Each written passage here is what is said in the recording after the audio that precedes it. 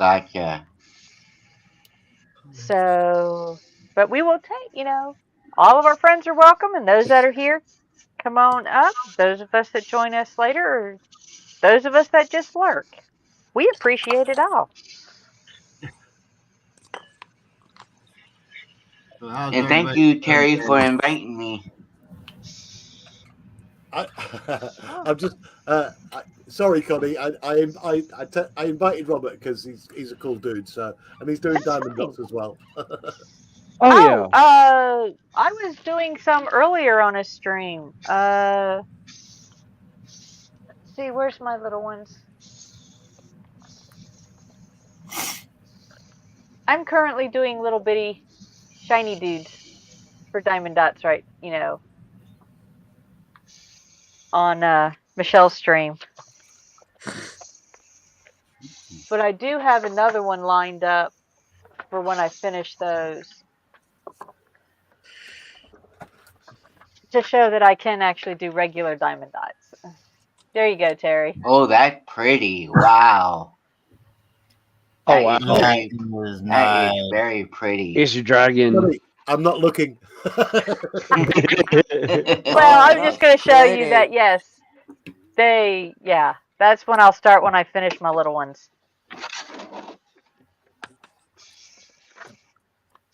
I But then on am other streams, I will do other projects. So, yeah, it kind of caused me to redesign areas of my project room a little bit. today I am working on a 42 by 60 wolf dream catcher. Oh, nice. Oh, Oh, nice. Nice. pretty. I just started that, but once I get done with that one, I will be working on a 76 by 51 dragon. Ooh, that's awesome. Oh, nice. The only I've got difference. some. Go ahead. Good. And where is here? Um, I'm doing a cottage, Oh, okay. and it's 45.7 centimeter by 60.9 centimeters. And it has 42 colors. Oh wow.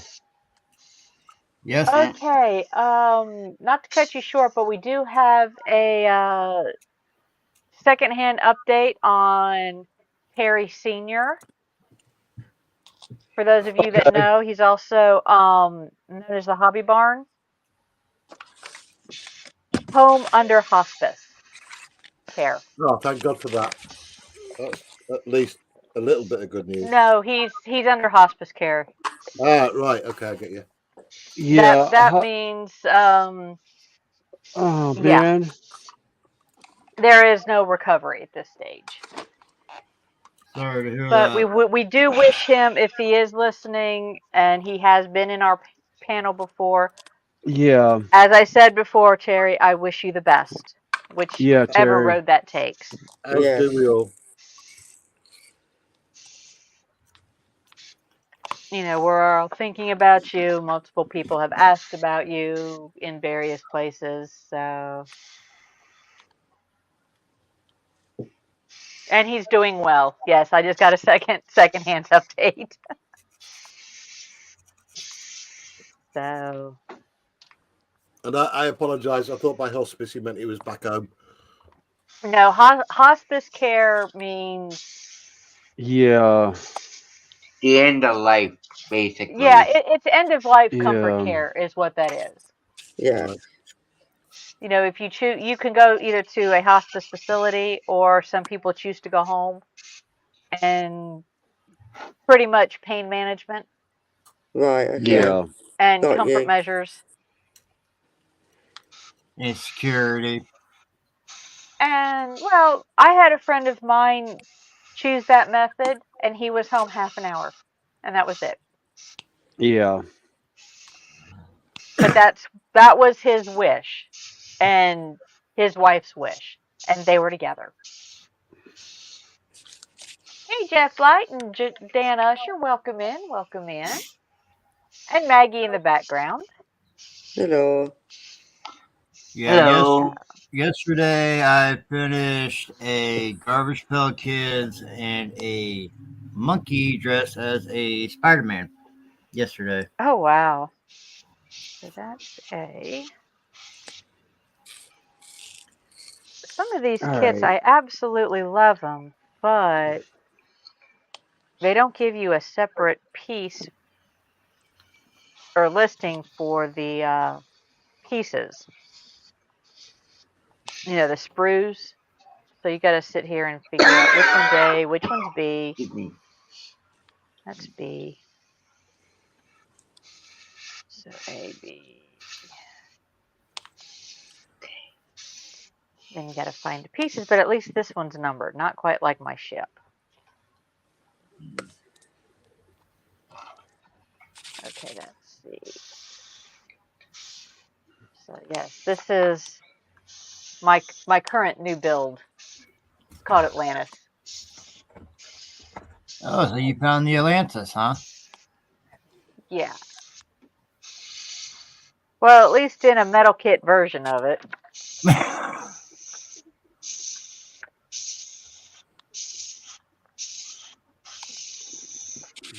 That'll be fun to put together. Do. Hmm. Yeah, I know, Ethel. Yeah, he says hospice care means no chance of ever coming out. Yeah, Yeah. being in healthcare, that is, and also having had personal experience with people who never even qualified for hospice care. Oh,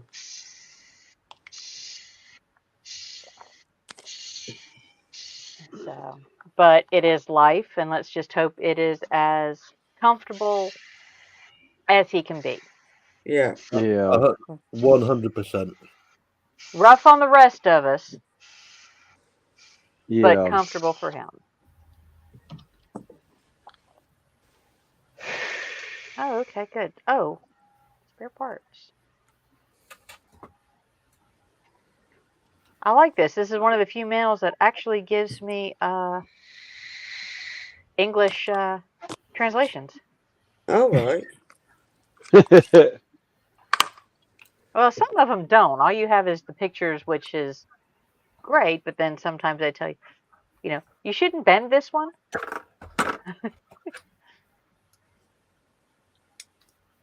A few years ago, a friend of mine that I used to shoot pool with, he bought a Powers Wheel truck for his son for his birthday, and we had to put it together. And as soon as we started taking everything out, I asked him where the instructions at, and he's like, "Well, you really don't want them." I was like, "Why is that?" We looked from top to bottom, front to back, at least about 30 times. There's no English on that thing. So you know what I did? I went I went to the hardware store and bought all the duct tape that they had, and that's what that thing got wrapped with. And it's still going to this day.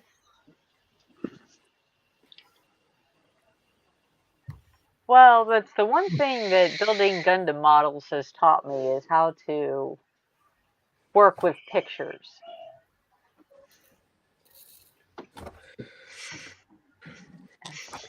Did you enjoy your nap, Connie? Yes, I did. Yes, Oh, I good. did. I actually, between the minute you lay down, somebody wants to talk to you. So I got Yeah. about a 40-minute nap, which I feel a whole lot better. That and a sandwich. Where are you from, Connie? I'm in North Carolina.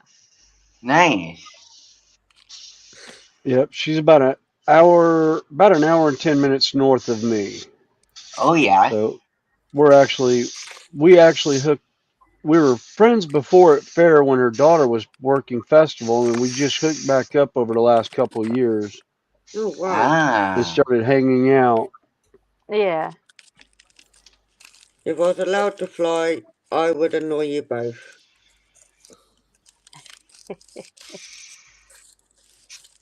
And see all Connie's dragons. Well, I do have room for visitors.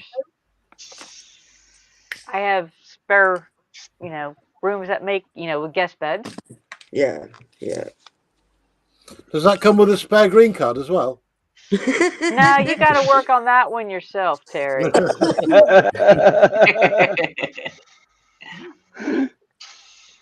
Yeah, Terry, you need to work But on I the don't green. know how using me is for a green card, considering you are married already. Oh, that's just a minor issue. Minor issue. Yeah. And then there's always the having to call and having Joshy call you stepdad because I think there's a little bumblebee that Joshy is Yeah, talking to. well, I don't know if they're Or talking yet, but he's they're interested in a talking, certain but little bee. yeah, Well, I don't know if he's they're talking interested yet, in. but it's certainly stalking. Yeah. I mean that in the nicest possible way, of course. Oh, yeah. Yeah. Oh, we know. Oh, she's coming together. Lovely is this? Yeah, we were talking about taking a road trip out that way this summer, but that's kind of been put on a back burner for right now. Oh, that's why I don't have any paint spraying out. Are you empty or is your compressor No, off? I'm empty. I emptied it, but I'm gonna change the needles out because that's just a pain. Oh, dealing with the smaller needles? Yeah. Yeah, smaller needles just a little bit too small. I'm getting real close and I'm getting nice, but my hands are starting to shake and I'm just like, yeah, no. I like the idea.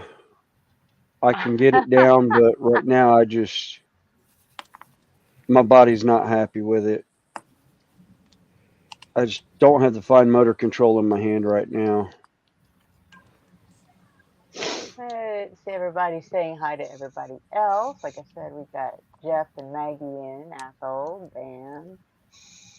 And Ethel say, not making any promises, Connie, but after my eyes are operated on and I gain a new British passport, he thinks he might fly over just to try the lasagna. Yeah. Yeah, the lasagna's good. Hey, JC, links in if you're Ken and you're dealing with a hyper 5-year-old. Been there, done that. Mine's all grown and gone. Been there, done that. Got the duct tape burns to prove it. Oh, you're just dealing with a hyper 5-year-old equivalent in your Malinois. Yeah, and a perpetual teenager who's the doesn't know one. how to fly. My oldest daughter adopted a macaw parrot that was kept in a cage that was way too small for her, and it has slowly come around to realize what he can and can't do now, but he's still just he's a perpetual toddler. He has his temper tantrums and it's absolutely priceless. All right. Just chuck my diamonds about. Blade change. Or I should say needle change. Oh, Have I shown you guys tomorrow's blue chicken yet? Eh? Blue Huh? chicken? Have I shown Blue you chicken? tomorrow's blue chicken? Blue chicken. Let me just find it for you. You're gonna love this. What? Uh-oh. Probably love not. It's going to be weird, isn't it? No, it's not. You'll love it, especially Cancel that. Is it now? Hang on. You're going to love it. Hey, Connie, I'm going to jump off here. I got to make some phone calls. Okay, Okay. no problem. Thanks for coming in. Nice Later, to meet you, everybody. Terry. Nice to meet you. Just going to mute for a second to make sure I've got the right one. Just give me a second. Oh, I bet JC says it probably doesn't help that she knows McDonald's is on the way. Oh, Hey, somebody Daniel. actually lives. I've got a stream running in the background. Oh. Steve Childers just showed up on a Oh, stream wow. saying he can't come up. Just wanted to stop by and say hi. Good. I was Ah. wondering what happened with him because I haven't seen him around lately. Might have to go check out his channel, see if he's still got any Yeah. updates on it. Yeah, might go see if he's got an update on his Since he moved his what was layout going and on. everything. Yeah, because he moved from where he was. I don't know what was harder to move, the layout or that koi pond that he had in his backyard of that I don't know if house. he was moving the koi pond. Was he? I don't know if he's moving the koi pond, but I'm pretty sure he probably was taking the koi with him because some of those fish are not exactly Yeah, but cheap. look where he was. I don't think he was moving somewhere where they could be outside year round. He was going to Arizona. Oh, okay. Yeah, then he I could. think his daughter's in, or whoever he was moving to was in Arizona area. Ah. I think I could be wrong, but I don't know. All right, put that back together.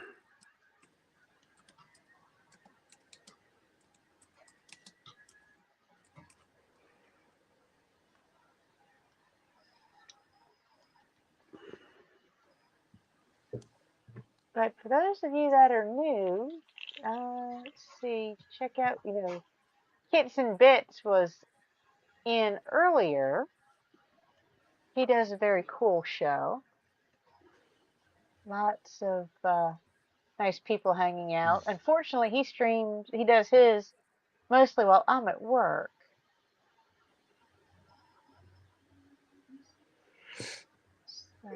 Sorry, I'm just multitasking. I went a bit quiet. Oh, no, you're fine. You're fine.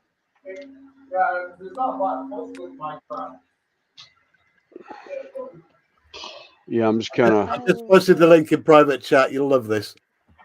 Oh, okay. All right. I'm going to put the link for Kits and Bits in. Hello. Hi, Chan. How are you doing? Hello. I'm doing good. How are you? Hello there. Hello. Hello, Chan. Yeah, Chan, Hi. she's Hello. in Canada and she does diamond dive. Ah, you're Nice. you're in Canada? Cool, so am I. Sweet. What part of Canada are you in? Alberta. Calgary? Yep. Oh wow, my aunt and my uncle live in Calgary. I'm from Victoria. Oh, nice. Yes. So, yeah. I've been to Calgary a couple times. Sweet.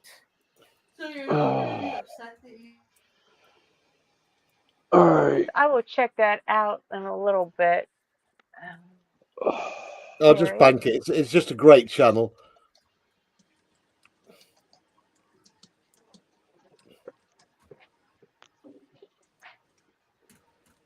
So how have you been this week, Chan? I've been good.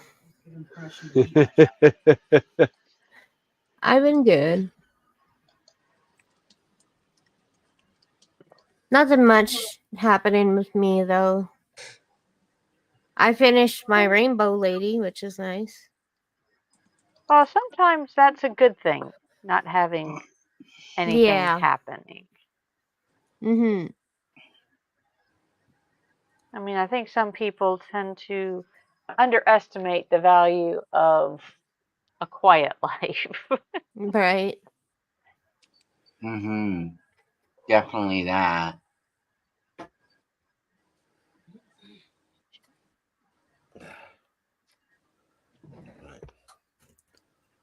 find that size screw. Okay.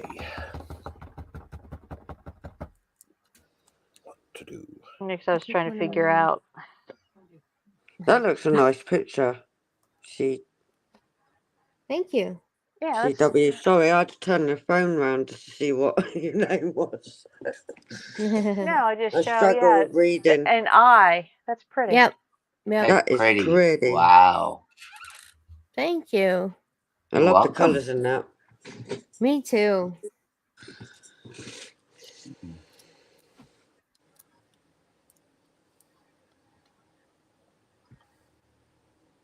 Oh, somebody's got something else on.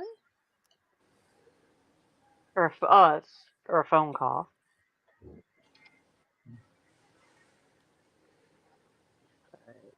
And I'm just, like I said, I'm just sitting here working on a. No, was I actually muted my mic deciding. for a minute because I was Oh. I was stretching. Didn't need to hear y'all hear me groaning and moaning about my back and reading chat on another channel real quick. Somebody's up to their old tricks. It's funny. Of course, Not surprising. somebody mistook another one for me because there's Fenris Models is another modeler. Yeah, that's out of Tam's It- crew. Yeah, it's out of Tam's crew. He's over there. He's over on this channel, and Saint Blazing Model World's like, "Hi, William." It's like, Wrong one. wrong person. But although I'm trying to remember. I can't remember if his name is William or not. it may be also. I can't remember. It's been so long since I've talked to him. I can't remember Yeah. now off the top of my head.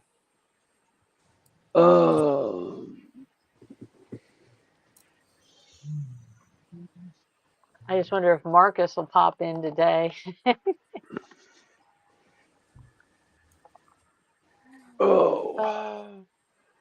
Ow. If he does, he's probably going to have PTSD at the end of the stream. Need my metal kit. Because you're playing with a metal kit. Yeah. Yeah, I've been meaning. I just didn't get a chance to get photos taken of my other kits that I finished. And yeah, everybody's asking for photos of them. They say, you need to put them in this gallery. You need to put them in this gallery. I'm like, I will one of these days. If I get a chance to get photos done. Flip that around, close that down. But that's why I kind of said something about people underestimate the value of a quiet life. Yeah. Yeah. I was deciding, I might be able to take this Friday night off. No, day nurse is out Friday already. Oh, jeez. Now, I can get somebody to cover my shift, but we don't have anybody to cover her shift. Oh, yeah. Wow. So I might have to just wait 2 weeks and then take my Friday night off.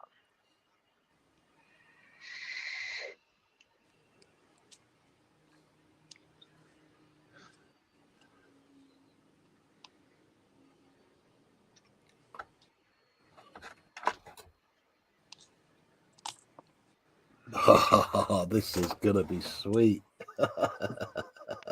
Have you showed everyone in here that spins? So what are you working on, Terry? You're gonna have to give me a second here because I'm just at a very crucial point. I've just managed to get the motor fitted, and it is a micro 3-volt motor for the propeller to go on. Oh, okay. This is the most complicated bit of converting a standard plastic model to remote control, because you've got to get the motor precisely in the middle for the propeller and drill out the plastic in the propeller so it fits on the spindle, bang on in the middle, or it'll look odd if it's off center. and it's come together like an absolute dream. I think I can just show you this spinning now, actually. Let's put that on there for a sec. You stay there. All right, let's put that there. Keep your fingers out of the way. Oh, yeah. I've learned that. Yeah, please, no blood on our stream. Right, if I just gently let that Yay. slightly off, because it's not fully on the spindle, but you get the picture. Yeah. I've made a desk Oh, fan. sweet. That is cool. So it's just slightly off center because it's not fully on the spindle. It's only just That on the is spindle. cool.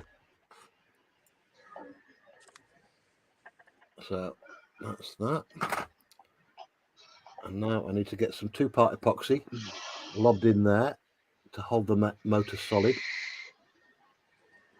All right, 2-part epoxy. Let's get some mixed. All right. Epoxy is one of those, I always wind up mixing so much more than I need because I forget I need to pull out half of what I think I need. I'm exactly the same, Connie. I was going to say that's why I don't do resin pours anymore. Because I was notorious for 1-to-1 pour, 1-to-1 mix, and thinking, okay, if I make, an ounce of this and an ounce of this, I'll have, I only need an ounce, but I end up pouring 2 ounces, and then I'm like scrambling to pour the leftover into other molds just so I don't lose what I'm using. Because that stuff's bleeding expensive sometimes. Mm-hmm. But when I was doing when I was doing the resin pours, I was buying it by the gallon, just because I was doing so much terrain with it in rock formations. But the molds I was using deteriorated and kind of had an issue, so I ended up not doing it anymore. I need to go ahead and break down and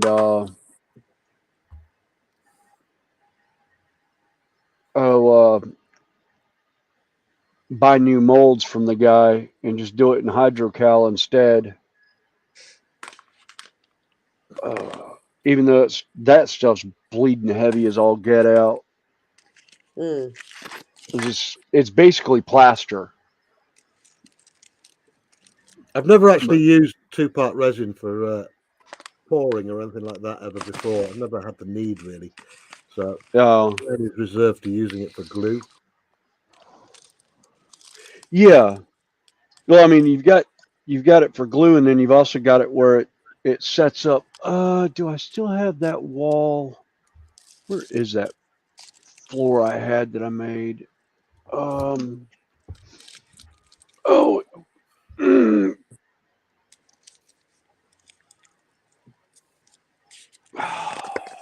Back's pinching. Sorry, folks. Oh no. Yeah, I just stood up and it got real tight. And I was like, oh, don't you do it. I literally just had the bloody thing yesterday, and now I don't know what I did with it.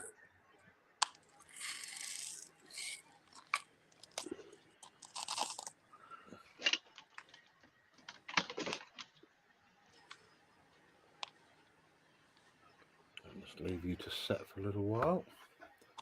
And then we will attack the motor.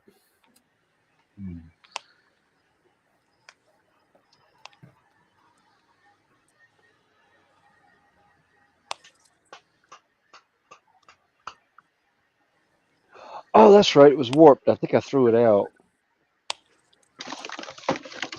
Is it in the rubbish bin?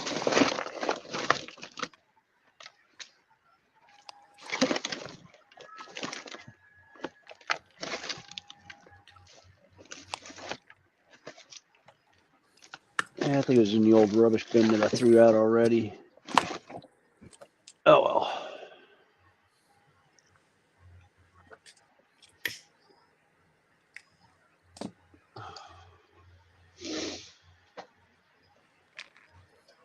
That's why it smells like isopropyl alcohol in here. It's still open.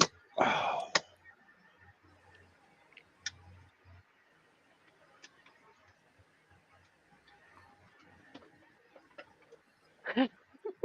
God.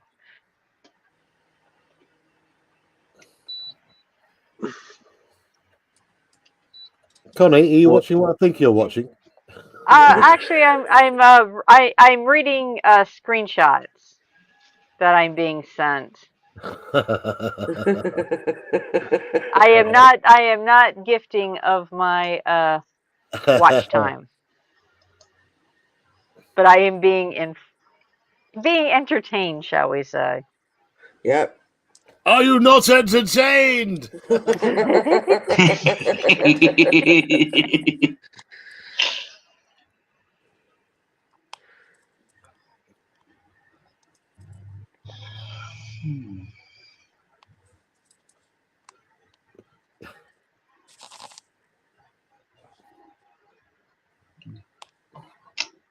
Right, I can't resist. I'm off to watch. Well, like I said, I'm only getting screenshots of chat, so I don't know exactly what's going on Oh, Nope. Jesus. in the verbal aspect of it, but No.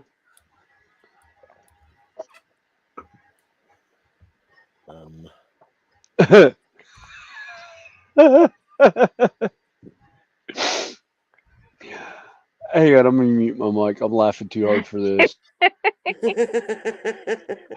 I've actually got it on a separate screen. Mm-hmm.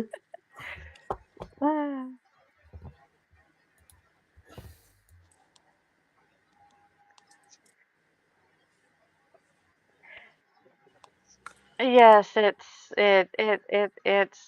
interesting today. Yes.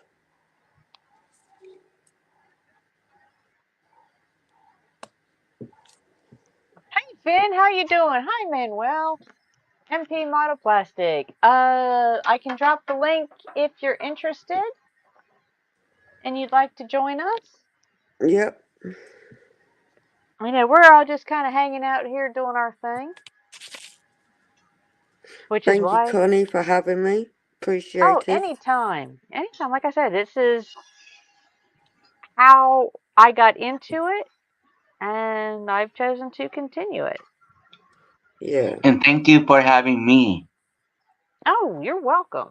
Like I said, I just wasn't sure. That's why I said, anybody know this one? And when William said yes, I said, okay, up you come. You know, like I said, as long as somebody knows you, Yes. Yeah. then because there have been Yeah. issues with inappropriate behavior of people popping into lives, you know, taking an Yeah. open Yeah. link and presenting one thing until they are brought up on stage and then doing something totally inappropriate. Yeah. Yeah. Yeah. Yeah, Totally like get you. like standing up with no Shirt nothing With from the on. no waist trousers down. on, No, or no yeah. trousers on. Ooh my. Yeah. Okay. I'm not. I honestly, I am not like that. So No, I know. No. Like I said, if you were on Terry's, I didn't think you would be. no, So, like I said, no. I have been aware of that has happened on Dave Swindon. Welcome in. Welcome Hey, in. Connie. All your chat. Hey, Hey, Dave. Manuel. Thank you for coming in your stream.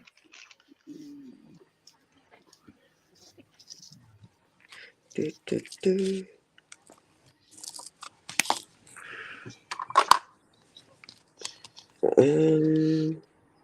What letter now? What done ends? Obviously not. Hmm. 7:12. Sorry, I have to. If you hear me start chuckling, it's Yep. I'm getting informed of drama. Don't worry, I'm laughing. 7:12. And for those of you who don't know the history, there is another channel that has had issues, and yeah, it's interesting over there today. I gather. Yeah.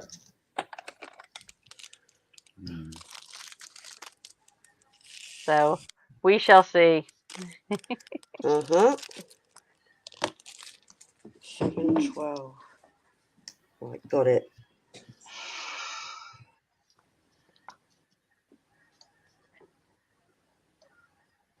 Yeah, the times we live in. Yeah, Yep. like I said, I just I disassociate with that channel. I'm Yeah. not giving them my time. No. Best way to do it. Yep, So, I agree with you.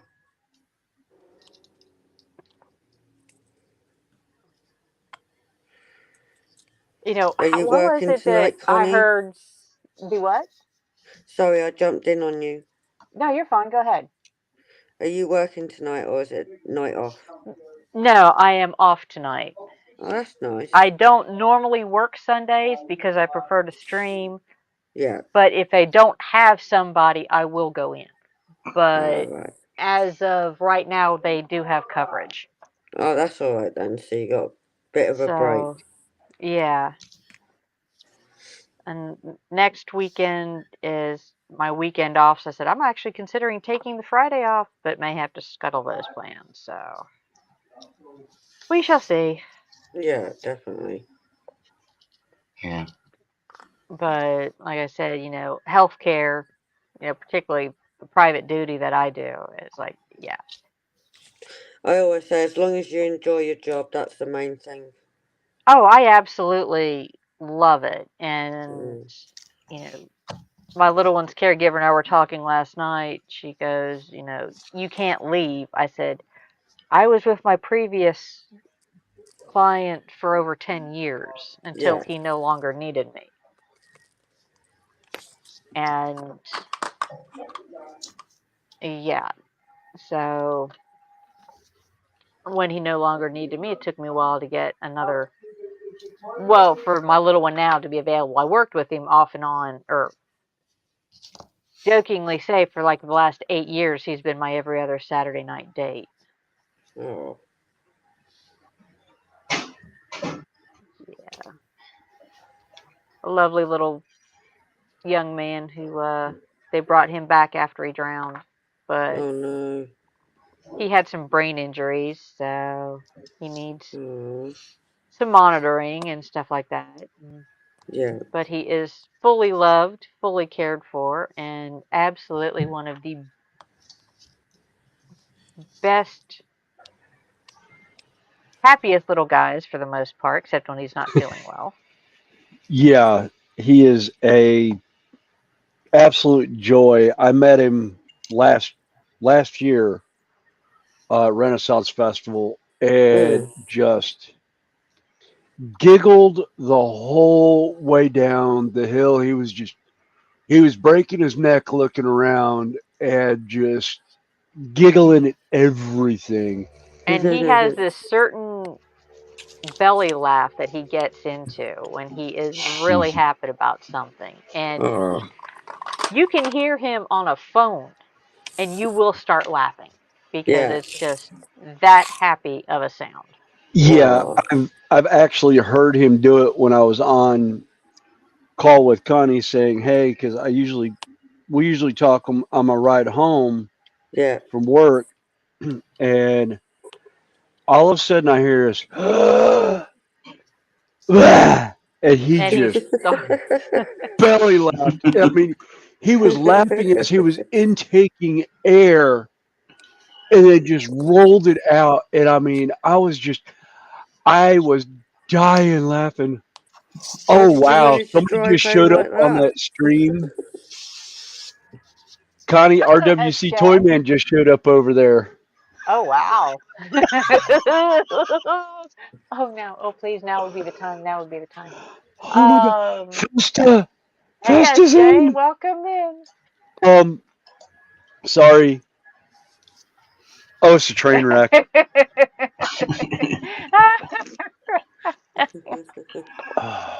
That's Terry. I see your private chat. Like I said, that is, I like I had to said, mute. Hi, MP. Yeah. Didn't see you there, Yeah. MP. Anytime. I do. But anyway, like I said, I have one of the best jobs. You know, Yeah. it's like I tell her, it's like I have no problem coming to work. She told me take the day off. You know, you deserve it. I said, not if you don't have anybody in here. Yeah. You know, no, I won't do that. I actually work some extra overtime so she can get some sleep. Yeah. What do you do for Connie? I do what they call private duty nursing. Okay. I provide in-home health care Oh, for okay. an entire shift. Like he has, with his brain injury and risk of aspiration and feedings and Mm. all of that, Yeah. he gets 16-hour a day nursing care. Ah. And there are times when the day shift nurse doesn't come in for one reason or another. Mm. And so I will work extra. Yeah. You know, and his caregiver is fully capable of doing everything. But it's just rough on her because she's, you know, in her 60s and Yeah. has her own set of health problems she's dealing with. Mm. They both had COVID last December, not this past one, but the year before. Yeah. And we kept them both home and out of the hospital. Nice. So, You considering, managed it. yeah, considering she had 5, you know, all 5 of the high risk factors, Yeah. over 65, diabetic, previous heart attack, COPD, you know, chronic lung issues. Mm. Yeah, so that was a case of for about 2 weeks, the day nurse and I and the occasional weekend nurse, we covered him for about 24 hours a day. Mm. But every now and again, I'll work overnight so the caregiver can get a full night's sleep. Right. So it's like 24 hours, 7 days a week kind of thing? He gets coverage by outside nursing care 16 hours a day. 16 hours That's a what day. he's allowed. Now, that doesn't, you know, but with the nursing shortage, you know, you can't guarantee that every shift will be filled. Yeah. Right. Right. So he is covered pretty much from 7 a.m. in the morning until 11 p.m. at night. And once I leave, the caregiver, who normally goes to bed about 7:30 or so, Mm. hi Laura, is briefly catching up with chat. Everybody's just saying hi. There are you know, gaps in the coverage. So his aunt can do the work, Mm. but Mm-hmm. it's physically draining on her sometimes. Right. Yeah. Because once I leave, she enters what I call caregiver sleep, Mm. where you're not fully 100% sleeping soundly. You know, you're listening one Yeah. ear open. So there are times I'll stay extra overnight so she can get sleep, Yeah. Right. which I did Friday night. I stayed Friday night. You're an angel, Connie. That's what you are. Well, Yes. Yes. he is extremely easy for me to take care of. I mean, he I is have a to joy to agree be with that. around. It's physically not, you know, and I won't lie. I mean, I have a lot of what I call downtime, where the biggest thing is I have to be there. Mm. You know, I've done diamond dot. I keep diamond dots there. Oh, I've do you? taken, yeah, that's what I said.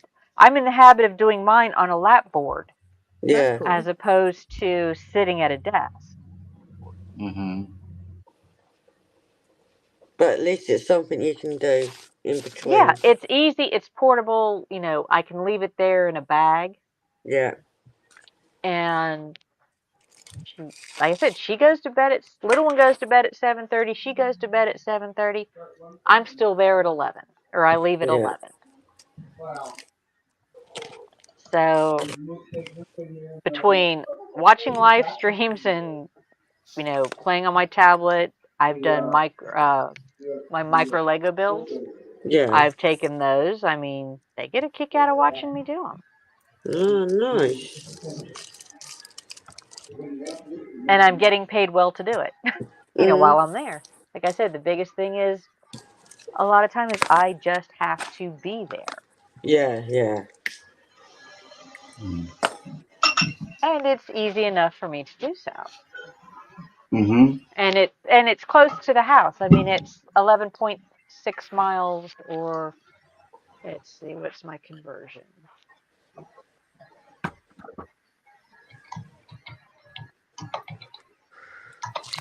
Ooh, throw my stuff around. It's just over 18 kilometers. So an easy 20-minute drive to get to work.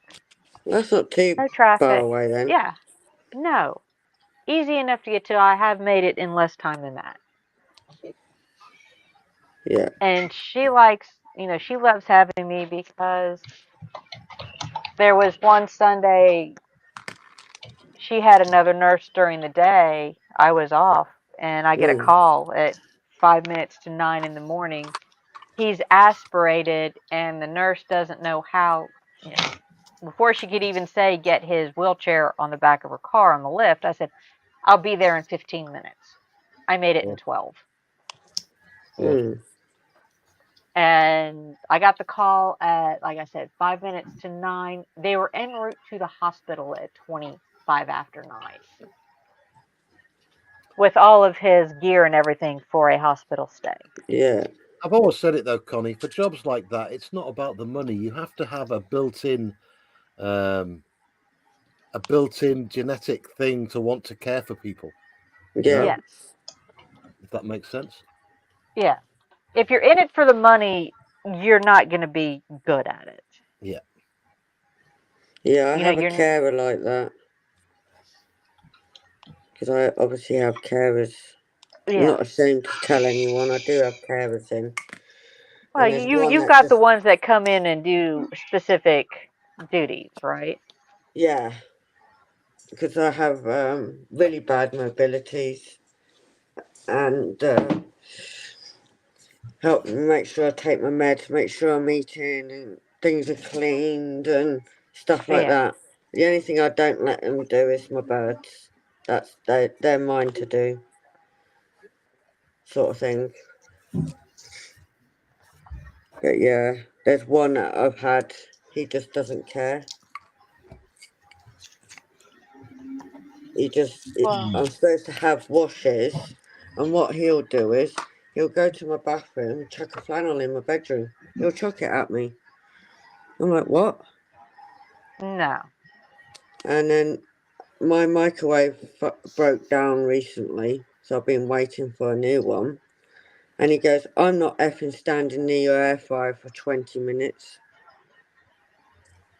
So he was swearing. I was like, I'm not being spoke to like that. I can't help something that's broken down.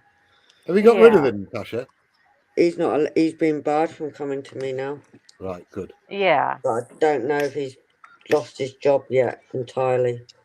Well, if that happens often enough, yes, he will. Hey, Oz, how you doing? And Rodney's in. All I got told is I'm not the first Oh, it's one Connie's to Crazy Nut complain. Club. I like that. Hot Rod Rodney goes, oh, look, it's Connie's Crazy Nut Club. Hi, people. Hey, Hot Rod. Hi, Oz. John Alec as well. Hey, John. Rodney. John Alec, yes. We'll drop the link again. We have 3 spots if you're interested. You do not have, you can just hang out and talk with us. You can work on your bench projects. We're just a hangout for people to talk and enjoy themselves. Yeah, come and see my cockpit. Yeah, we occasionally talk trains. Hot Rod Rodney came over from when I used to be on train, when I was doing the trains all the time. He and I have spoken over the years on different chats and everything. It's good to see you around, Rodney. Well, I am going to go and get my Okay. day going, and I want to thank you for having me. Oh, you're welcome. Anytime. This Anytime. is our normal time frame. We do this all except, for the most part, October and November, we do our local Renaissance Festival. But other than that, you are more than likely to find us here. Okay, thank you very much And for since having we me. know you, Yeah. Yep. you're welcome to join us. Okay. Nice to see you again, Robert. Nice to Nice to see see you. you. Take care, Robert. Bye. I Take will. care. Yeah, Bye. Take Robert. care, Robert. Bye. Take care.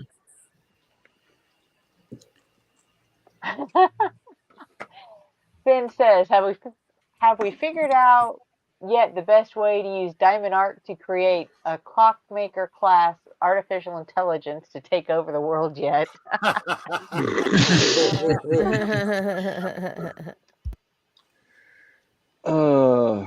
Well, I have been known to tinker with a few things. Yeah, and you've already stated at some point that it will happen.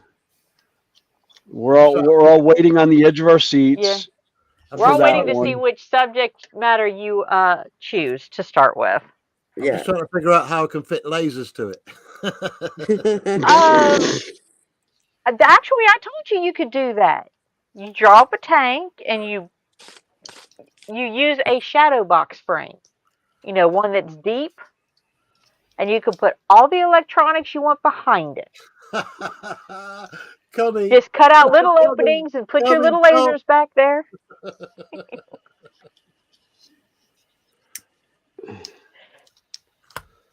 And you can even set them on an angle so it shoots out.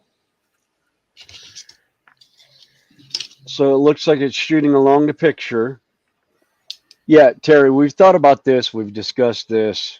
Connie and I have. We'll give you ideas and pointers. No, I think this has only become a talking point because you all want to see me in a dress and a wig. I know, because I was doing this even before you brought up the dress and the wig. Yeah, no, the dress and the wig was a bonus. You threw that on. You threw yourself under the bus for that. You added that one. Yeah. Oh, awesome! I didn't see Manuel come in. Hey, Manuel. Yeah. Hi, Terry. As he tries to change the subject. Yes. Well, like I said, I still think it's funny when you said you're not doing diamond dots yet. I still love that.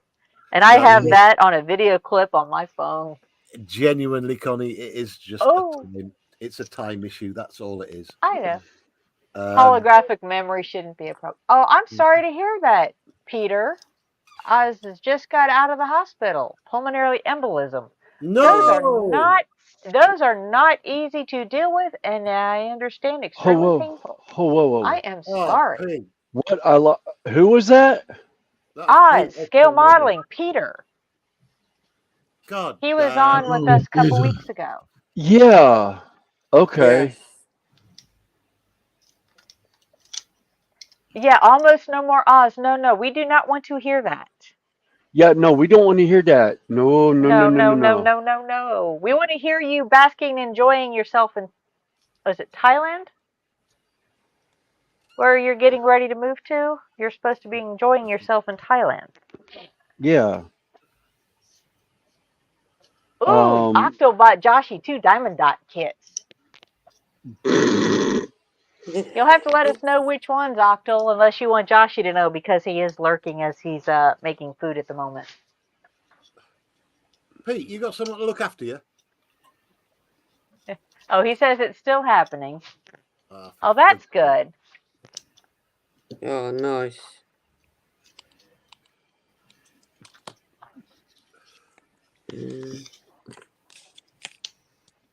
What, Connie? What is a pulmonary embolism? A pulmonary embolism is a blood clot that forms and travels to the lungs.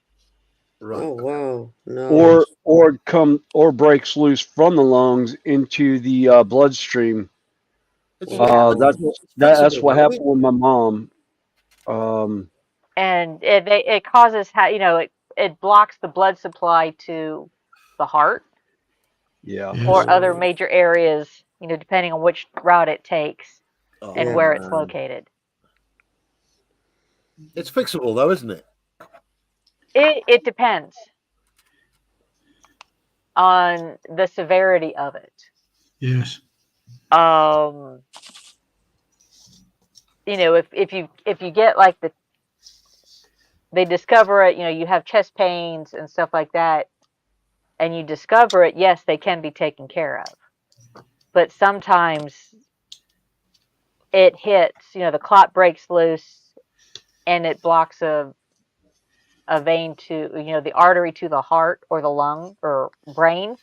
Right. Yes, they can be fatal and you not know what hit you. Well, it's not been fatal then. So No, no. He just got you're out of going the to be all right, hospital, so Pete. he was one of the lucky ones. I'm still gonna give him a hug. Oh, yeah. Yeah, he's definitely a lucky one. Like I said, that's pulmonary embolism is how I lost my mother.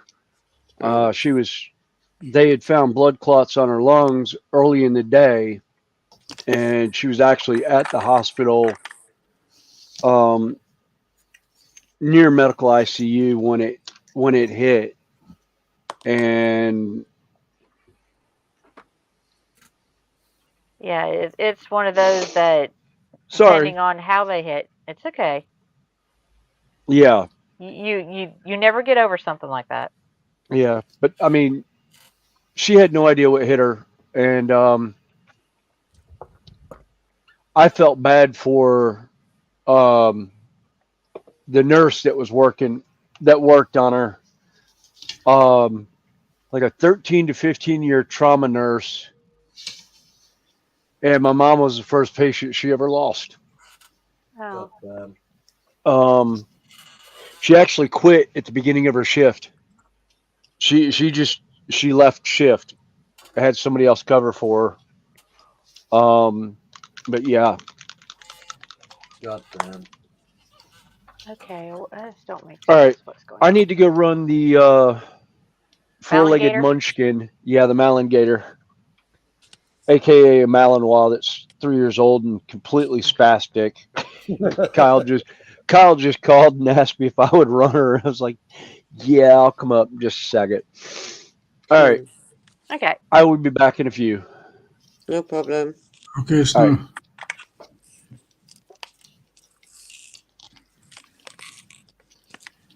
Oh, cool. Yeah, he's on. Let's see.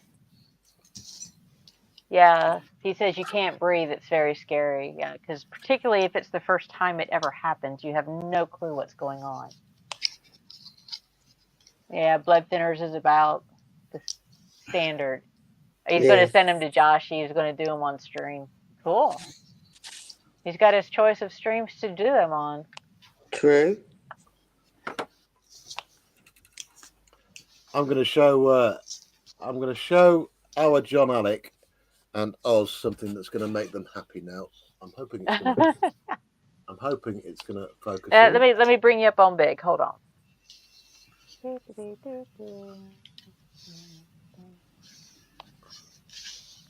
There you go, John Alec. There you go, Oz. Oh, wow. That's the instrument Wow. panel. The Airfix Excellent. Damn it. Well, J87. There was no decals for the instrument panel, so I dry brushed all the little tiny needles in, and it's come out absolutely cracking. And I know John Oh, it Alex did.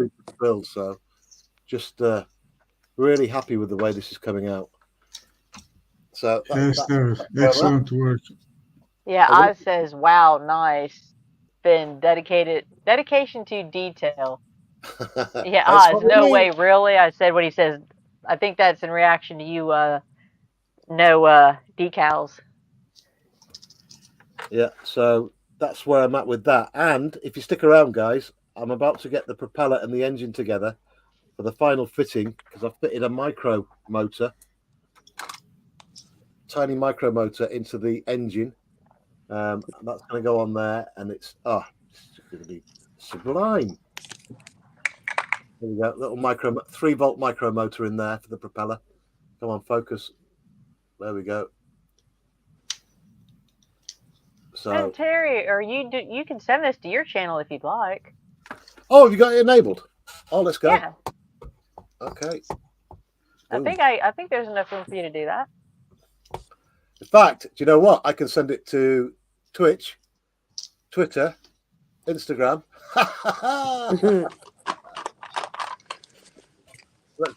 let's put the wrecking ball in there. Right. Okay. Little history joins. So I think Tasha is sending it to hers. Yeah. History. I put CBM joins Connie and crew. Yeah, Terry, I cannot do this 1080p on mine because I'm not the professional. I'm just on the basic level. Which version have I got then? You probably got the professional version, which is the top tier on the personal level. Ah.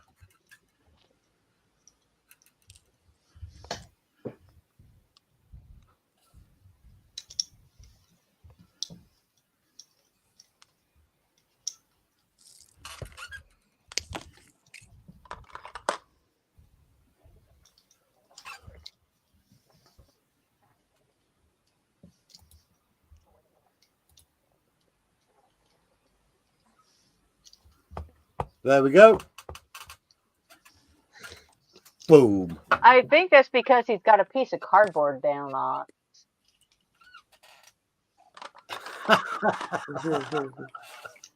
That's because I'm sorry, I was just saying my bench is looking a bit better.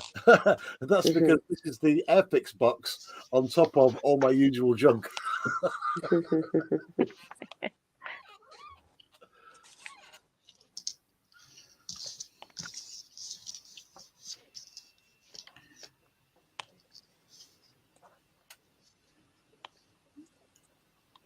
Yeah, Laura says she's gone to EVMUX. I don't recognize that. You get 1080p straight away. I haven't heard of that one. Oh, let me look at. I'm going to look that up. EVMUX. I've never heard of that. I'll be right back. I'm just going to get a coffee. Oh, that's fine. I said yes. Make sure everybody gets their hydration and Definitely. snackies and. I totally agree. Well, like I said, this looks good, Connie. This EVMUX. Oh, that's the same one Octal uses. Let me have a look at the I pricing. have to investigate.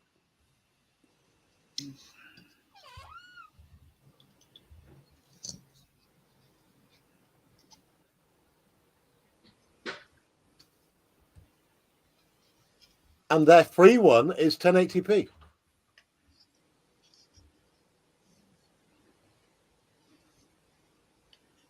12 on-screen participants. Oh, this is a no-brainer.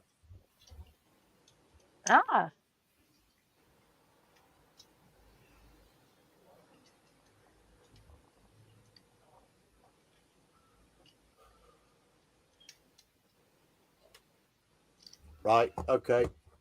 I'm cancelling StreamYard tonight.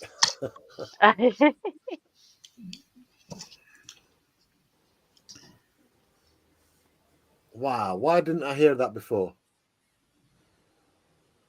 Looks like a lot of people are going to be switching to that one then. Yeah.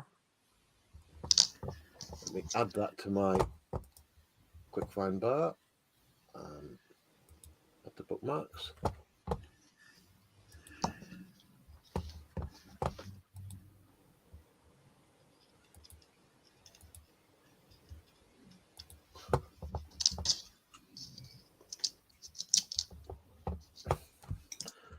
You've left me on big screen, Connie. Oh.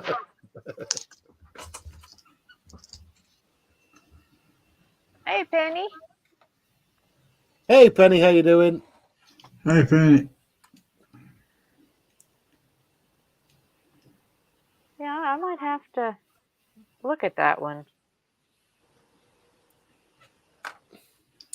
I'm definitely on it. Right, I need to leave this motor upside down because it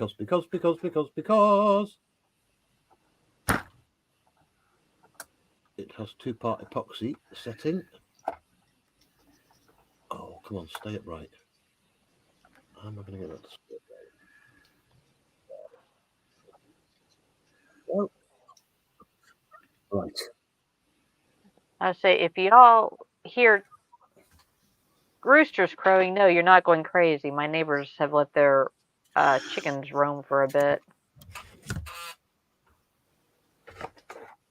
And they're in my front yard at the moment, which is fine. As long as they respect me and like don't try to tackle me again like they did a couple weeks ago. I think one of them is still nursing a bruised beak.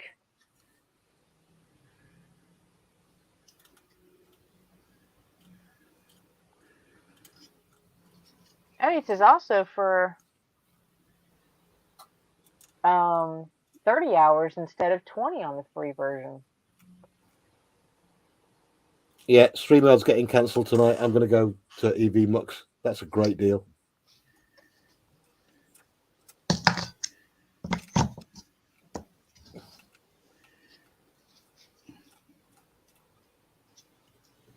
So basically, I'm paying £40 a month at the moment for my StreamYard, and I can get everything that StreamYard does and more for their $19, which is about £15. Wow.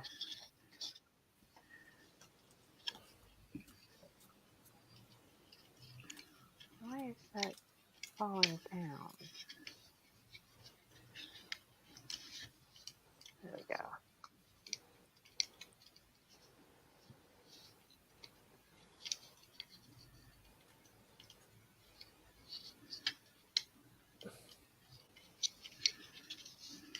Yep, seriously, Pete, plenty of rest, mate. Let's get you on the mend. Yeah. Hey, Randall, how you doing?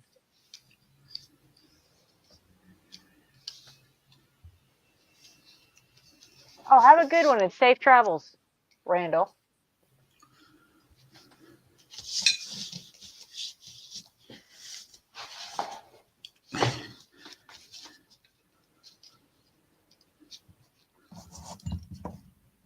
And yeah, and Octo says if you have any issues, they actually answer you in a couple of hours. And Penny says they pay $15 for top package on Melon. And Laura says the only thing you can't do yet is restream.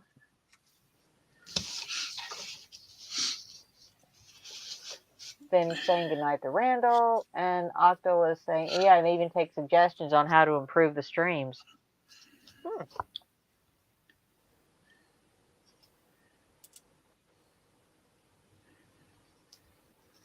No, I'm on it like a carb on it tonight.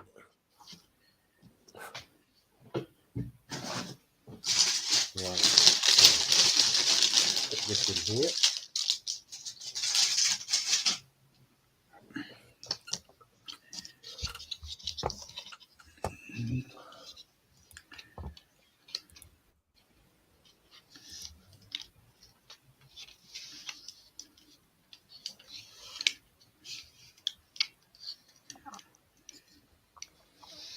Anybody watching on my channel right now, the little history channel, if you hop over to Dragon Lover 68's channel, in fact, I'll drop a link in because then you can see all the chat.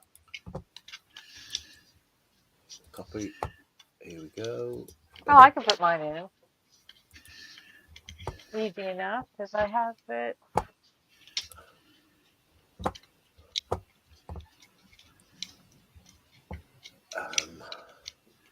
Channel. Here we go. Live.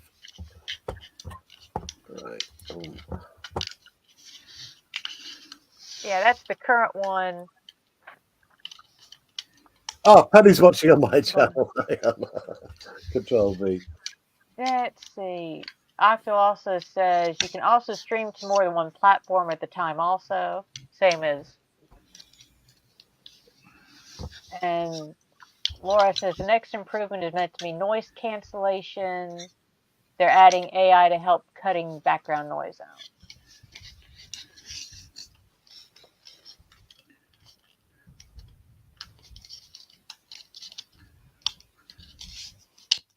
Oh, I'm all definitely for better value. And it sounds like that's definitely it. There we go. Let's get that pinned.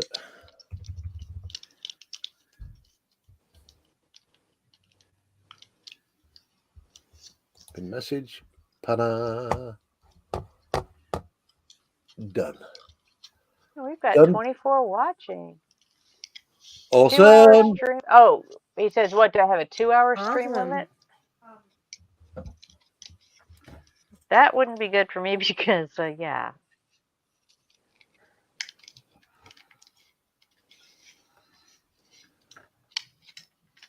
Right, is it that way around?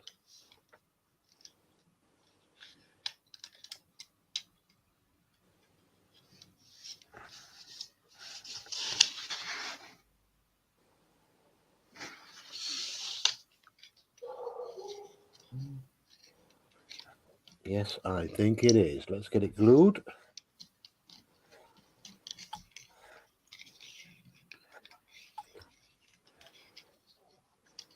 All right, you get yourself sucked back in there.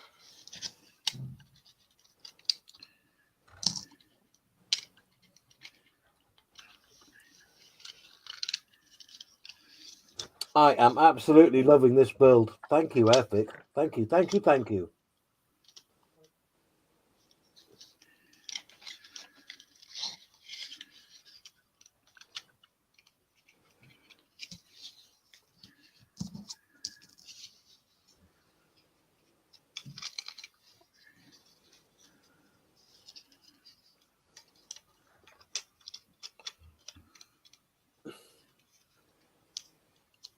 Right. Put you on there. Ta-da. Are you going to fit? Which way round is it? That way round. Oh, beautiful. Tell you, for such an old kit, this must have been an awesome mold when it was first made. Just incredible, incredible, incredible.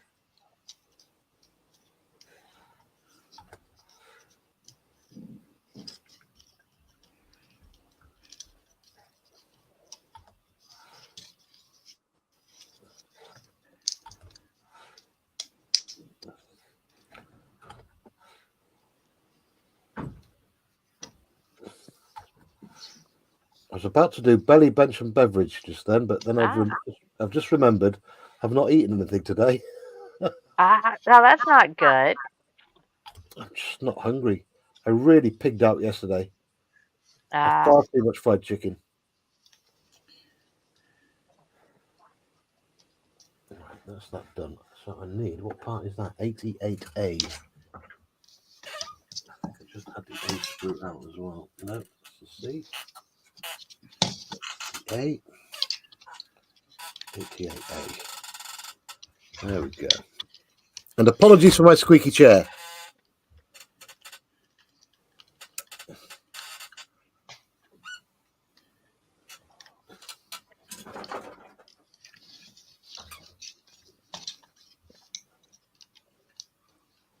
Right. Knife.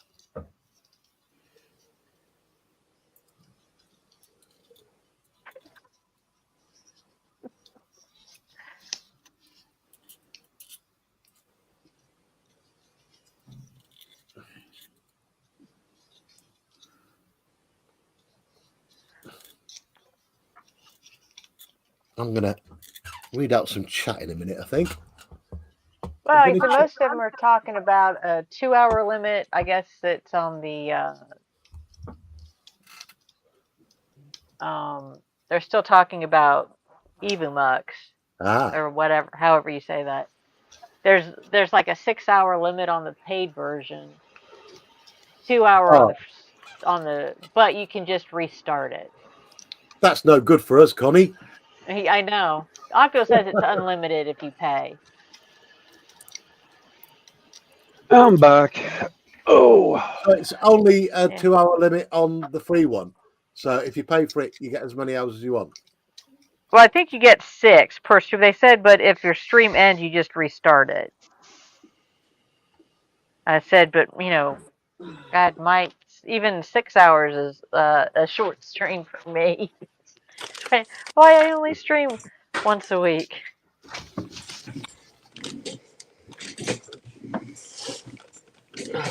I'm back. Welcome back. I had to bring some chocolate muffins back with me though. Oh wow. num num. Oh, thank you, Laura. Appreciate it. So I had to bring them. I saw them and I was like, yep, I'm eating you. Natasha, do you understand that bringing food onto the stream means you have to share it out? There you go then. Thank you.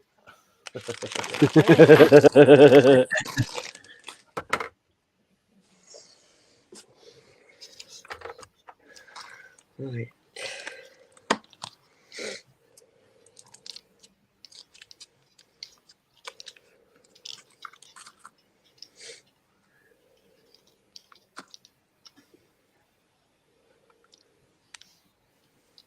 Right, let's let you dry. Stop fiddling with that.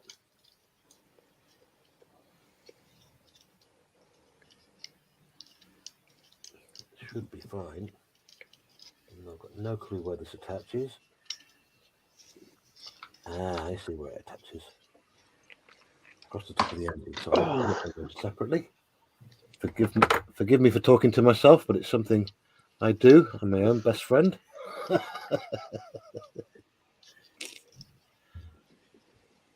The boy's a buffoon.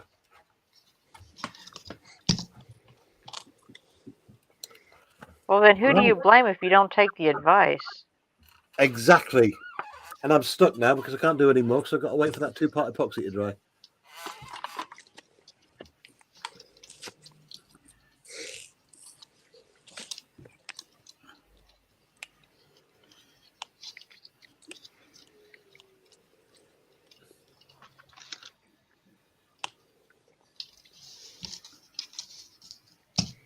Athol McNichol says, to All Scale Modelling, just heard about your news and got me thinking this impending flight you have arranged could be stopped as if it is,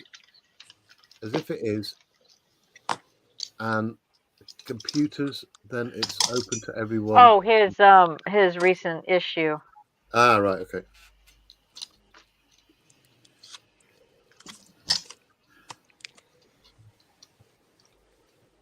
He could, depending on the cause of it and the condition, it could be doctor cleared, I GFC believe. Joe Sousa's joined us, Connie. Susan? Hey, Joe. Welcome aboard, mate. Howdy. Hello, Joe. Links in chat somewhere, or I can drop it again. Joe, you'll have to hop over to Connie's channel, unless you're already there. Just hit the link that I put in my chat. Then you'll see all the chat, and you can hop on the panel if you want, mate. Sorry, Connie. Oh, you're fine. I was just going to drop the link, and it'll go to all 3 channels. Or 4 channels. I think we got 4 going at the moment, plus your Twitch.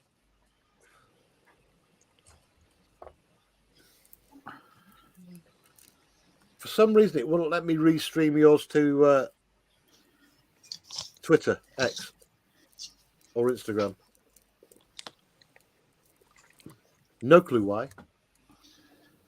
The wonders of the internet. I don't know either. Oh, Connie, did you see the wood effect that Manuel managed to get the other day with paint? No. Yes, I make I complete now the cockpit. This is the Albatross D3 for It's World done like War a One. real wood effect inside the fuselage. I put the It looks effects. real.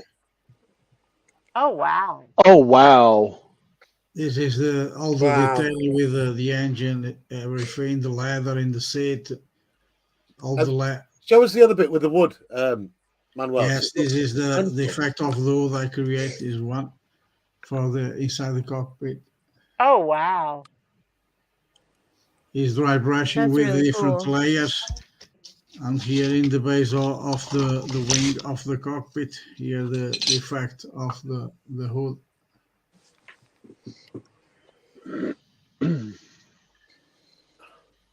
is with technique of dry brushing, layer by layer, then put some varnish to push. Then here is the complete the cockpit with all the details, the cylinders of the engine, everything. Outstanding. And now I'm going to close the fuselage. Next step, I'm going to create here the effect in the wings because they are the tissue in the World War One. I'm going to put the effect of the canvas and dry brushing all the Oh lines nice. one by one to create the tissue. Thank you.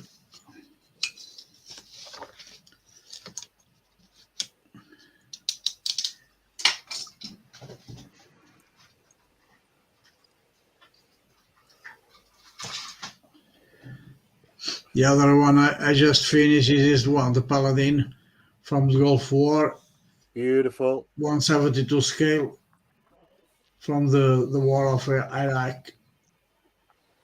I created the shaping, the details of the battle. Oh wow. Everything, machine gun, here the details of the bullets in the box, the damage in the armor.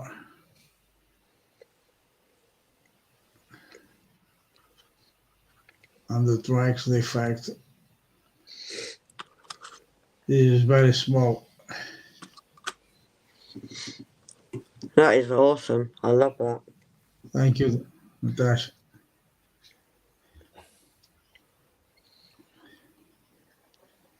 Great job there, Manuel. Yeah. Thank you. You got the That is skills. a great job. Yeah, that's phenomenal work. Thank you, Connie.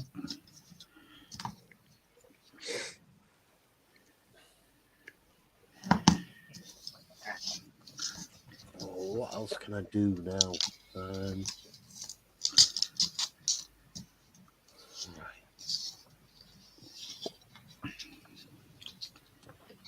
Connie, I'm going to leave the stream running. I'm going to go get a bite to eat. Okay. All right. We'll be here. I will be back. Thanks for the warning.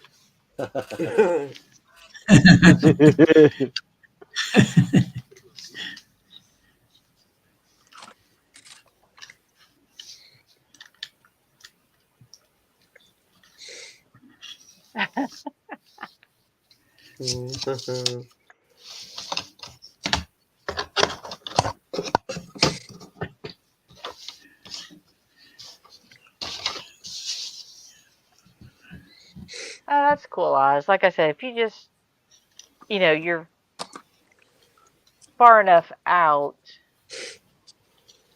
of immediate danger. It's 2 weeks yet. 6-cylinder. Yes, 6-cylinder. It's an engine of 6-cylinder. Hey, Stephen, how you doing? Welcome Hey, Stephen.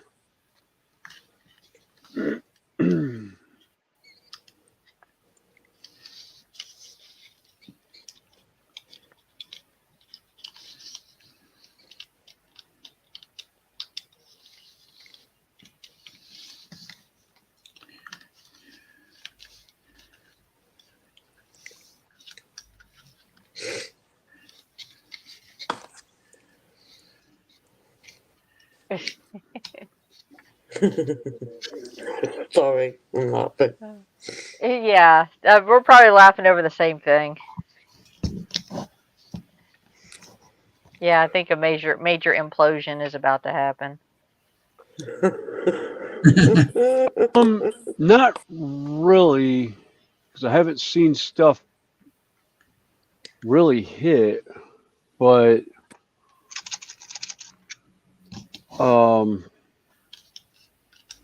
I think if anything, it'll happen after.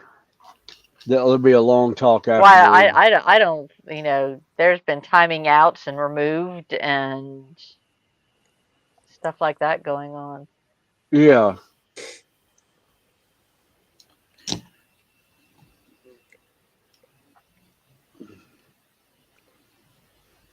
I think there were the way it was made out was like, oh, it's just a troll. It's been happening for months. Yeah, right. Yeah.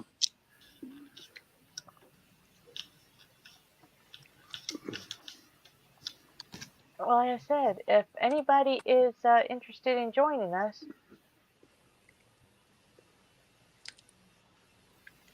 and up on panel,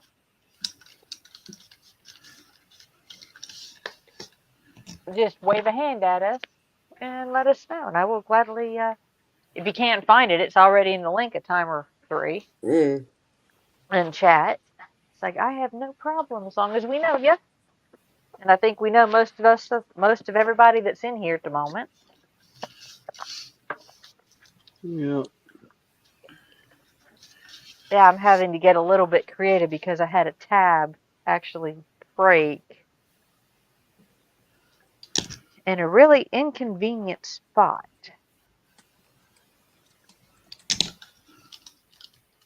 So I'm going to improvise and see if I can tie it in place.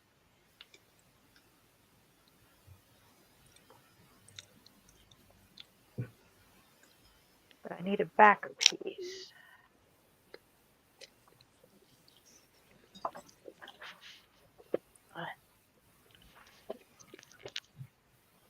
So did you manage to wear out the Malingator for a bit? Yeah, I think so. Considering normally when she goes back in, she'll take the stairs. No, she went. She went for the. She went for the Elevator? little elevator.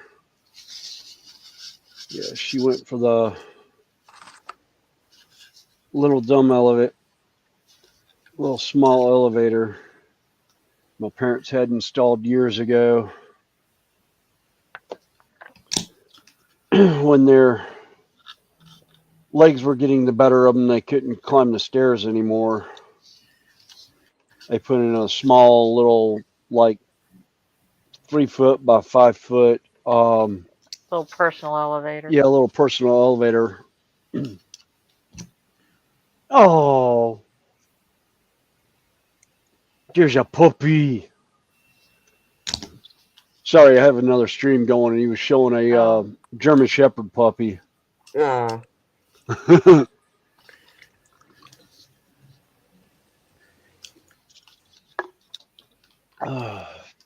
I forgot that wasn't our stream.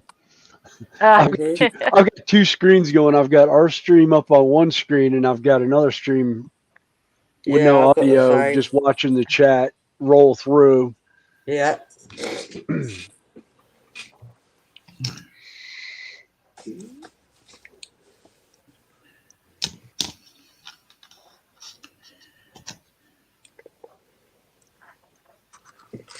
Mm.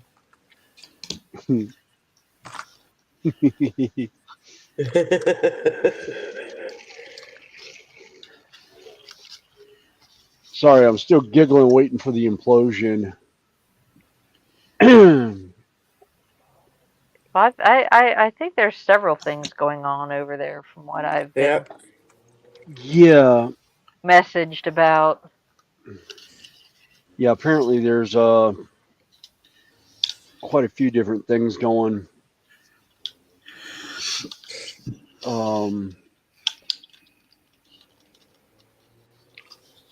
Yeah. All right. Time for the micro lenses. Oh, where'd I put them? There they are.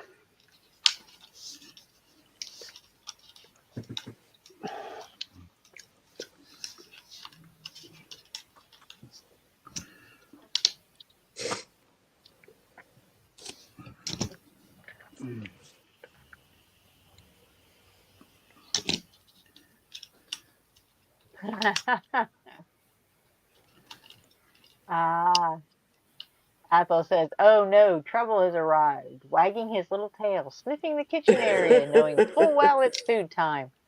But sorry, Hamish, it's inside me.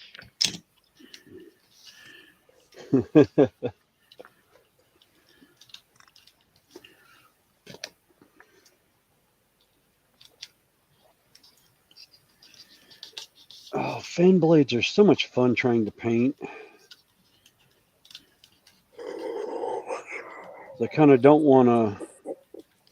Oh God! Wow! Huh? I saw it coming. I was like, "Oh my God!" And then it got removed. Uh,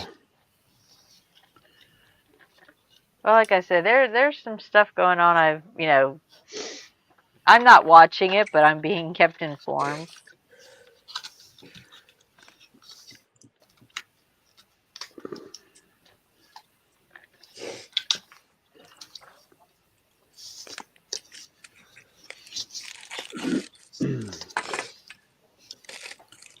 Okay, something. Do I have a clamp?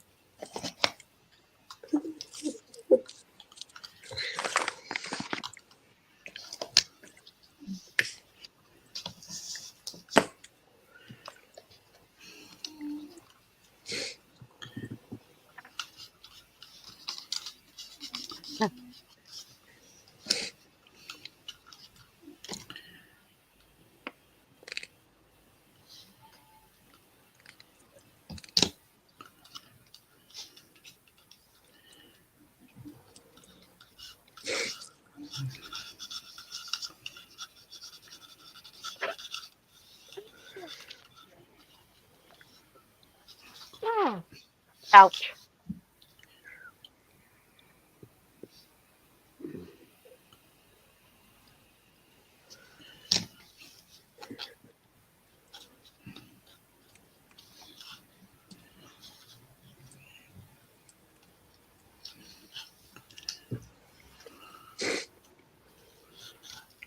Oh.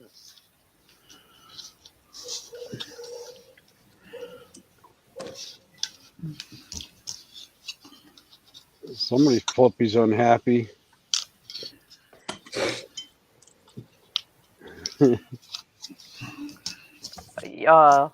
Outside yours or? No, I'm hearing an echo of somebody's dog. No, I Oh, think is what it you're here? hearing is the chickens outside. I got roosters outside my That sounded like project a room. dog barking. Oh. It might be my way.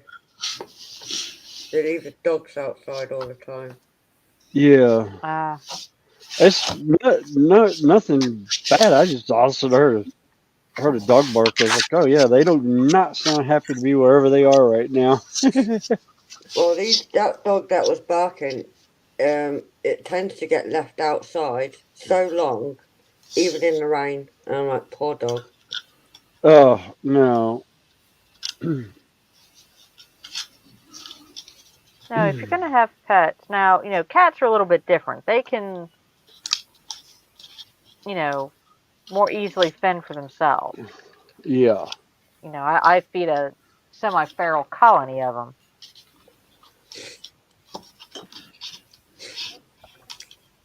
but they do have places that they can go to get out of the weather.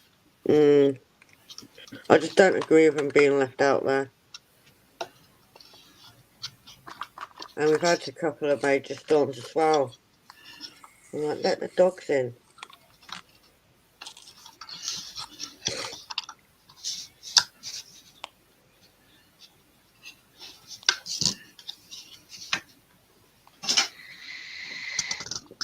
Pardon me. Sorry.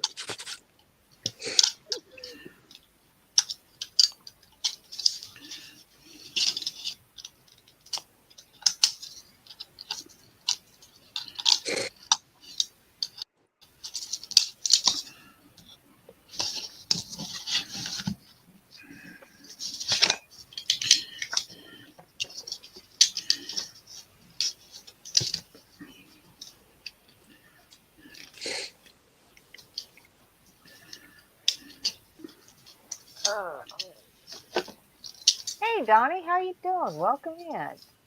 Hey, Donnie. Hello. We Well just all done. kind of chilling at the moment.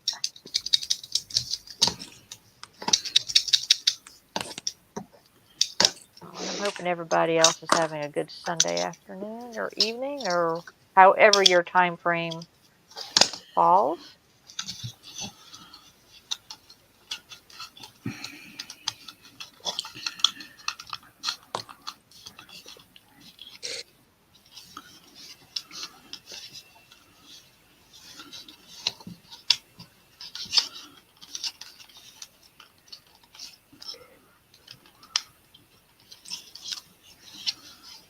And I said we appreciate everybody hanging with us, either on panel or in chat, and those that are Definitely. lurking. Oh. 159.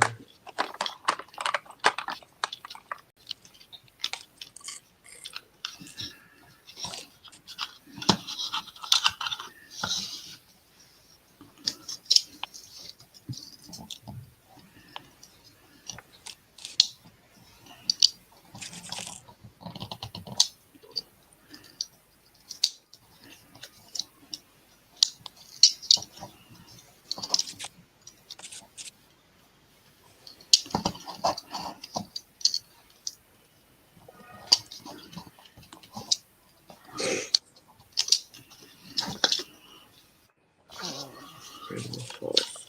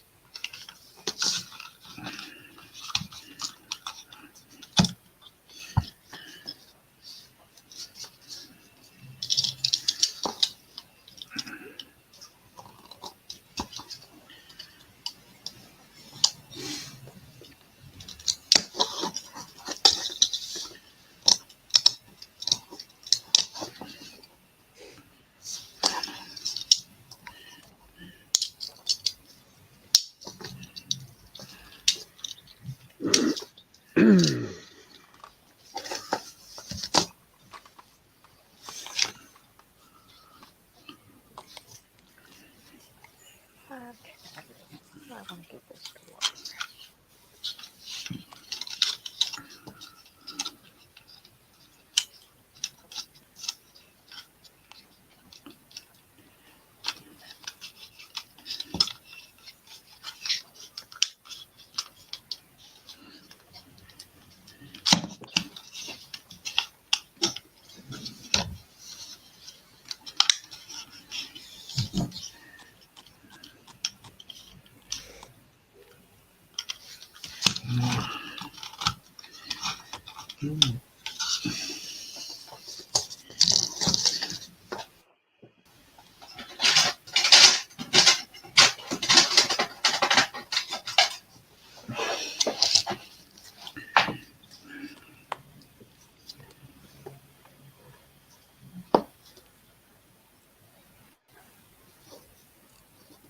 Robert again. Welcome in. Oh, okay. Well, anytime. Anytime, you're more than welcome. Now that I can connect a name to a face.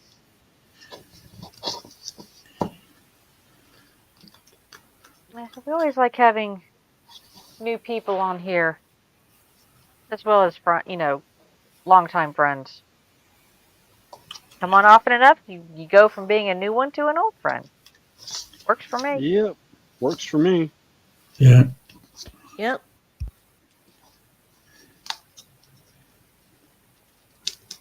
And as you can tell, we don't really care what project you're working on. You don't even have to be actively working on one. True. Some people join us just to hang out and chat. Yes. Oh, William, Randall was in earlier, Oh, okay. but he was heading back to Thayer, so he gets to go home for a bit of time. Oh, that's good.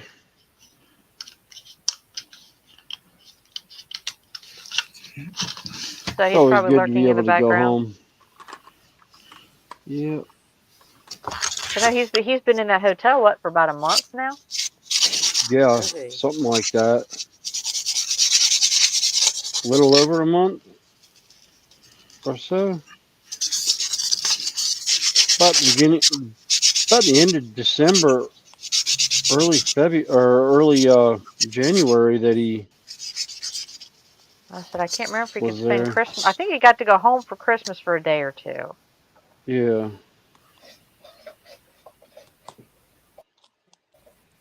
Mhm.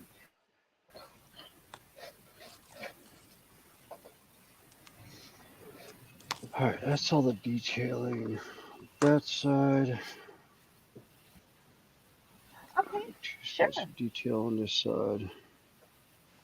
He might fell asleep after eating earlier. Yeah, that happens sometimes.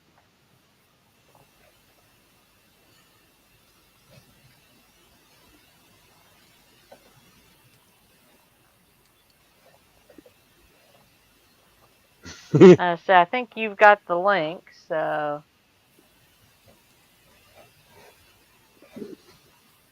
Yeah, should have the link still from when you yeah, were in the green earlier. room earlier.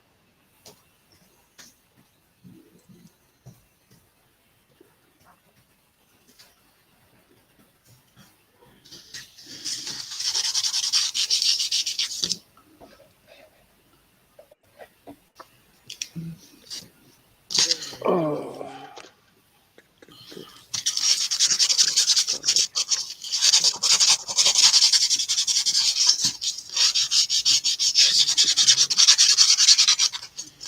It's workable. We'll see how that works.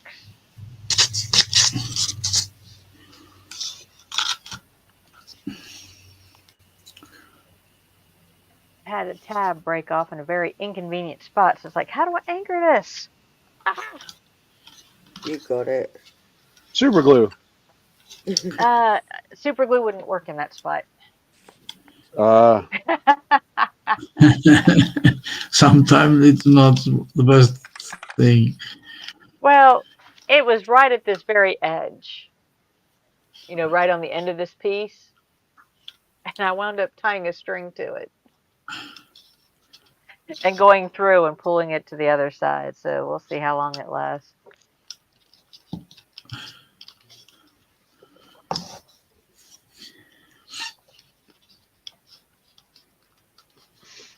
And maybe the upper piece eventually will help hold it in place.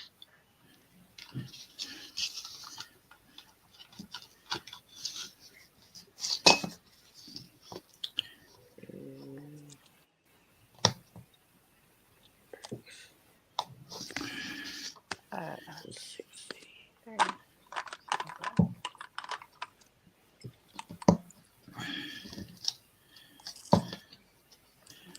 Favorite piece, yes, A. 32.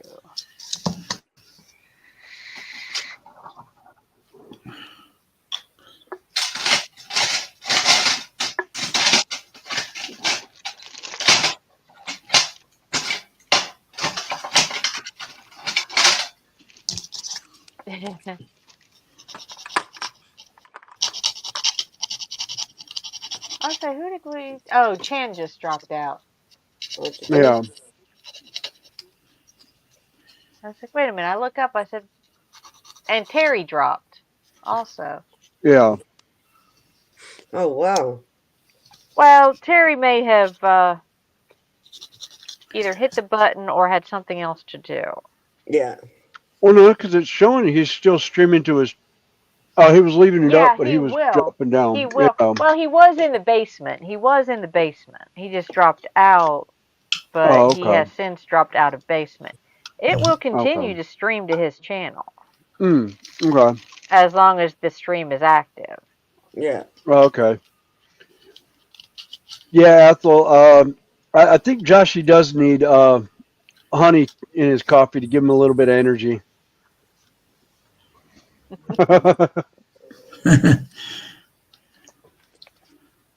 Maybe from the high altitudes of Colorado. Mhm.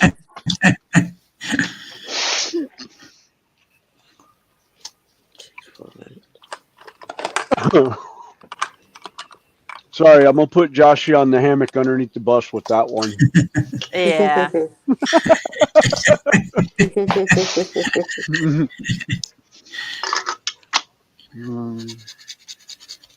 Love you, Joshy. It's fun picking, especially when you're talking about my niece. Mm. Unofficial uncle from Renaissance Festival. Yeah. Just know the wife knows how to hide the bodies, and there's plenty of sharp, pointy objects in the house.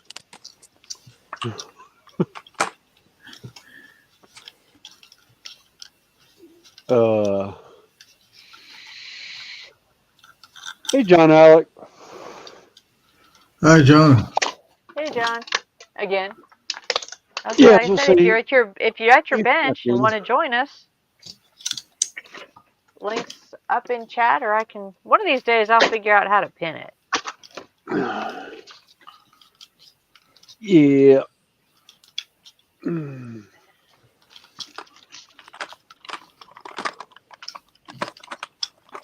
I think I saw it one time. I just can't remember where I saw it. It'll be somewhere, won't it? Yeah.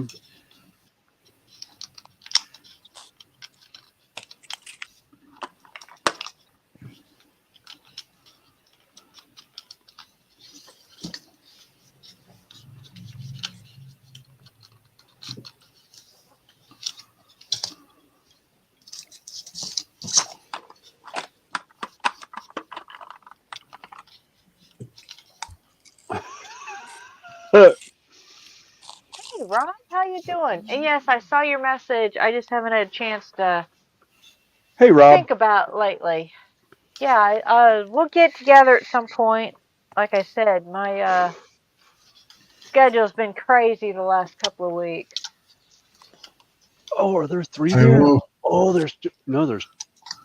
Can't tell. Looks like I lost one of the prints. So I only have two of the three. Yeah, I lost one in the middle of printing. All right, cool. But I got the other two, so.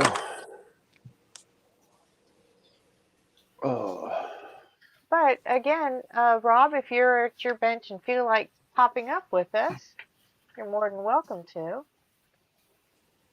We'll have people in and out all evening.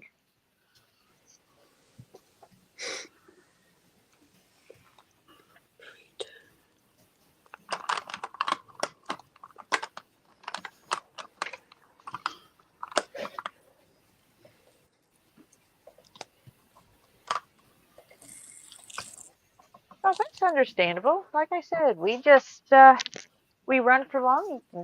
I had to take a nap between streams today. Like we got 3 on Little History.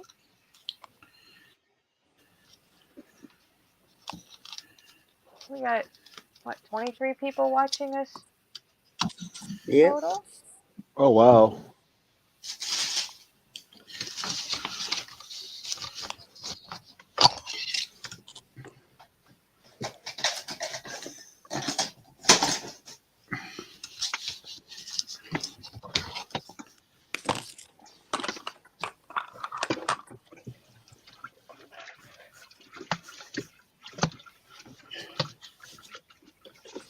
like I said, we've got plenty of.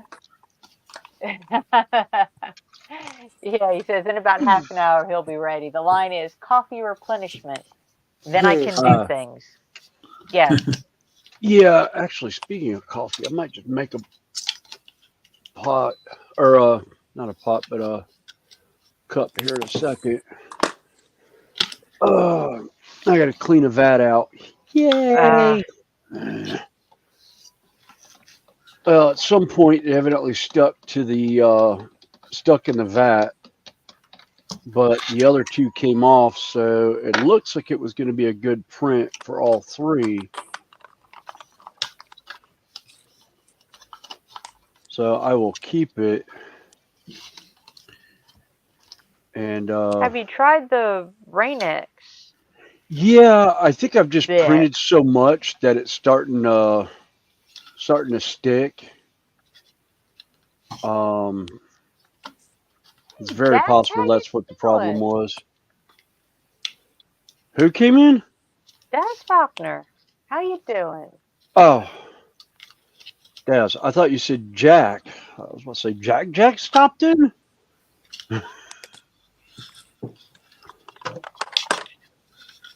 Oh, you know what? I might just clean that and save it for a ground piece because it just about fully formed. I will drop that in the cleaner.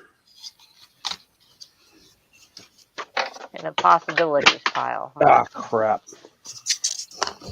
I just knocked one of the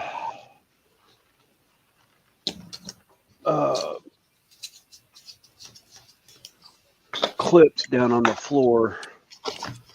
See where it rolled. There's a whole bunch of junk around the area where I'm at. I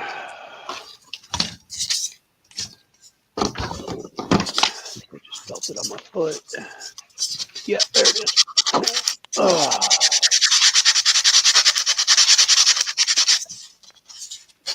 How many figures was that?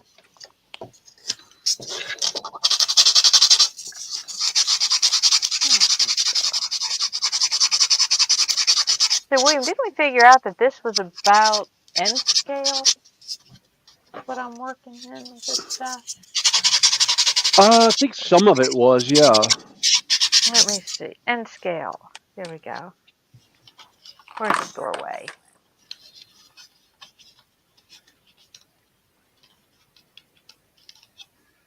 Oh, you did pick up an N scale or a Yeah, model I got railroad a scale ruler. Cool. Don't ask me why.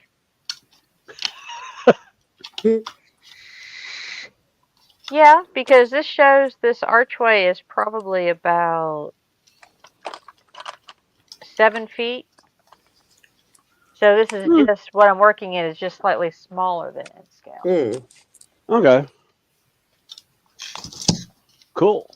Because I was just looking at this dinky, tiny little, looks like a staircase. It does look like a staircase. Yeah. Oh, cool. Yeah, I know what working nights are. But Daz, if you'd like to, since you're in the shed, if you feel like company, just give us a holler and I'll drop the link in. You can join us. Oh, where did my... There it is. So we always enjoy having company up here.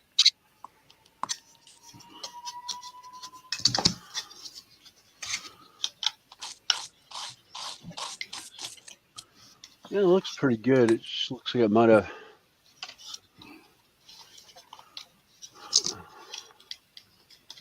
stepped down a little bit more than it needed to.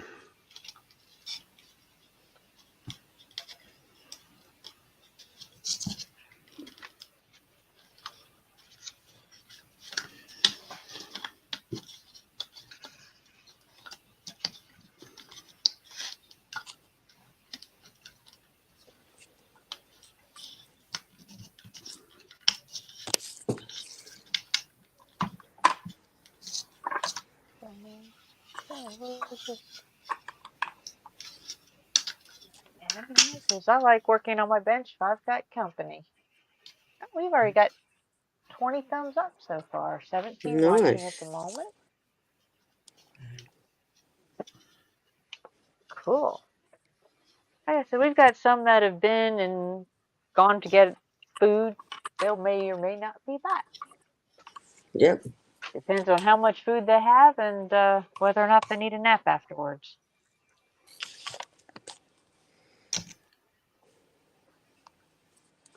Yep.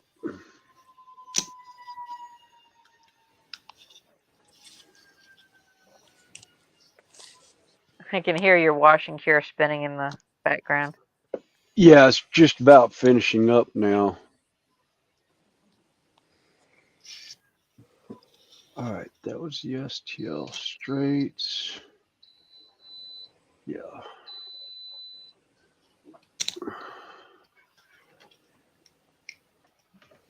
Yeah, like I said, I'm going to have my new printer just dropped off at the Dollar General up at the corner. That way I don't have to worry about being here. Yeah.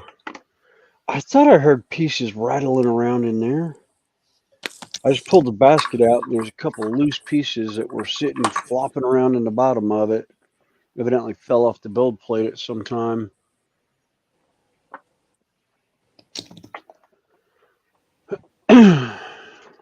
Thanks, Daz. Well, YouTube's kind of funny. It refresh, chat will keep rolling, but like the counts and everything don't refresh all the time. Yep.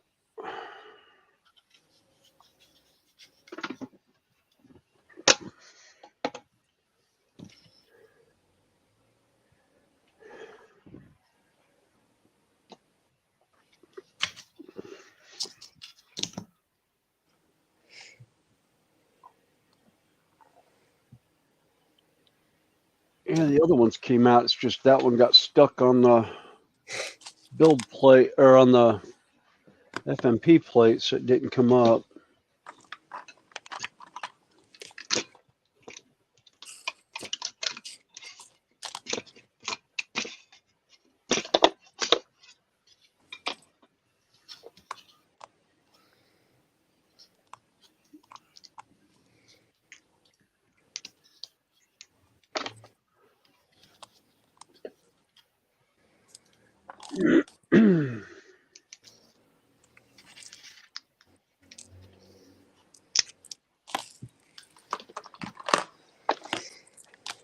But the cool thing is the way it's almost about 3/4 of the way done.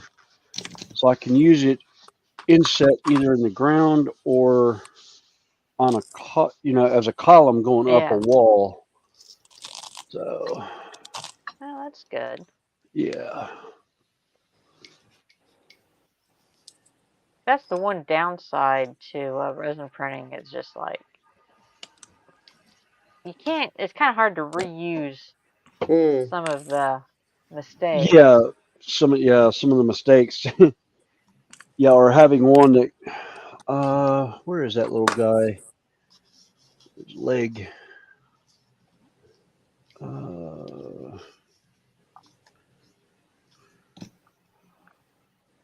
don't yeah. 54.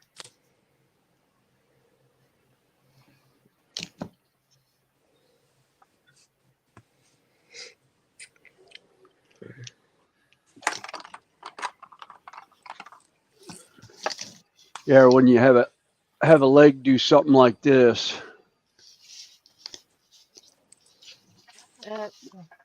The Yeah. one leg didn't actually form. It pulled off, so I lost like half his leg. Yeah. But he's usable because I can use him I can just do something to hide that leg. Maybe have him stepping into a box or something. Hey, He's a James. TBG's little in the house. carpenter. Hey, TBG. Hey, Hello. hey, James.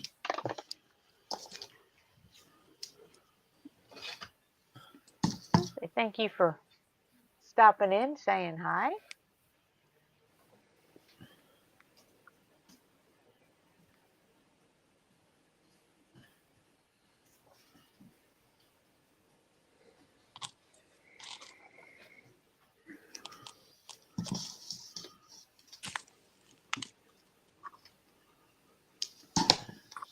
said, we're here just to hang out and talk and have a good time, and appreciate everybody coming in. Yeah. Yes.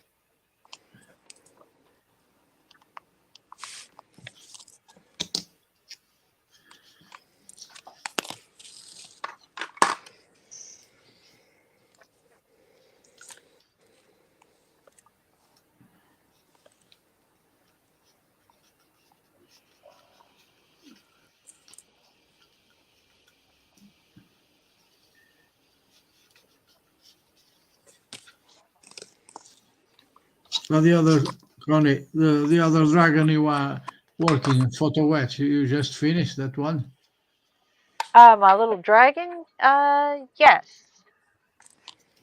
Let me go get him.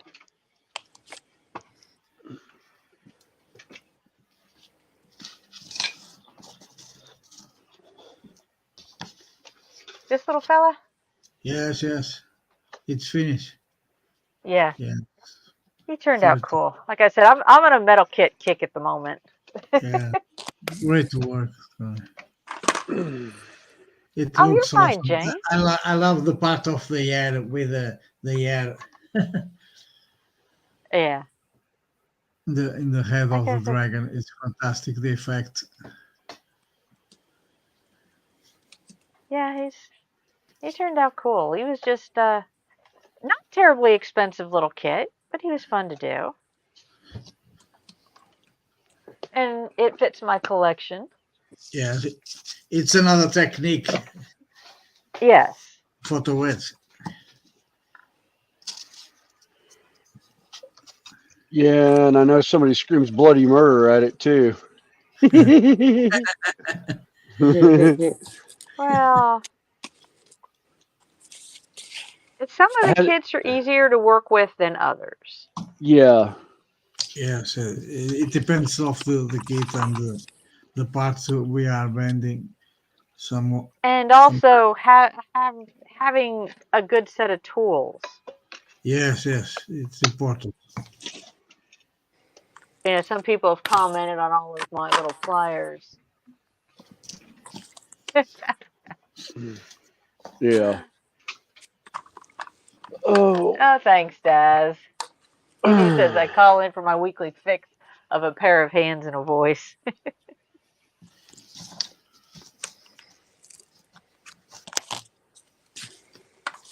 All right, now. Which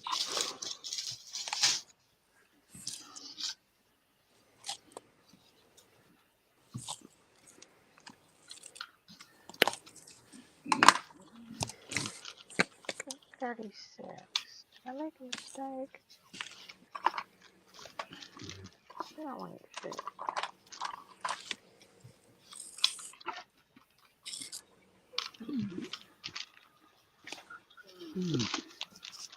Oh, I see what I've done. I think.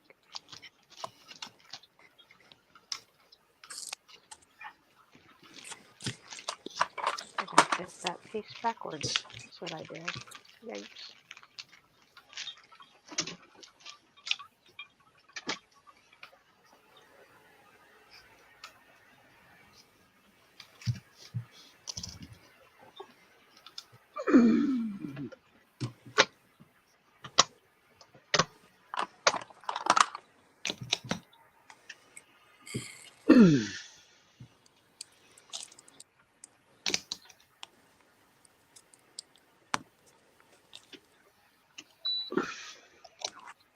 This kit's a little bit confusing because some of the pieces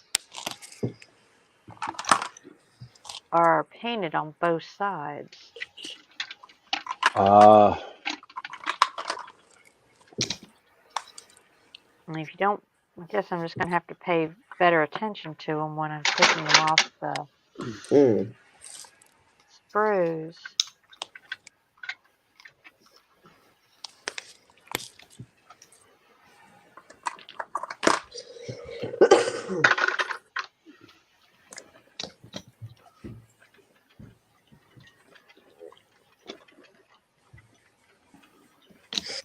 So I'd rather not have to try and figure out how to fix any more missing tabs.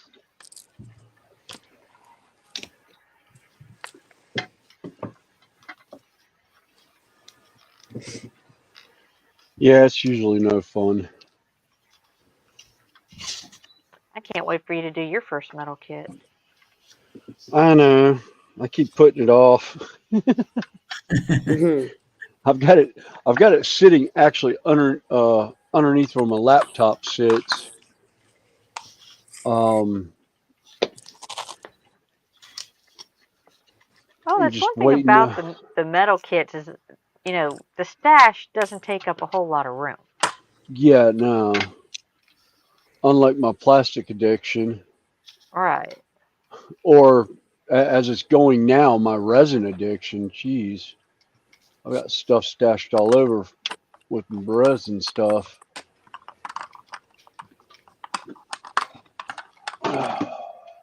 I'll get my new printer up and running in the next week or so. And then I'll go back to painting dragons again. Mm. And then, like Lindsay said, I still have my Enterprise to work on, but I've got to learn the soldering on that. And Yeah.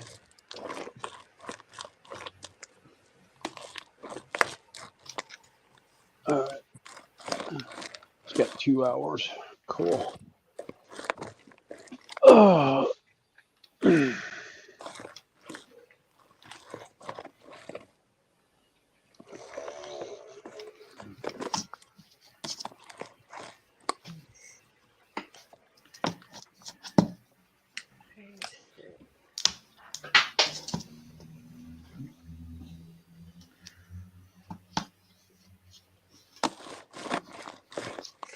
Right. That part's done. oh, hi, Dominique. Welcome in. I didn't Hey, realize you were waiting Dominique. for a Dragon Nick, Dodge. I will have to, well, I'm getting ready to fire up my printer, so I will have one up and running. And since I am getting close to the 200 mark, yeah, 2 more subscribers today. Yeah, I will be doing a custom painted dragon that I print. I will figure out how to do a drawing, and they get to choose the base colors. And I've decided it won't be this particular dragon, it will be one similar, but in a different pose. So it'll be a dragon about like this Oh. that I will print. I will have it printed during the giveaway, then however I figure out the winner is, will get to pick the colors. And I will be doing it probably on a Sunday where I will paint it. That's my plan at the moment. But everybody knows what plans are like. My plans go out the window. Yeah, the Yeah. best laid plans go out the window sometimes. I always say don't plan anything because it always works. As soon as you plan something, something always happens. Yeah. Actually, I'm working with my wife right now about doing a website for online commissions and selling some of my miniatures that I have that I'm wanting to get rid of. I remember you And saying something about that. yep, she was setting it up today when she went in this morning to go up and check on how things were going at her supposed part-time job at a escape room that um, we always refer to them as our boys. They're actually a couple years older than both of us, but they worked the Renaissance Festival circuit, and my wife started working directly for them at Carolina, Hmm. and they asked if she would be willing to work for them at this escape room as a business manager and getting everything, coordinating the scheduling of the rooms and scheduling people to work the rooms and everything. And my wife's like, sure. So she's been doing that for a couple months now. And things have gotten insanely crazy with it. Oh, you like Like, Dad said he likes my fire dragon. That's fine, history. If you get back down to the shed and to your bench to place later, we'll probably be here. yeah. No, guys. You wanted one for ages. No, I'm just saying that. Thank you, James. He just put a post out for me. Friends, Romans, and subscribers. Please help the lovely Connie. James, thank you very much. Hit 200 subs. Thank you very much, James.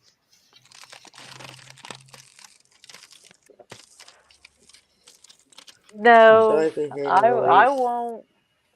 But what I'm saying is that I'll be getting back into printing and painting dragons here before too much longer. Me and my old printer just had come to a non-working relationship. I kept having more issues than I was having successes, so I just parked it pretty much.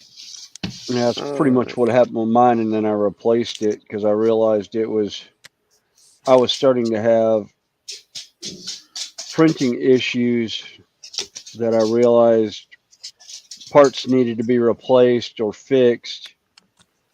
And it was cheaper for me to buy a new one that had a better lens to it and everything. The one I've got is actually a 6K as opposed to the 4K that I had.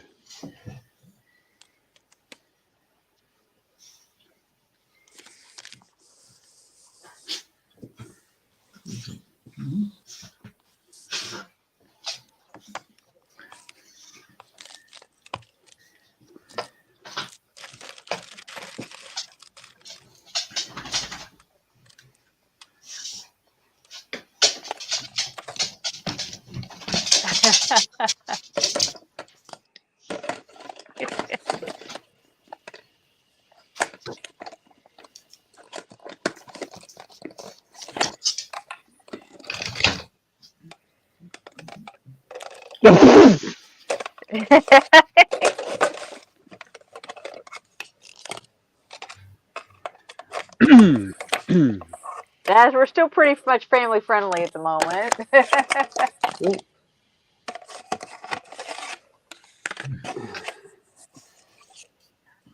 But I do have small hands. I do have small hands.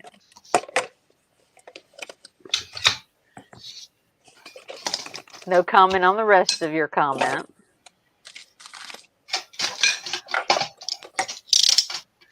Are you crushing cans? No, I think. Okay. Manuel is doing something. I think Manuel's running some stuff. Yes. He's moving stuff around. Some tools.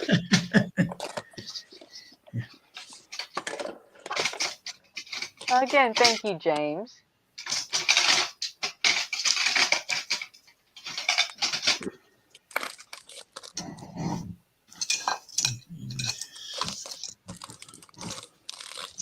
Very much appreciated.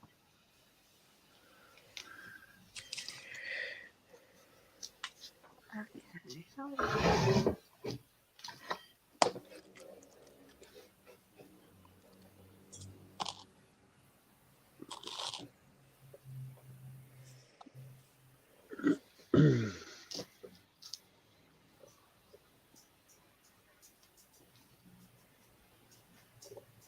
No, looks like he went for 2.5 hours and then stopped. Hey, Carl.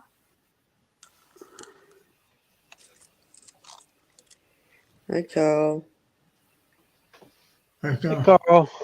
Well, like I said, if you and Michelle are still, although it's about dinner time for y'all, but if you're still in the dotting in the room, want to join us, y'all are welcome. I'll send you the link, or you can pull. Pull it down out of chat. Oh, or I'll just, since we got a lot of people coming in, let me just refresh my little copy here.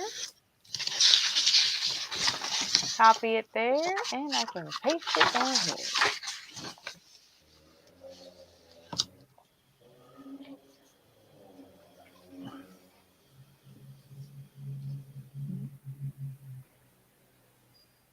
And away it goes.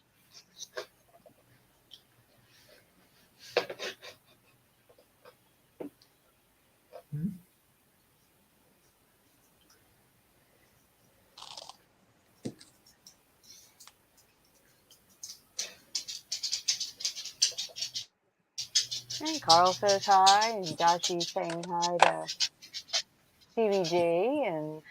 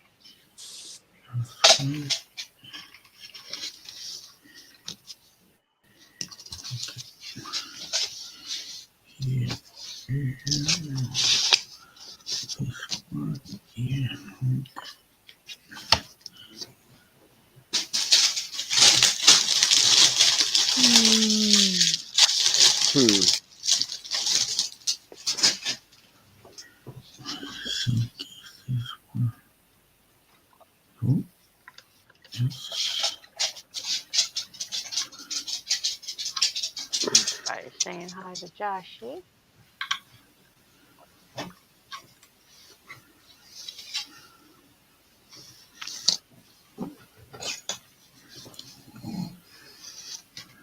Again, thanks for those hanging out with us. Always welcome.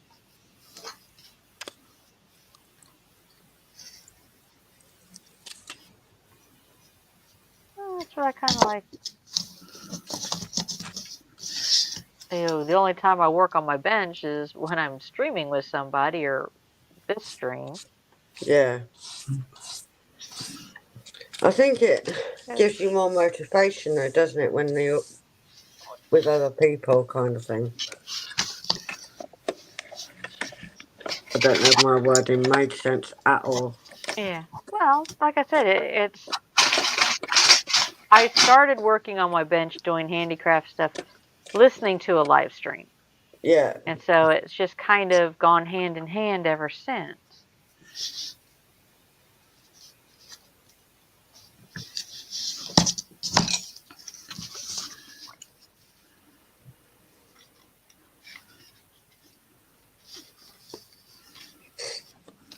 Because I do, my bigger outdoor and house projects. Mm. And sometimes I'm even listening to streams while I'm doing those. True.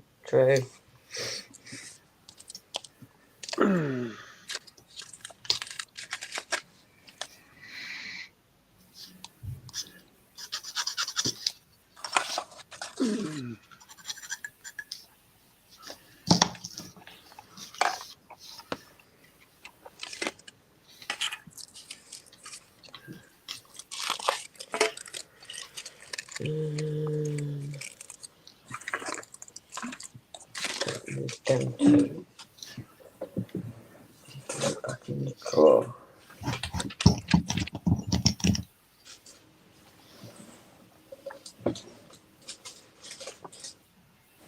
But Joshy, if you're awake and your voice feels like it, come on up.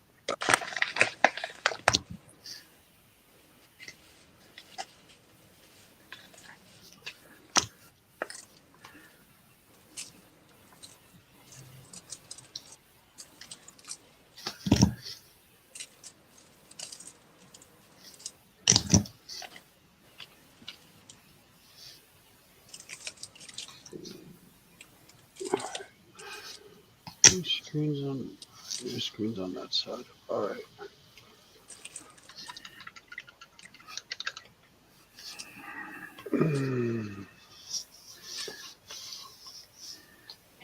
You know what this little piece reminds me of? What? An R2. Mhm. There you go. R2 unit. Yeah, little R2 dome. Put a little stick coming out the front of it, and it'd be a Dalek. Ow. You move this out of the way. That's what I'm going to be All doing. right. Oh, cool.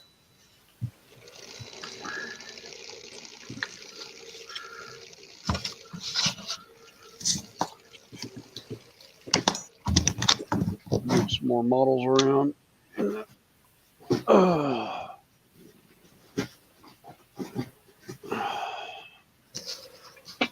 Curing station.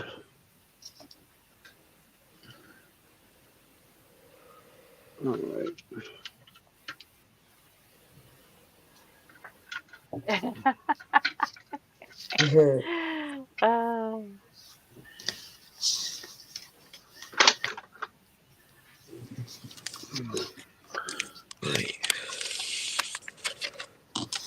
I would say I know where that conversation is going between Josh and Carl, and I'm not doing so. Because I'll let them figure it out. Yep.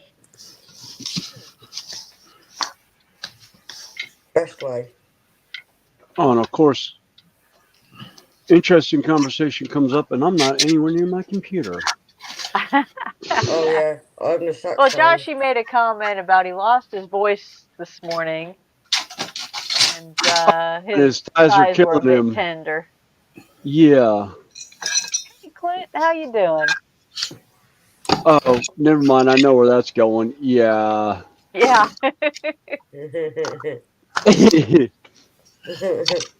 Like, I'm doing good. I mean, that was just like the perfect timing. Like, hi, Clint, how you doing? Oh, never mind. I know where that's going. Like, okay. Yeah. A couple of buds in the chat are talking to each other. Yeah. Actually, I have a few questions. I was waiting for you guys to get on, and I've been running around, and now I got a moment. Snowy, when you do your miniatures, where do you get your miniatures from? Are they bought, or do you buy the files and you 3D print them, or? A little bit of both. A lot of it I've got through Games Workshop itself is where I get most of my tabletop miniatures from, and then a lot of the terrain pieces I've just gotten off of that I 3D print. I've gotten from Mini Factory and Thingiverse. The My Mini Factory. Yeah. Okay, because what's up? So I went along and signed up with My Mini Factory, and I signed up for one, and because I have a friend of mine that's getting into miniatures, and it's something that I could print and maybe put fewer pieces together than that of a kit. Maybe do a diorama, something like that. Kind of something to lessen the tedious part of a project, I guess.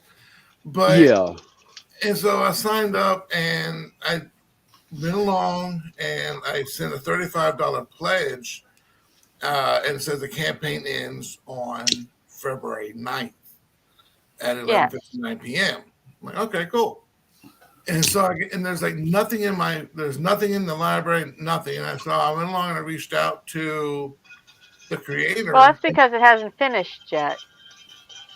See, and that's what he said. And he kind of like, to me, I thought like he kind of got a little smart ass. It's like, dude, I just signed up with this. And to me, how my mind works is if you say that the campaign doesn't end until February 9th.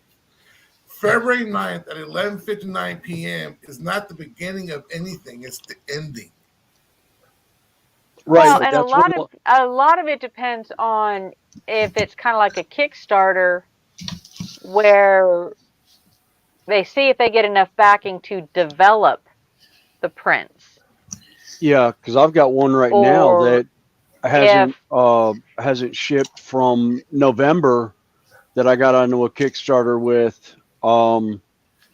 That they actually went way over what they initially were wanting, but they're trying to get the files out. And the poor woman who's actually doing all the stuff with the computer actually got COVID and had COVID most of January. So they're like really backed up.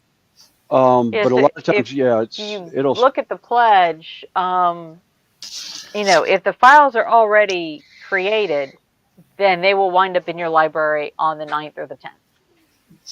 yeah. But if they haven't been, And then they should so, give you a okay, date on when that's they what I was should telling the be guy. available. Right, and that's the thing, and that's what he was saying. He's like, well, that's because they're not available, da da da da. I was like, okay, understand that, how I'm looking at it is that if you say the campaign start or the campaign ends on February 9th, to me, is that you have a project currently going, it ends on February 9th, and a new project starts up. And if it's that, and then Okay, on Mini Factory, let me pull mine up real quick because I'm a member. See if I can pull it up over here. Oh, Connie, I'm What's going to the take a break. I'm going to prepare my dinner. Okay. Okay. See you more later. Okay.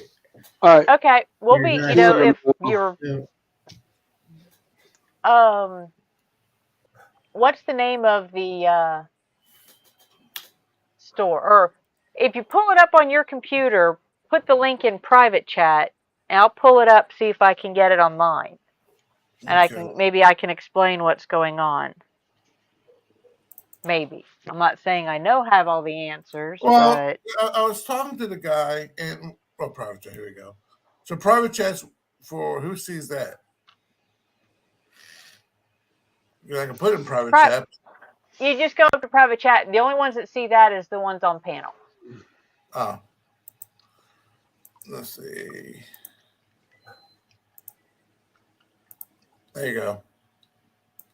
But because I was talking to the guy, and I was like, look, I'm not trying to be insulting. I'm not trying to be. I'm not putting anything down. I just created an account, but I'm just now acting on it. So it's like I'm learning a lot of this as I go, because I don't know how any of this works. And I was kind of skeptic because there's been a few times where I've joined groups to get access to a project. So you did the course set.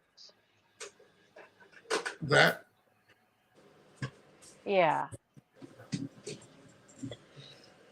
I'm just trying to find out. Let's see. But then I was like, and I asked him about like if it's like access to the files, it's not special access. You just get a special price. It's like, hold on, so I got to pay $35 to get a special pricing? If that's the case, like, what is it? Like, it's like $10, normally a file costs $10, but they'll sell it to me for like $6. Well, that's the case. I might as well pay the extra $4 and get what I want when I want it. Let's see.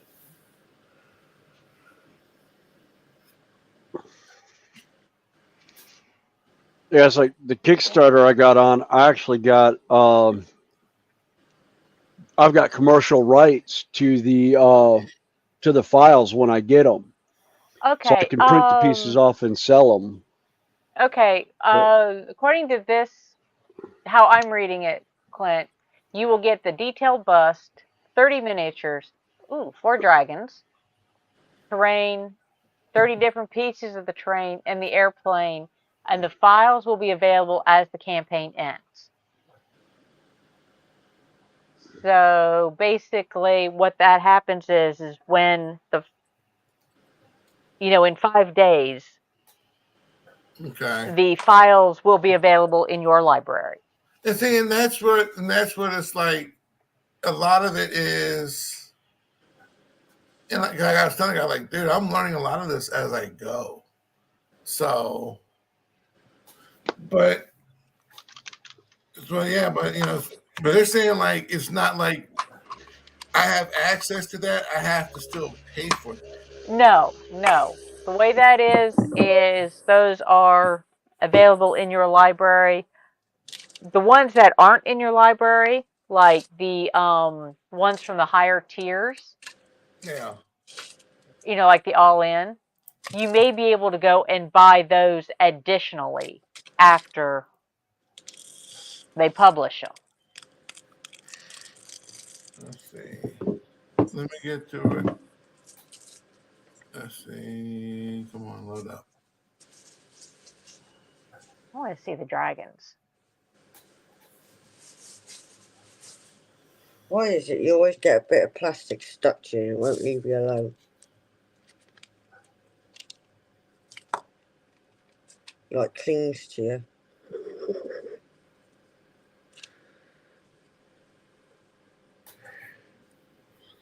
Yeah, the only thing it says you don't get special access with your pledge, you get a special price. It's lower than what you would normally pay. Right. In other words, you've paid you will get for that $35, you will get the core set. Right. You will receive those files. Okay.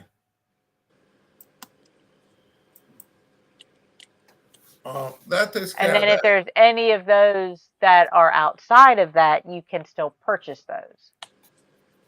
All right, and that I can understand. Now, because and the reason I was kind of looking at them is, or just I was looking at the main thing for pre-supported files.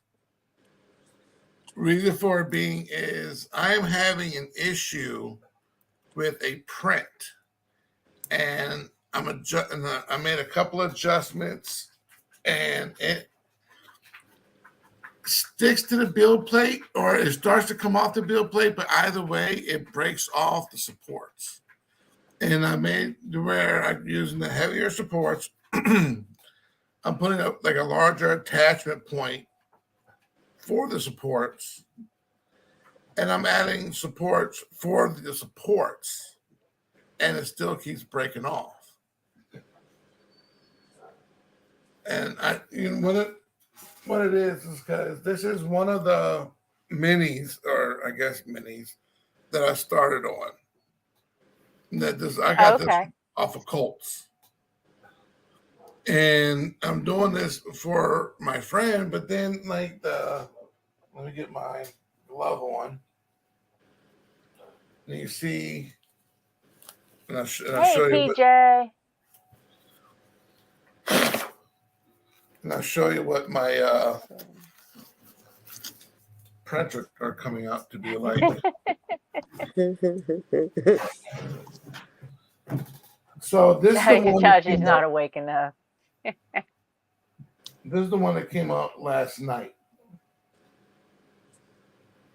Okay, let's bring you up. Because Williams, okay. Before this, they've been looking similar. Let's see.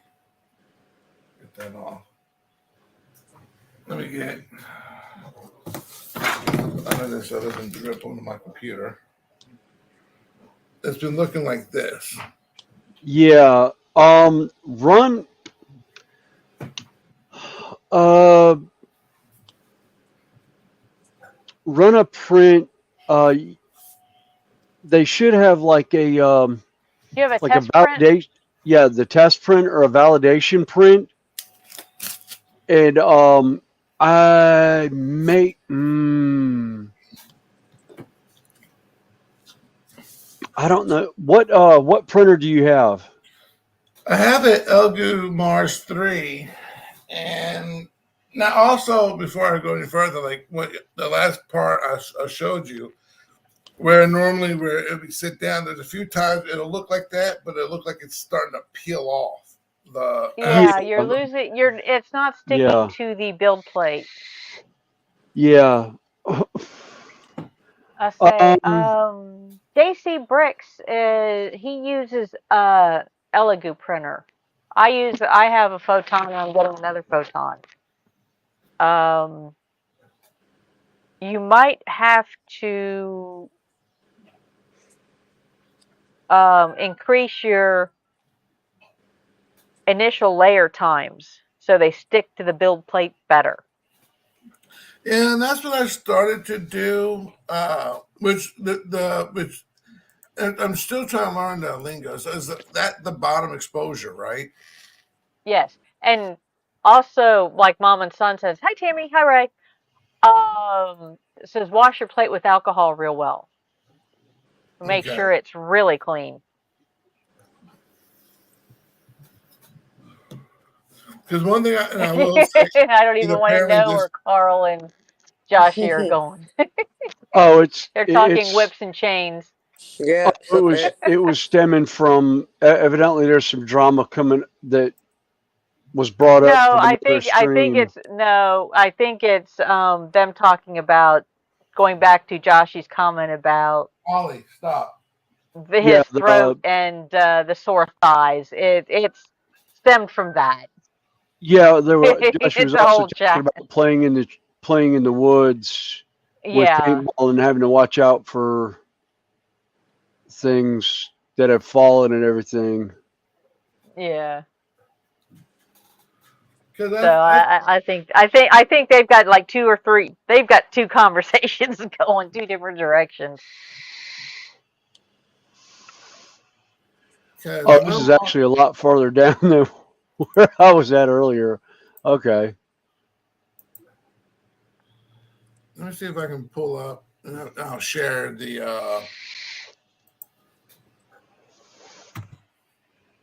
I'll share the link to the file so you can see what it is that's supposed to be, what it's supposed to look like. Because I went along and hollowed out. Because when I first started printing the file or the base, like I was talking to the guys last night, is that if you say this is the plate, the base, where it's set level, I had it up at an angle because I had the supports running down here. Well, then someone was telling me about maybe the suction from it being such a large mass. It could be the suction that may have been doing it. So then I added some more supports. So then I tilted it up almost to where it's standing completely vertical. Then I went along and added the supports back here because all the supports lined up really mostly towards the bottom. So then I started adding a couple of supports to the middle, the top especially, plus on both sides.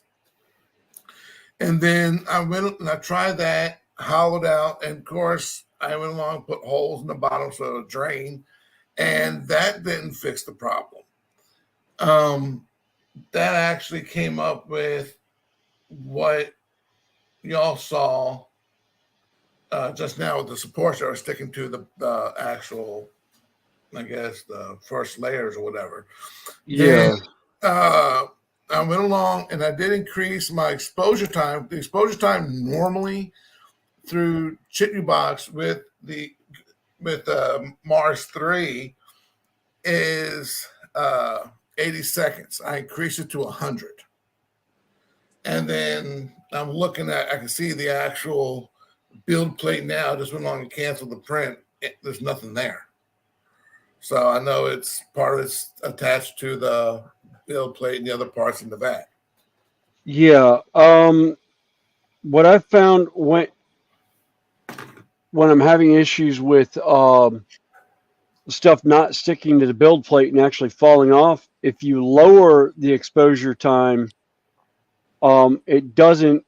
It leaves it a little bit more sticky, so it'll stick to the build plate better. I left mine pretty much almost stock for Thanks, Connie. my time on the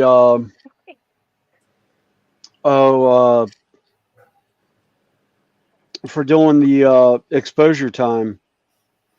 I can't remember. I think it's 40. I want to say it's like 42 seconds is what it was for, or milliseconds or whatever was what it was on the Anycubic. But I don't know how that would translate to another unit, because I don't know how that works. Actually, website to look up, or not website, YouTube channel, Uncle Jesse, I want to say Uncle Jesse's 3D print, or Uncle Jesse's 3D. He does a lot of stuff with Mars. You might want to try and reach out to him and see if he can help you out with some of the settings. I don't know Mars all that well. I mean, Okay. but I know there's a couple YouTube channels out that he's gone through like all the mistakes that you could possibly make, and I think he may have a link for a test piece that's flat enough it'll print in like 2 minutes and work well. And for some reason my headset is going in and out of connection. Oh, lovely. Well, Yeah, I I Is it hear, fighting with your I phone, keep hearing maybe? connected. Yeah, that's what I'm wondering. Well, I went along and added the link so you can get an idea of what the actual base is supposed to look like. So you kind of see like the actual size, or the shape of it, of what it is I'm kind of having to work with. Okay, so you're talking the rock. Yeah. That and the tail. The tail I haven't even started working with yet. I've been trying to get I'm trying to get the actual rock, the actual base itself first. Actually, the rock is actually not bad shaped. Although what I would do, and I do with a lot of my bases like that, is I raise them up a little bit and heavily support it with a raft. Yes, you have to go through and cut all those supports and sand the bottom, but I get better results with, or I have in the past with bigger pieces that way. So, because like I said, because it's now, actually at a good angle to. so how I had it printed before, so now that you have it, now you can see what I'm talking about, is how it sits on the actual tile, or whatever you want to call it. That's how I on had the base it unit set. itself. Right, and that's how I almost had it set, just a little angled upwards a little bit, where the actual front leg is on. I had that angled upwards a little bit. And that's where I got the most supports on. And I even added more supports going around the actual perimeter of that rock. But then after having it failed so many times, now I have it to where the back legs are. I have it like that basically at the build plate, and the rest of it going almost upwards, adding in the supports that way. And now, have you tried running that rock just flat on the build plate with no supports underneath it? No, because with the fear of sounding stupid, I always thought something like, especially on this, you would need to have supports regardless. Sometimes, not always. As long as yeah, not there always. is. Let me see what the. Because I know I've got. Actually, I'll pull one of the floor tiles right now that I just got done printing. And then also a base that I did for a explosion.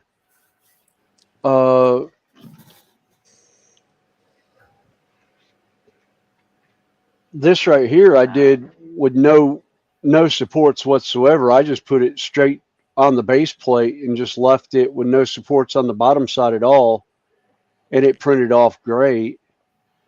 And then I've got some floor plates that I did. I did the same thing. Most of the stuff, if it's got like a flat base where it's going to be, up, I usually just leave it flat. But It like might for wind up with a little bit of a lip at the very bottom where it's attached to the plate. It kind of wraps, but you can always file that off. Well, that is a rock, so it's not going to be a perfect shape. I mean, at this point, I mean, I can work with that. I just want it printed. Yeah. Oh, believe me, I've got prints. I've got prints right now that are. Okay, Carl. See you later. Reprinting some of it because I didn't realize I had the whole group on there, and I had one model fail. So I was like, all right, let me pull that out. Let me print it, see if it just happened to be something going on with the build plate, that it failed. I realized, no, it just, the support, it detached from the support, so it kind of shortened one of the legs. So I'm going to go in and redo that particular model just on its own. Yeah. And see if it's something with that model. But it was pre-supported by the person that made the file, and it was a file that was given to me as a commission that I've kind of played around with. And while we're on the topic, before we get off of it, because I feel like I kind of hijacked everything real quick. Oh, that's all right. No, you have you had a question, and we might be able to answer it. Yeah. I don't know if you can pull this up. Looks like an armoire. Well, it's actually supposed to be a like a toolbox. But notice how it's peeling. Well, not just up here, but this part here, because even I have another one that's doing the same thing. It's like all the way and it's just spreading out the legs. That would be your exposure time between layers. You might want to check. You might want to either raise it or lower it depending on how it's doing, because it's peeling apart. Actually, do I have? Yeah, I've got one right here that I had that. The console's actually peeling apart, but I've got others that.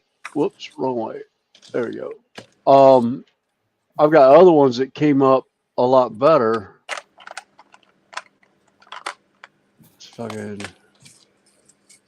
But so it was. So while you're looking for that, just a quick question. So exposure time, my normal setting is 4 seconds. So I guess if I go 5, it means that the light is actually not so much as brighter, but just lasting longer. Yeah. So it's developing more. Right. And depending on how it does, I know some I had it like an exposure time of 4, but I was getting that peeling, so I dropped it back to like 2. Really what you need, if you get I can't think of where I saw it last. I think if you get a Thingiverse and pull up like a validation matrix, it'll pull up a little widget that you can put on and play with your exposure times, and it gives like a whole. I don't even have one around.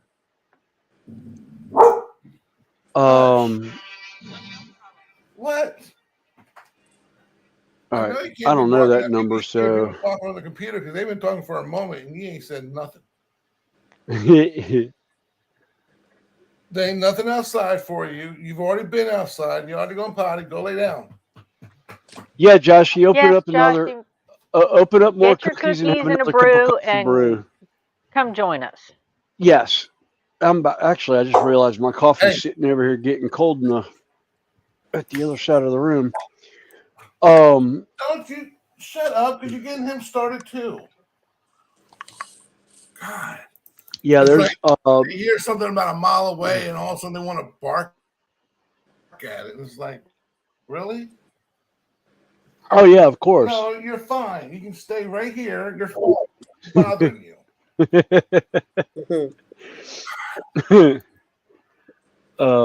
Yeah, I'll show you the kids. Come on. He wants to come up here first. There you go. This one here was quiet, but now his sister, well, we call him sister, but his sister started barking, so now he's like, ho, ho, ho, I gotta get in on the action. Come over here. Come over here. Come here, Fatty. Ollie, come here. Ollie, over here. Come here. Come on. Up here. Come on, Ollie. No, we're not talking trash. Come on. Come here. All right, go. It's a bully. It's going to talk trash. I know. Come here. There you go. This is the one that's over here barking. Yeah. Nothing's out there, mamas. You're fine. You're fine. It's a bully. She's going to talk trash regardless. Oh, you can't talk her down. No. I heard her mouse squeak 3 doors over. Yeah. It's going to get me. Yeah. Oh, God. Yeah, because like I thought to come in. Woo, no, we're not talking trash. No, I'm giving you like last night. So we had to get to the point where me and Marissa are using separate blankets. Only reason for it being is because she'll roll around. When she does, she'll pull the blankets, and then I'll pull the blankets, and then it kind of gets a little uneven. So we're kind of like using different blankets for the sole purpose we both have enough coverage. Then this big girl, where's she at? This big girl behind me, who weighs 55 pounds, all of a sudden she'll just like, when she climbs up onto the bed, because there's like a little bench, and then here's a bench and then the bed, instead of just like crawling up, it's just like she jumps on the bench and then like jumps and lands on the bed, and when it does, like everything just into the middle. Oh yeah, of course. And so I woke up last night uncovered, and I'm seeing her like there's this much space. I shit you not, this much space between me and Marissa, and her butt is this big, so she's kind of like wedged in between us. So I get up, use the bathroom, and I come over there, and I was like, Ollie, get off the bed. Doesn't move. Ollie, off the bed. So I come up there and I tap her on the butt. Ollie, off the bed. And she looks at me and is like, what? Like, off the bed. And so she kind of like gets up, and she, instead of like getting off the bed, she gets up and walks over and plops down by Marissa's feet. Oh, wait a minute. That sounds vaguely familiar with a 80-pound Malinois stealing my pillow. I got up this morning to go to the bathroom, and she ended up taking my pillow. Oh, God. Yeah, and so I'm like, you know what? That works. And so I crawl back into bed, and now so she's by Marissa's feet, and she's like, off the bed, boom! She pushes her off all of a sudden here, boom. I felt bad, but I couldn't help but to laugh at the sound of this 55-pound bull, like pit bull, hitting the bench and then hitting the floor. Oh, it's even funnier as if you could have seen the look on her face, like, wait a minute, what just happened? Why me? Yeah. Then she gets back up, and then she puts her front. So now she has her front legs up, her front legs up in the bed, and she's over there here. And we're like, no, off the bed. And she gets off the bed. I go to sleep. I don't know. I guess I'm dreaming. I don't know. And all of a sudden, just, boom! I was like, what the fuck? Yeah. Because now she realized we're sleeping, so now she realized it's time to make her move, which is get on the bed. So it's like, literally, it's like having a 5-year-old or a 4-year-old, a heavy 4-year-old or a 5-year-old. It's just starving for attention all the time. Yes. Isn't that right, Ollie? Isn't that right? And I feel bad because, like, when it comes time for sitting on the sofa, oh, you want your belly rubbed? When it comes to sitting on the sofa, yes, hi, Bubba. Hi. Like, you see what happens. So one's getting attention, the other one's got to get attention now. Did I get the spot? Am I getting the spot? I got the leg going. So like he will get on the sofa.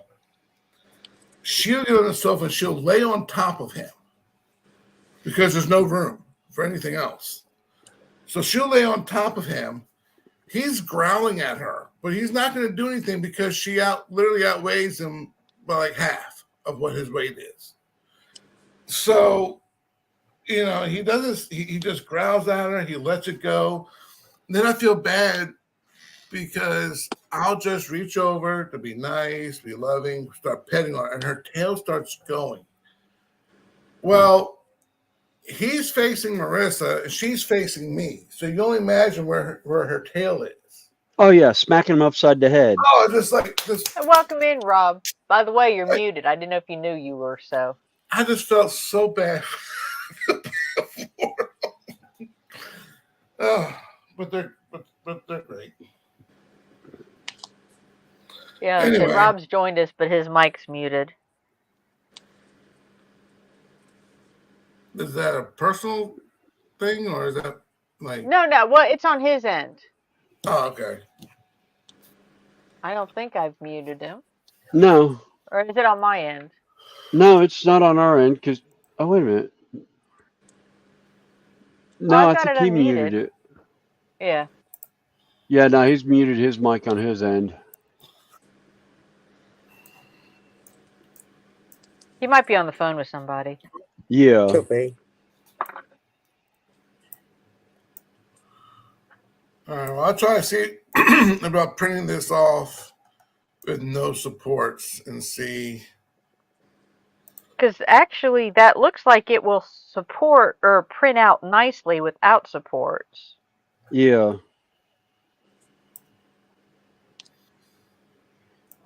Okay. It's like another one I have. Because it doesn't have any drastic overhangs. Yeah.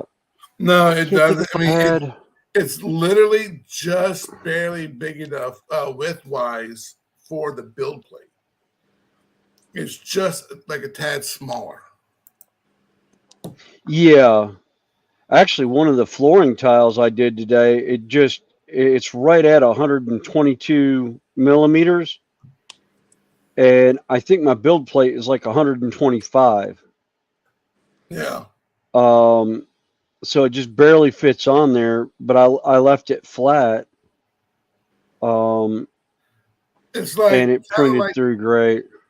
Yeah, because it's, you know, the build plate, looking at it as far as the width goes. So, you know, looking at it like this, and the width, you know, where each side has half a square. I mean, it's literally like just that much, like, you know, just like almost an eighth of an inch. And I'm kind of exaggerating, and that's like on the heavy side. Yeah. Over that line.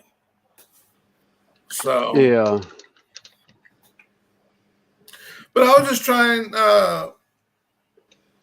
my mini factory because I don't mind. Just wait, they should. I've done that before, where you're in a campaign, and once the campaign is over, the files will drop into your library.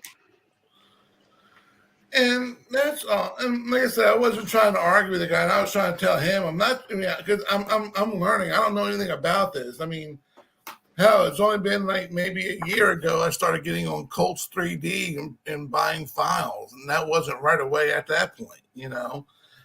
So, but I don't mind cars. It's just, I don't know. I mean, I kind of like that the. Griffin It's a is learning actually curve. beautiful. Yeah, I like it.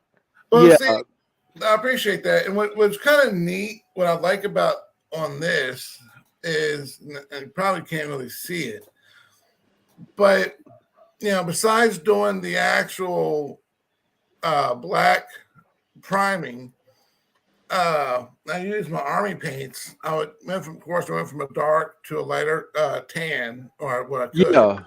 But even in the middle, I even mixed the actual colors, and then I went with a gray. Then I mixed the white with the gray at the bottom to feather it, and it was really kind of fun actually just fogging and blending in the paints. Oh yeah. Then even on top of that, I would take a really thinned out desert yellow, and I even went up on top of here with it. And you really can't see the yellow, but looking at this now versus, well, because I'm looking at it through actual natural lighting, it actually made that much of a difference in the highlights. And so, in the same thing, like, I don't know how many times I've actually like dry brushed the actual head, and from different shades of grays and whites and a lot of it was custom mix, and then the washes I would use. Oh yeah. It's really fun. I mean, I'm having a blast doing it. Yeah, there's actually Connie's gonna kill me. I'm there's some new models from Games Workshop from the old Warhammer, the old world. They've got Pegasus horses with knights on them. That's cool. I'm going to buy them, Connie. I'm getting the Pegasus riders. You can kill me later. I'll save you one. I just want to find just the riders. Well, yeah, see, that's why I was joining that campaign through my mini factory, is because of the dragons. Because it's easy for. What will happen with the campaign is you've got with your pledge, you've bought the core set. You will have access to those. If you want, this the same files will be available to like me, who's may not buy into it, but where you've got 300 of them for like $35. If I go to buy one, I may have to spend $2 or $3 for the same file that you've got for basically 10 cents. Right. No, and that's I just wish it was more. I don't know. I mean, I'm not going to blame their word choices. Well, I mean, I'm not going to blame them solely for me not completely understanding. It's not totally fair. But I just wish it was more. I just wish I understood that a little better. At least have someone explain that, because like at a point it's like, this guy doesn't know what he's talking about. He might be new. Maybe I should indulge in more information to him. So, but either way, I mean, nonetheless. But I hope we were able to answer some of your questions anyway. Oh no, you were. Totally were. No, I did fine. But so. Yeah, I'm trying to think of where. I want to say I went on Thingiverse, and like I said, just put in validation matrix, and you can play with it. Like I said, it might be a 10-second file. I mean, it's very, very quick because it's really small. Joshy, to the right of his paint tray is his computer mouse. But it the gives one with you the all glowing kinds. light on it. Oh, is he wondering about this? Yeah, that's my mouse. Yeah. I know when you were talking about prints earlier, I'm like, did he print that too? No, that's that's my Logitech mouse. That's my gaming mouse. I've got what, 6 or 8 bindable buttons on it. Because I can't do keypad as far as WS A and D or whatever. I have a hard enough time on a keyboard with stuff, so I bound all my controls to my mouse. So like my forward, backward is here, my hands and stuff are here and whatnot. So it makes it easier, especially on like Minecraft. I've got the forward and backward on my mouse, and then my primary hand and like picking up blocks and all that bound to the mouse so I can move better.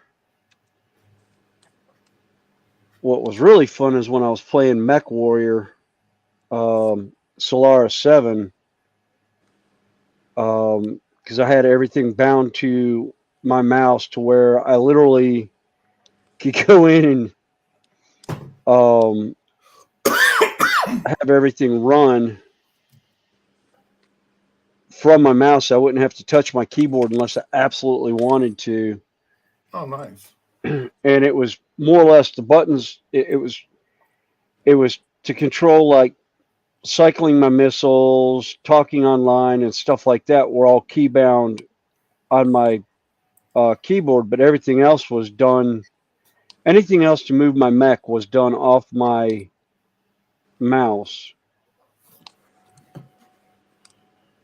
And it just made it easier for me because I don't have the hand control. Like I was saying last night on Terry's, I've got a mild case of carpal tunnel that flares up every once in a while to where holding a paintbrush or even my airbrush becomes difficult to do because my hands will cramp. So, which always makes for fun time trying to paint when your hand wants to become a claw and not hold squat. Or like they Yeah, it's find not it work every nice. once in a while, my hand will just forget how to grip things. Yeah. I'll be up on a ladder, my side cutters will fall out of my hand because my hand just opened up for no apparent reason other than it can. So I always tell them first thing in the morning, it's like I know when my hands are feeling real bad, and I'll be like, y'all might not want to stand around me. I've got butterfingers today. Yeah, the And they're same. like, what? And it's like, I can't keep a hold of my own sanity right now. So I wouldn't advise standing around me too much. It's like when I do models, like just holding something like this, because I'm holding it with tension, because I'm holding it the balance, and as I'm working on it, Yeah. then all through here will start to. I say more of going numb, to where I have to kind of like set it down and shake my hand out a little bit to get. Yeah. It starts to tingle. And it's like, okay, I can start doing it again. And then as soon as I grip it, it's like, oh shit, I put it back down again. Yeah. But this is, I put this on hold to work on the actual Griffin. This is what I've been actually doing the videos on my GTO. And one of the things I'm trying to learn is, and I haven't done this in so long, as far as when you do a photo ledge emblem here, well, you would want it to match on the other side like it would the car. So I'm sitting there and having the eyeball and trying to measure as best I can to make sure it's close enough accurate. Oh, yeah. Oh, I hated that on like on a tank where I'm putting the chapter badge on one side, but it's a flat panel with nothing that I can use to measure off of, and then I'm going to the other side and doing it reversed. And it's like, oh, yeah, those are. Yeah. That Same always thing gets. the pinstriping decal. It's like, is it too close? And all of a sudden, it's like, it may be passable, I guess, as far as, if you just actually look at it with the naked eye, like you would normally just look at a model. Yeah. It might be okay, but you're looking at it as like, no, yeah, no, yeah, no. And then you question yourself. Yeah, then you end up getting, you get a rivet counter in. It's like, oh, that's 2 millimeters off. That's wrong. Yeah. And it's like, and so I try to be my own rivet counter, as you say. And it's like, I had one rivet count. One of the layouts I did, they went to rivet count. One of the roads I did, and they're like, "Oh, that road's too big for N scale," and that walkway doesn't look right. And I ended up reading the comment, and I commented back to the person, if you paid attention to what I was saying in the video, this isn't a train layout. It's a gaming table. It's set for 35 millimeter scale. The train was there just for grins and giggles to give me something to do while I'm in the middle of building a tabletop gaming board. It was like, it's not a train layout. The train layout was when I did the expansion. I actually did everything in N scale, because one of them was laughing about one of the buildings. They're like, man, that building is so huge. And I was like, yeah, it's a 35 millimeter building. I actually left one of the doorways. I built it in such a way that I could put it up in the corner, and I had the train going in one door and out the other, so it looked like a train station. Yeah. And they were just like, and I was like, yeah. Well, it's the same thing as you see a bunch of people, when I hear people talk about, as far as car models go, which, which is a world that I was partially in. Well, I shouldn't say partially. I just wasn't to the extreme of the cars that I'm building. But, when you see someone building all these really souped up engines, it's like they want to critique the who was it? It was someone that was on Colts that were selling a motor, and they were kind of critiquing. It's like, you understand, you're putting an 800 horsepower motor, or a motor that's capable of 800 horse and foot-pounds of torque, and you're sticking it inside a frame with no extra supports. That motor would twist that whole chassis. Oh, yeah. You're going to complain about the blower housing doesn't look right. Yeah. Or granted, it's a 4 9-inch, but even the 9-inch, may not get destroyed. But I'm pretty sure it'll rip itself off the leaf springs that you decide to put it on. It's like, really, it's just just let the person enjoy what they're doing.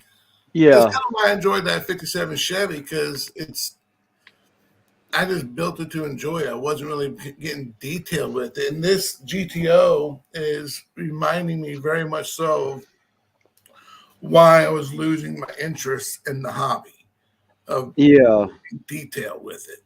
And it's nice to look at, but yeah. It makes great video, though. I mean, I got it's basically the interior, because the interior so far is just a little over 10 minutes long in the video. And the funny part about it is I've actually cut so much of it out just to get to those 10 minutes. And I have to do a part 2 because it doesn't show me putting the gauges in. It doesn't show me putting the seatbelts in. It doesn't show me putting none of it. It doesn't show me putting it together. It just shows, how I got to where I got before putting it together. Yeah. So, like,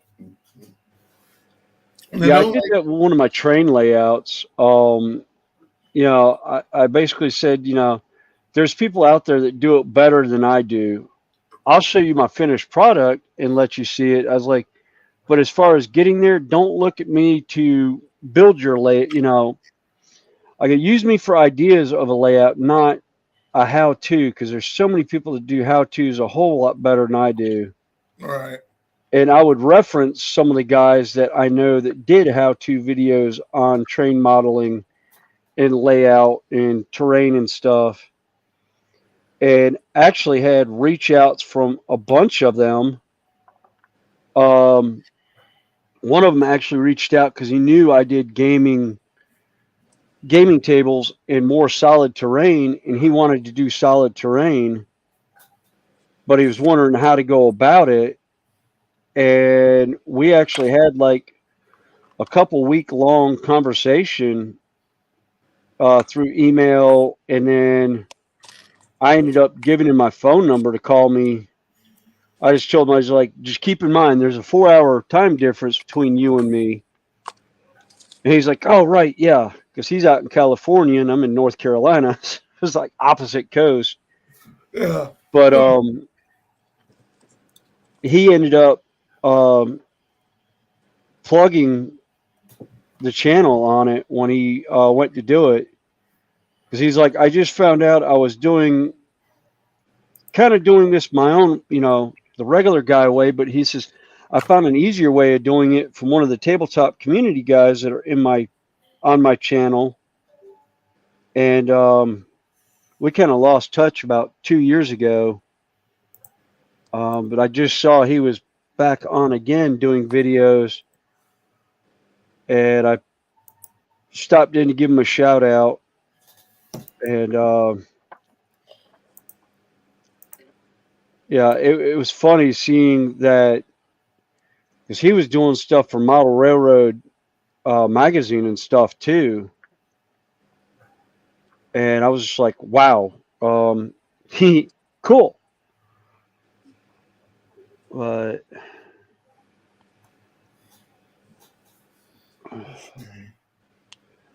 all right. Yeah. Okay, Rob, how are you doing today? Said you're I think your mic's muted if you're trying to talk. I haven't heard you yet. And yeah, that's pretty cool, Joshy. 31 thumbs up and 17 watching on mine. Yay. And we got 21 watching all together. Like I said, we're still streaming to Terry's land. And yeah, I don't think we've gotten any comments because I'll see them on StreamYards. I just won't see them on YouTube. Yeah. I always make jokes with my videos. If I see a like or if I see a thumbs up, I always tell people, every time I see one, I just want to call my mom and be like, thanks, Mom.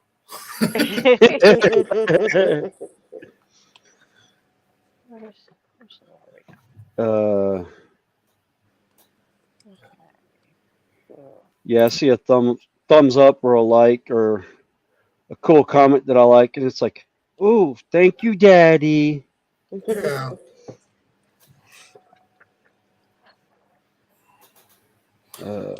It's like, and I really hate to sound like an asshole about this, but it's like all of a sudden I get a comment from someone's like, hey, great work or nice model or nice video, da, da, da. And I always want to ask myself, like, did they know they're commenting on my video, or did they watch the video? They kind of like skim through it, like, oh yeah, nice model or whatever. It's like, hey, comment's a comment, Yeah. I know I shouldn't think. To be honest with you, you do great work. And we are our own worst critics because we tend to look at things, we're looking at them at what I call a working distance. You're looking at it like 6 to 8 inches away. So you're going to see, and most of the time, probably through some kind of magnifying glasses. Can you guys hear this? Oh, there you are. There you are. Ah, Boffo, winning at I was last. saying it was muted for a while. I thought it was on our end. No, what it is that if I have StreamYard and YouTube up, I get two audios and I just get this jumble, and I Yeah. muted the wrong one. Okay. Yeah, nice one, Centurion. And in the meantime, I've dropped a part on the floor, and I'm praying the carpet monster has not done its deed. Looky. It's probably fed. It's well fed now. Then. Oh dearie me. Anyway, every now and again, I drop something, and if I don't need it, I'm like, have at it. Oh no, this is a do need thing, which is a bit of a curse, one must say. Yeah. Like I've got to go. I forgot. I got to go through my trash bin because I had a small bin of parts up in, and some of them went in here the other day. I'll have to go. It was a tray of mini bricks or micro bricks. Oh. Well, I bought a detail set about dropping stuff. I bought a detail set Chinese are what we bald men call shot to shit. From Detail Master, and it has largely because the old grey bear, he ain't what he used to be. Getting down, there's no fun at all, I tell you. And getting up, yeah. With a 3. Yeah, I know that feeling. Okay, let's see how we go. Can I find drum roll? Dun, dun, dun. Well, like I bought a detail set where I have like a hamburger package in the car, and it flipped. And it slipped out and like landed. As I'm watching it go down to the carpet, it's like in slow motion. No. Oh, that was me. I had models I was taking to go show a friend of mine at a Games Workshop store. Conversions I did.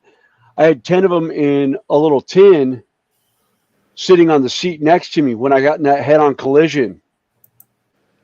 When the guy hit me. Oh wow! And I found 4 of them that day. That day I found like 5 of the 10, and when I ended up going back to get the rest of the stuff out of the car the next day at the scrapyard, I ended up finding the other 5. Oh, good. And I'm sitting there, I'm going through the car. Yeah, one of them, Connie, it was the found it. It was conversions that I did for the Space Wolf. The Space Wolf ones that I did. That I was showing Itmar, and I was like, oh God, no, please! This is like $80 worth of models. Oh no! Because it was 2 separate kits that I kit bashed together, and that's not counting all the time and green stuff. Yeah, the like hour per model because of cutting and filing and getting it to fit together. Actually, are they where are they? Are they close or are they buried in a tub? Oh, wait a minute, here's one. Here's one that's actually on a base. Well, or yeah. These are the bits that dropped. Oh God. Oh wow! Yeah. Let's see. Let me pull you up real quick. Yeah. Oh wow! Losing them falls heavily to the category of, to quote Rowan Atkinson as a teacher, rigid, fist up. Yeah. Yeah, no fun. Yeah, you don't want to be losing that sort of shit. Never mind. No. Found it. Problem solved. Yeah. Cool. And no, that's doing yours. Yeah. Come on, focus. Now then. There we go. Oh, that's wow. actually 2 models put together because the legs are from one. The legs are from one one model, and the backpack's from a different model. But yeah, the upper body and arms are one model, and that was one I had done. Trying to figure out which way that I was doing that I'll get to paint up later. I'm probably going to pull that shield off so I can paint it. I was going to say, how the hell are you going to paint that with that shield on? Because it's taking up a lot of room. Yeah, well, there's room to get behind it, but I think I may end up taking that arm off because it's just the wrist. think it's just the wrist and hand on the arm. There was a lot of cutting and conversion. Like his hand's missing right now where the axe was. I just realized the axe is not there right now, so I'm gonna have to find the axe at some point. Rob, Joshy B says, watching past streams, it normally lands behind the left wheel or, the left wheel of a chair or the foot of your desk. He was remarkably close to that assessment. And Natasha, John Alex asking what you're making. Yeah, the Joshy, the part fell pretty much because I got 5 spokes on my chair, and indeed pretty close to the wheel, close enough that had I tried hard enough, I could well and truly have crushed it. Well, what this sucks is well planned out by the carpet monster. It knows the game. Well, see, in the hobby room, we have like this light colored beige carpet, and it's carpet, so there's no shine to it. But yeah, it's kind of funny. The closer you get to the carpet, when you got the fibers right there, trying to find something, you notice it's hard as hell. Even if it's black, it's like, no shit, it's not it. And you're like looking through it, and it's hard as hell with the light, with the room light on. So you have to get a flashlight and have it at an angle and kind of get like a shadow of it. Yeah. Oh, I used to do that. That's why I went hardwood floor. I got hard surfaces with a rubber or a hard plastic chair mat. I still use that to look for pieces. I lay it down and look for the shadows. I've gone to where I have this one is now designated as my bench flashlight. And what's even really more kind of disturbing is like when you get down and you lay on the floor to look for whatever piece you drop, then you start to realize like, oh wow, man, look at the dust and the dirt and whatever it is. Like, holy crap, this is big. Like, you don't really think about it until you put into perspective of what you're working with, comparing it to what's on the floor, and it's like, oh man, I really need to clean this floor. Believe me, I've already told myself I need to. 7 projects. When I was down there, I found fishing line. Let me bring Tasha up so she can show John Alec again. That's what I'm making. Oh wow! And this is how far I've gotten. All right. Boom. I still say anyone who does diamond art has more patience than me. I'm over here at the moment. Yeah, I would. Yeeticus Deleticus across the room comes to mind on more than one occasion. Although there's been quite a few times with some of my miniatures that I've wanted to yeet them across the room just because I've gotten so aggravated with them. Yeah. If you didn't, especially if I'm doing conversions, it'd be unusual, mate. Yeah. Oh, there's some conversions I've done that I've gotten into the build process and like halfway through got so aggravated with it, I've just about chucked it across the room. Actually, I had the harsh experience of once having a Lavochkin from which model? Can't remember which model it was. It doesn't really matter.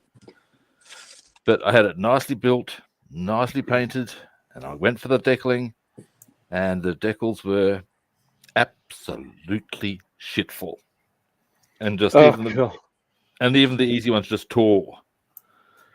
Yeah. Thought, is my sanity worth this? Answer: no. Here you go. Here's a sanity for you. For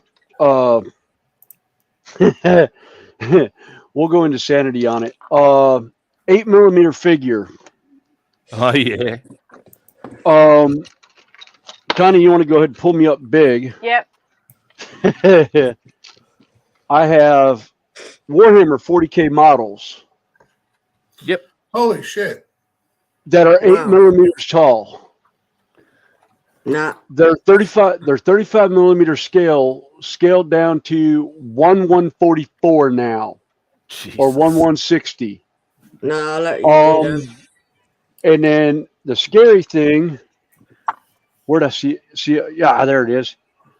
There's the shoulder pad emblems for it. Those are water slide transfers. They're so small. You can like paint them one color and no one will know the difference. Yeah, exactly. Hold on a second. I need to mute real quick. I got a phone call coming in. Building a 1:350 battleship, and I'm considering getting, because you can get little figures that'll go into the gun positions and all that sort of caper. I'm thinking about it, and I'm also thinking, am I just making a rod for my own back? You know, there comes a certain point of, really? Really? And the answer is yes, really. So, and despite all the trepidation, odds of my doing it pretty damn high. Oh, where is the head for the AT-AT? Where is that? Hey, Drew, no, that's how not you where the doing? AT-AT is. Welcome in. Where is the AT-AT? Is he still in here? No, it's not in that appreciate everybody hanging out with us and there it chatting with us or just lurking. I was looking for my goggles. They're on my bloody head. Lights are on, but no one's really home, people. Look, in my defense, I haven't finished my second coffee yet. Here you go. What can I tell you? It's 1/44th scale Bandai. Oh, yeah. I've never actually checked out that sort There's of stuff. effing stormtroopers with detail to them, and they have stickers and water slide transfers for them, so you don't have to paint them. And I'm like, are you freaking kidding me? I was looking at the stickers. I was like, there's no way. No, I will paint them white. I will paint the interior gray. I'll do it. It's even got the dashboard. Well, you know how you I mean, dashboard controls on it. You use the Force. The Force. Oh yeah. Don't. Or you can even try out the. Actually, that's actually from Enter the Dragon, but we'll trot it out anyway. Don't think, feel. Yeah. Yeah, and then I hear a little green guy. There is no try, just do. Correct you. There is no try. Do or do not. Yeah, that's right. Yeah. Although it's you either gotta do say, or do not. There is no try. The little green man does have a case. If you're just trying, you're probably not 100% focused. Yeah. Yeah.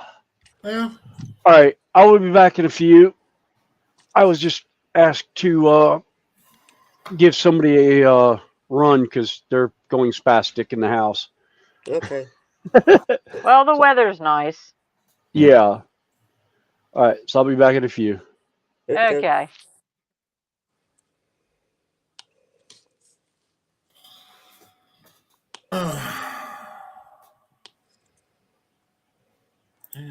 I think I figured out that the scale I'm building right now is about 1/40th. Maybe a touch smaller. But you know what? See, the small scales have the problems of the detail painting, smaller parts. Yeah. Smaller details to get in paint. But then it's like you can be like, man, I wish it was bigger so it'd be easier to paint. Well, if it was bigger, you see more problems or more things you might have messed up on, or it's a bit of a trade-off. It is. Like, because when I was last time I was talking to y'all about that newer Ford V8 that I bought. It was like a 1/10 scale, and there were so many parts.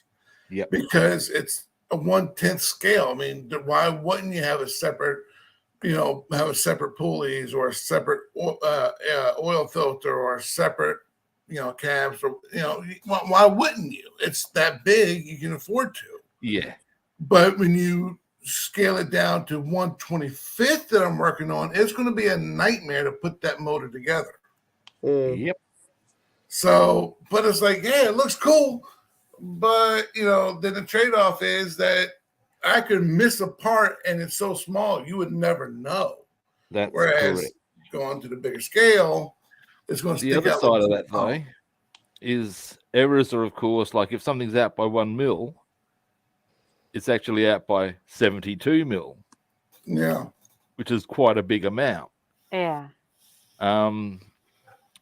That said, if you're looking at out 1 mil on a 1:24, it's 24 mil. So it's not as big an error, but it'll be kind of more obvious, I would think. So, yeah. All these little trade-offs that we make. There's trade-offs on... Well, it's kind of like where, even the orange peel, before you start buffing on the cars, if you look at it as the 1-to-1, it may not be that noticeable. Where, for example, like on my 57 Chevy, if you enlarge it to a full-blown scale, it might be almost flawless paint. But then all of a sudden, if you take into account of the actual orange peel in it, it might even stick out that much more because the orange peel itself is bigger. You know what I mean? So it's easier to hide in a smaller scale. Yeah. But you lose a lot of detail, but it's easier to hide stuff. So it's kind of like pick your poison. Also, on a smaller scale, if you need to make a part, just as long as it looks like the part, it doesn't have to be exact, you can usually get away with that. And that's true, because I've actually had people tell me before, the trick in the modeling is not being accurate. It's an illusion. And if you can sell the illusion, your model is always going to look flawless. It's always going to look beautiful. Like what we're talking, like what Shinobi was talking about earlier, as far as the river counters, you're always going to have those people like, oh, this doesn't go to there, blah, blah, blah. But unless you're building for that, which kind of takes the fun out of it, but just kind of doing what we're doing, just doing it for fun.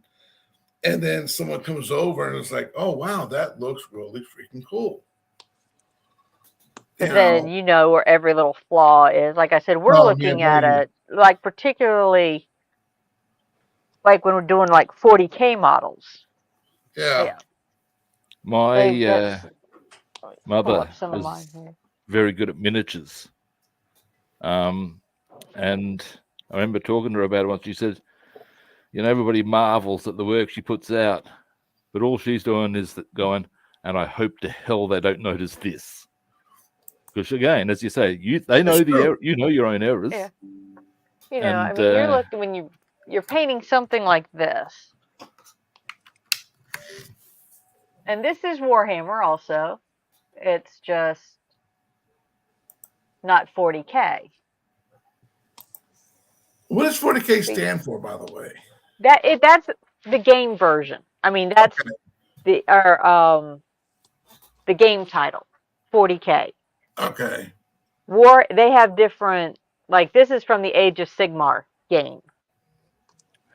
I've got to say, I do find it kind of interesting. I haven't ever played Warhammer, but I used to do a lot of role-playing back in the days when it was just paper and dice. I would just hate to put a model together and then all of a sudden lose a battle and I'd lose that vehicle. It's like, that ain't happening.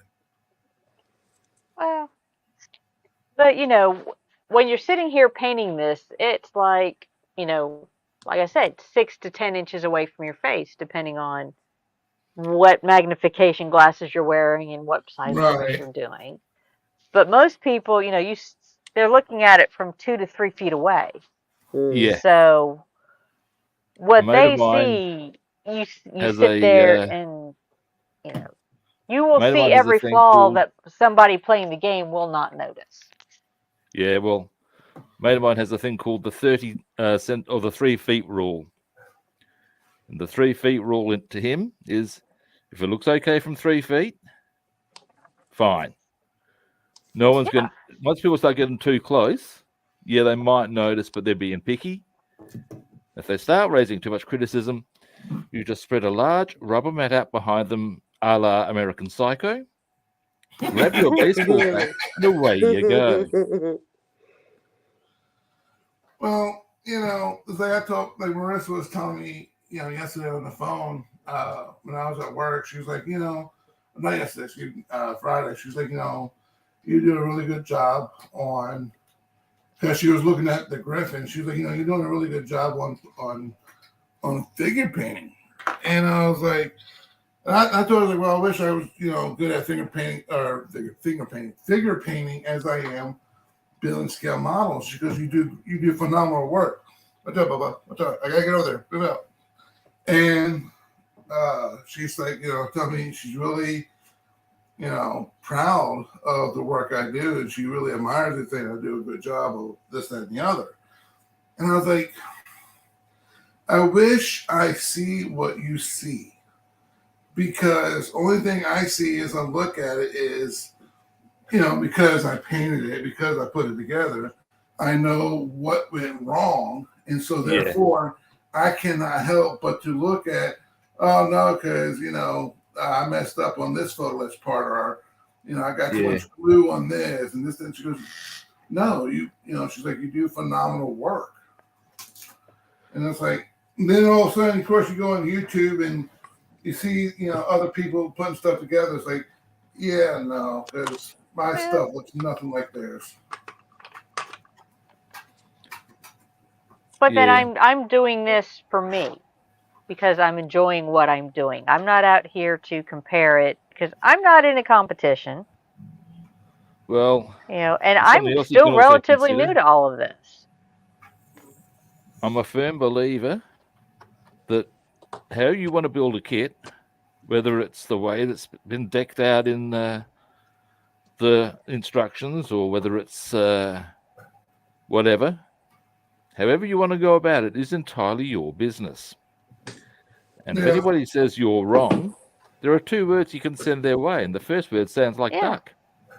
You want to build. Well, and it also depends. Fortress. Are you doing this for your? Go ahead. Are you doing it for your own enjoyment? Are you doing it as a commission work? Now, if I do commission work, like I do with my sewing, there are I'm always more particular for other people. Yeah. Well, the fact that I post the the product or the project on my YouTube channel, and I know when you put yourself out there like that, you have to. Not saying that gives anyone the right to be an ass, but you open yourself up to comments, to criticism. Yeah, you do. And so I'm just trying to do not so much as a flawless, project, but I try to do the best I can. Oh yeah. And so when I get done and I look at it, I have to ask myself, is this the absolute best you can do? And I have a hard time, I won't be able to look at myself in the mirror and say, yes, this is the best I can do when I know, when I know I could do a better job. Or, if I put, maybe next time it could be a better job type deal. Something I would make it as an observation there is that 9 times out of 10, in my experience, the dudes who make those sorts of condescending, patronizing remarks don't put their own work up. Yeah. Mm-hmm. Yeah. And basically, they are, for want of the a textbook phrase, keyboard warriors. They are just there trying to troll you. They are dickheads. I call them keyboard warriors. They wouldn't come out with that sort of shit if they looked at it and you were standing next to them. Yeah. They're just assholes. So when I see that sort Natasha, of stuff, I go, you're taller than me, by the way. Am I? Yeah. When I get I just literally break 5'2". I break 5'2" on a good day. Probably going down to 5'2". Yeah. I feel like I'm shrinking. Jossie just said, Tasha, Google the biggest diamond art you can do is 180 by 70 centimeters. So that's 5'10" tall. by about not quite half that. Oh, thank you. I'm getting subscribers. I'm going to have to get my printer up and running soon. As soon as I get it. Talking about height, I was watching this thing about some high school basketball players, for boys. Oh, yeah. And they're the state championship, and they're kind of giving some stats to the guys. And one boy was 6'10" at just a little over 200 pounds. And I was like, now I'm 6'1". Well, really 6 3/4, but kind of like Connie, on a good day, I'm 6'1". But it's like 6'10". That is a mountain of a boy or a kid. Like 6'10". Like I'm having to tilt my head to look up at him, and that's holy. And it's like 200 pounds. That's just pure skeleton. That that can't be 200. His bones weigh 200 pounds. 6'10". My sport of choice is rugby, and you do get some quite tall units in the second row there. But even amongst the young players, when you're talking about your front rowers, some of them are units, mate. There's a guy who plays for the Wallabies, and when he was 19, he was something like 121 kilograms, which is 260 pounds. Holy crap. And there's a guy who plays, he's just started playing for France. He's the son of, here we go, this is hilarious. The guy's name is Pasolo Tuialagi. He's 6'4" and 300 odd pounds. He's 19. That's a tank. His father was a guy named Henry Tuialagi, who was 100, and he was about 280, 290 pounds. And if you want a good laugh and watching somebody absolutely hammer anything in front of him, search Henry Tuialagi, and it's an absolute crack up. He makes absolute rag dolls of opposing players. And what's his name? Henry Tuialagi. Henry, I'm sure you can spell that one. Tuialagi, Tuilagi. There's actually a whole family of them. They're all absolute machines. I had to look that up because it's do, mate. You will laugh. If you like those sorts of things, you will laugh yourself shitless. Oh, I certainly do every time. Well, I remember when I was in high school and I was like 5'11", in high school, and I really hadn't grown much because I kind of like I peaked at like 6, and it took me like almost a year or so more to get an extra inch because I was 6'1" at a time. It's just as I've gotten older, I've shrunk 1/4 of an inch. Yes, you do. But I was 5'11". I was 230 pounds, 218 to 220 pounds. And, which I thought I was chunky then, but I was really just lean. I just didn't have the definition, but there's guys my size, and I never thought much of it. I played American football, and, we would have to, do 40-yard dashes. And my best time was in a 40-yard dash was like a 5.6 seconds. Yeah, it's good. And I'd be like, man, that's pretty fast. Like, I had to stop, and I was telling him, yeah, but Mike just ran 4.4 or 4.5, and he's like, yeah, but he's also 140 pounds lighter than you, bro. It's a bit true. Like bears can chase down much smaller animals because it's all about explosion off a short distance. Yeah. Back when I was playing front row, I was faster than over 20 yards. I was faster than the smallest guy on the team. Over 50 yards, he was getting away. Over 100 yards, see you later, son. Yeah. But over that short range, he was toast. But and that's what I had to look at. I had to look this guy up because that's one thing I like about American football is that you have to think these guys are 300, 320, 340, and granted, you have pad. The pads are only going to help so much, but it's still that initial impact. Oh yeah. And, that's what I loved about football was, you're coming off the scrimmage line and the blow the whistle. You come off the scrimmage line, and you're giving it everything you have to go through whatever object is in front of you. I was the team battering ram on the rugby field. I was also the first up tackler for all the penalty sort of situations. And oh, mate, how I miss the love. Well, I was on a defensive end. I was always a lineman. There's no way at like basically 6 foot, 220, 230 pounds. There was no way I was not going to be a lineman. There was no way. And yes, thank you, James, for the shout out. It was people are like, you need to get mad. It's like I didn't find my passion through anger. I found my passion as it was a physical challenge. For me, it was my captain used to like me good and angry.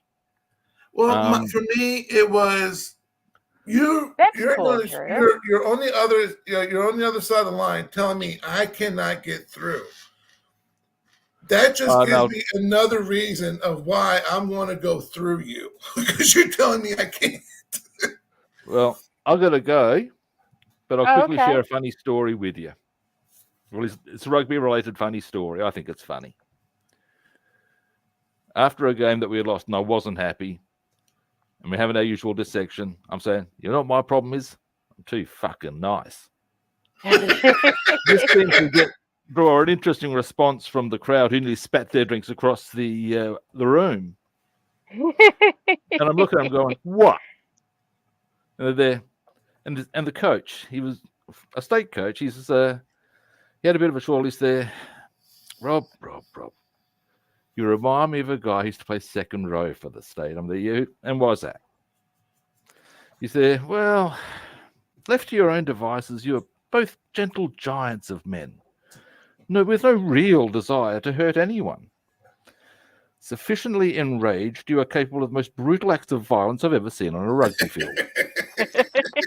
I'm there, ooh. And yeah, it was pretty much after that my captain took me aside and said, look, mate, if you don't think you're good enough for a game, I will slap you around. And I'm there, oh, okay. And so it began. And yeah, before games, I used to get sometimes getting a good slapping, and by the gods, when I went out there, I was foaming at the mouth.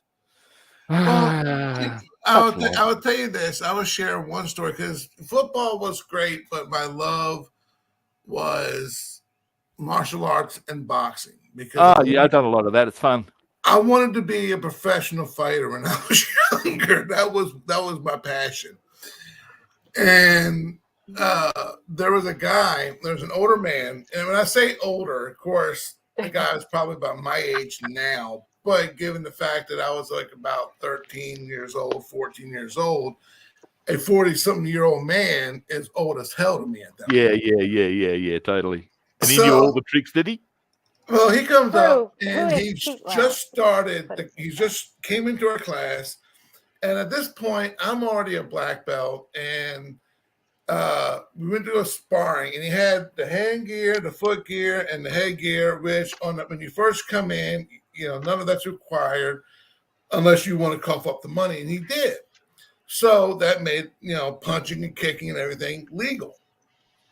So he come up, and this poor guy, like his head came up to about my chest, and his gut overlapped his belt.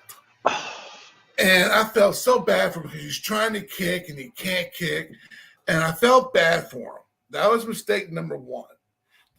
And I was like, hey, man, I see you having a hard time kicking. If you want, we can just use straight hands. And as soon as I said hands, like I said, for plural, and hands, he was like, okay. That should have been red flag number. That should have been red flag number 1 from that. Because he was like, okay. Okay. And for like the next minute and a half, he mopped the floor with me.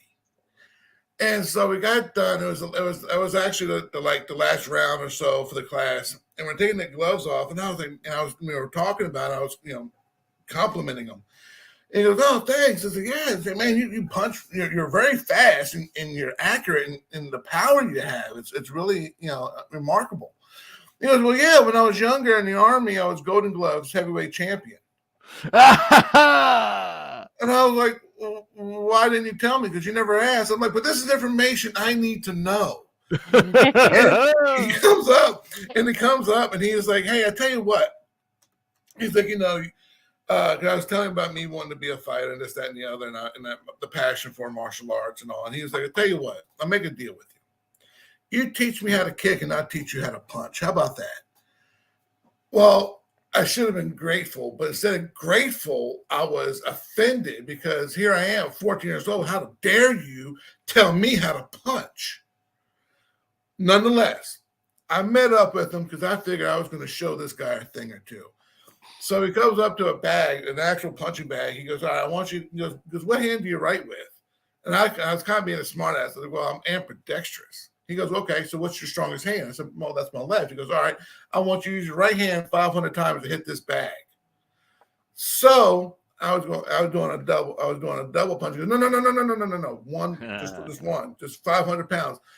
I don't remember what number I got to, but I sure as hell know it was not 500. My shoulder was done. It was worn out. And so anyhow, and I spent the next, 6, 7, possible 8 months working with this guy. And he was working the dog shit out of me. But I loved it. And so I went to my next competition, and I was so full of nerves and anxious, just tense. And my legs, Joshy. Yeah, and my legs felt 100 pounds each. And so I'm standing there in my normal stance, and I can't kick, and I'm just moving sluggish. And we go to the break, and he come up to me, and goes, "What are you doing?" And I was like, "Man, I just can't do it right now. I'm too much in my head. I can't kick." He goes, "Well, that's why I taught you how to punch." And I was like, "Okay." So then, I stood there. And I changed into an actual boxing stance, and I tore the shit out of this guy's shape. And it was a martial arts. It was a martial arts competition, but I was beating people with just good old American boxing. And I loved it. I loved it. But this old man tore me a new ass. He's telling me, Golden Gloves champion heavyweight division. And I'm just like, okay. But anyhow, moral of the story is never underestimate your opponent. Oh, indeed not. Yeah. Indeed. Anyway, I've got to go, guys. I will see you all later. Thank you for hanging with us for a while. No worries. I'll see you in due course. See yous. No, see you next time. We'll get together about me joining on one of yours. Yeah, that'd be cool. At some point. Yep. All righty. All right, Ron. Nice talking to you, man. Yeah. Yeah, but it was just, that old man tore me a new one. Oh yeah. I was half listening to what you were talking about with the guy that came in was a Golden Glove in the Army. We actually had that. One of the friends of our sensei came in back when I was taking Taekwondo and Kempo, and came in and acted like he was a white belt and was like calling out black belts to spar against. And he called me up, and I was like, "You really sure about this?" And he goes, "Oh, yeah. Well, I looked at my sensei, and he just kind of nodded at me. Yeah, this guy about wore me out, and then come to find out he's like a 5th-degree black belt from Okinawa that my instructor knew. He wanted to see who would catch it because he was a well-known person. And there's another one I've seen at in jiu-jitsu. The guy comes in as a white belt, and he's kind of going through sparring with guys, and he's just like blowing through these guys. Come to find out, he's actually an MMA fighter. Oh, wow. In jiu-jitsu, but he wasn't doing any striking or kicks. He was just doing all grappling. And he's just folding these guys up within like 30 seconds. And they're all like, what? And he finally comes back in his gi from his sponsorship school. And he's an instructor in jiu-jitsu. And they're just like, oh, man, that's just wrong. That's just so wrong. And it's like, you didn't ask. Well, you just assume. My best friend in high school, Mitch Sanders, really his name, it was junior because his dad was senior. And, Mitch and Tony and Eric and, Dave, all the guys were like, Mitch and Tony were seniors. Dave and Eric were juniors, and I was a freshman, right? And, and I met them through football and mutual friends and whatnot. But we all had a similar personality and rambunctiousness, if you will. So we're over at Mitch's house and we're all wrestling, and his dad comes out, and his dad is still, because Mitch stood like 6'3", like a good solid 330, 340. Like he had a gut. But when you hit his gut, it really felt like you were punching a brick wall. And Mitch's dad was, roughly about my size. My Pitbull is over here sleeping, and she almost sounds like a Chewbacca a little bit. While she's yeah, I thought I heard something like growling in the background. Yeah, she's snoring. She's like, I could just make it out.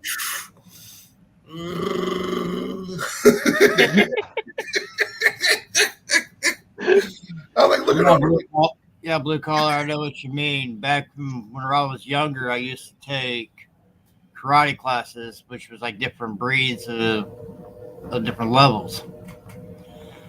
My master told me, wanted me to go up against this one guy, which I had the highest belt, which you could think of, which at that time, I was also trained into weaponry, kendo sticks, and everything you can think of.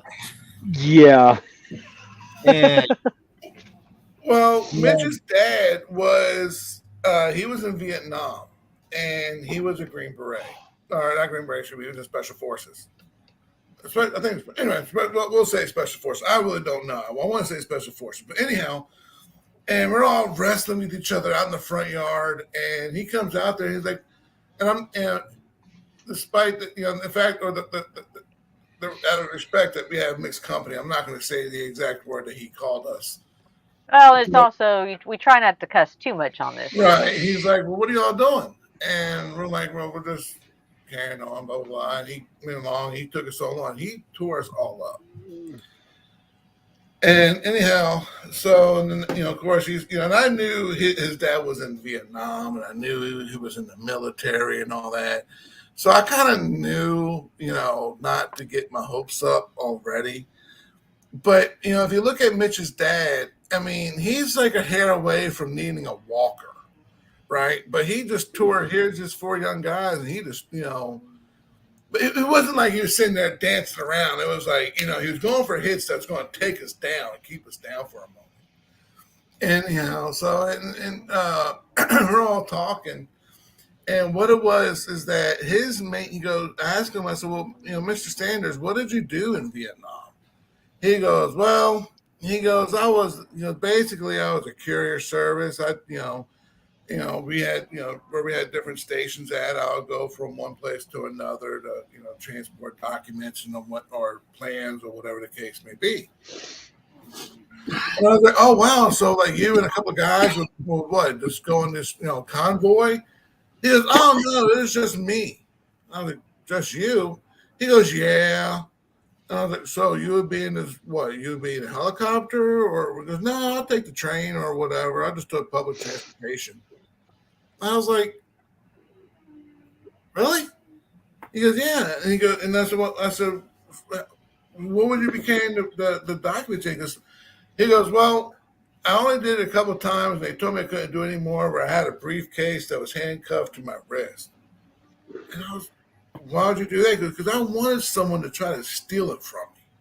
And then I'm like, okay, so not only is Mitch's dad, a badass, he's also psychotic. Because who in the hell would try to, you're antagonizing the enemy.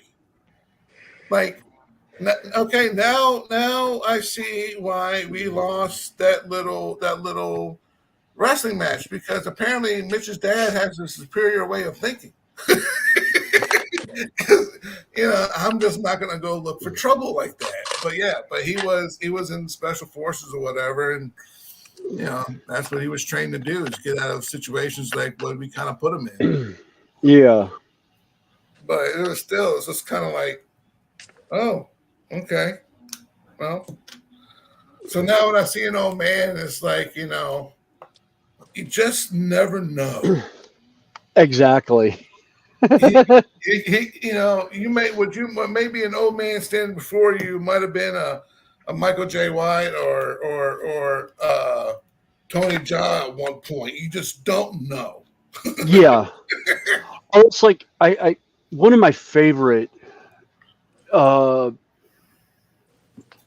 the local radio station here. I don't know if John Boy and Billy's. I know they were syndicated across the country, but they used to have Dumb Crook News, and they had one. It was a report that came out of California, San Diego in particular.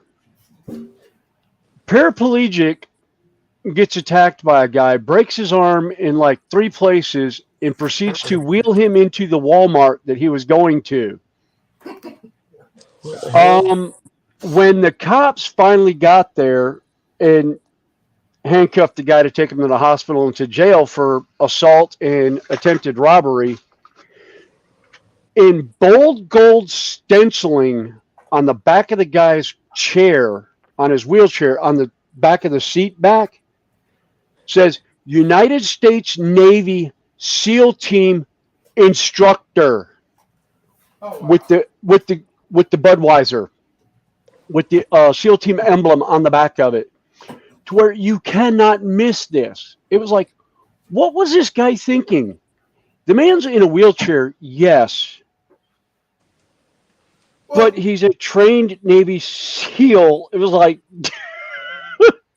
well, you got to take this into consideration as well, is that, I've seen them where, the legs would be for your wheelchair, where it's bent down. They use that as a knee. And it's like, people make jokes about it, but it's like that, regardless if it's a hollow tube or not, it's still aluminum. It's soft metal, but it's still a metal tube that they just slam the bridge of your nose or your forehead. It's going to hurt. Yeah. It's going to hurt. Well, and look at it this way. He's sitting down. You're going to have to lean down to engage him. You are already off balance. Well, he's going down, so gravity is against you at that point. Because if he's grabbing you and pulling you down, it's that much more force is going to go right up against that face, and it's like, Well, he just grabbed his arm, put him in an arm bar, between his 2 arms, and basically proceeded to wheel himself into the Walmart. And I'm just dying laughing, thinking, I could see this. I know some guys in wheelchairs that were, special forces and whatnot that, had debilitating injuries. And just because they're in a wheelchair doesn't mean they did not stop training. Yeah. Once they recovered. They changed their training to go from being, on their feet to basically sitting position. And I was just like, dude, this guy really did not. He must have not had all his brain cells in Well, one spot. it's like he my did brother not said. judge his prey very well, did he? Well, No, he didn't. it's like my brother once. I was talking to my second oldest brother, and I was telling him, I was like, the one thing that's really sucks about getting older is there's every day it seems to be just me adding that much more to the list of things I can no longer do. And Yeah. the one thing that scares me is I'll never say I was this I'll show you, the term Billy Badass, but I was very good at what and the discipline I was studying.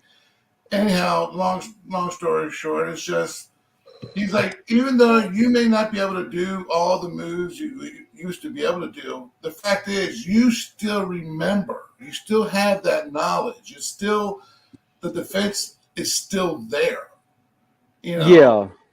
So I found that when I went and took I went to a place near me that's teaches karate and jujitsu, and actually Henzo Gracie trained my instructor in jujitsu.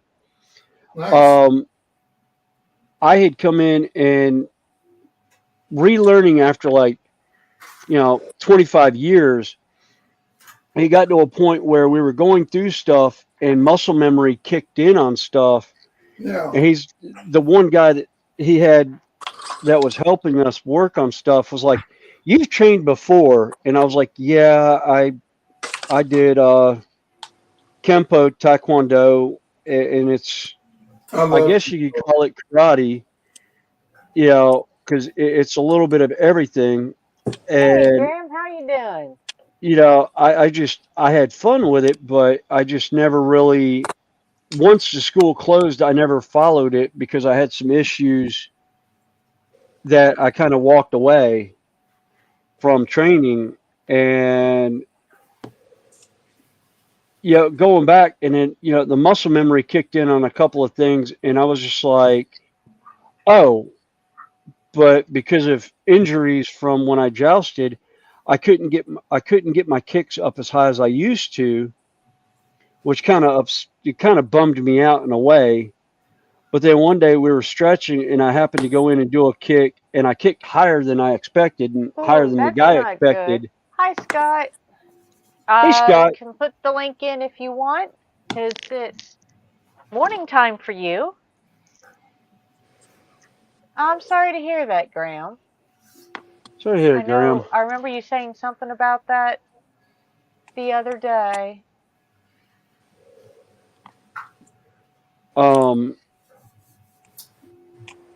But yeah, it surprised both of us when he's sitting there rubbing his elbow, and I realized his elbow was up at his shoulder, and he's as tall as I. He's 5'11", 6 foot tall, and I actually got a kick up about 5.5 feet, and I was like, wow, sorry about that. I didn't mean to kick that high. I didn't think I could.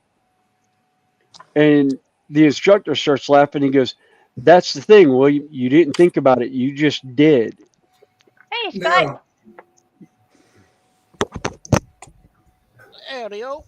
Hello. Hello, Scott. Yeah, I said it. I went back to bed. Well, he said he went back to bed. Oh, okay. That's not a problem. I took a nap between streams this morning. Yeah, it's just that I've got night shift tonight. I actually you got to go to work tonight? Shift. Yeah. I actually go to day shift tomorrow. And I'm like really, really, really happy about that. Oh, God, although I'm wondering whether or not I'm going to make it. But my job is kind of being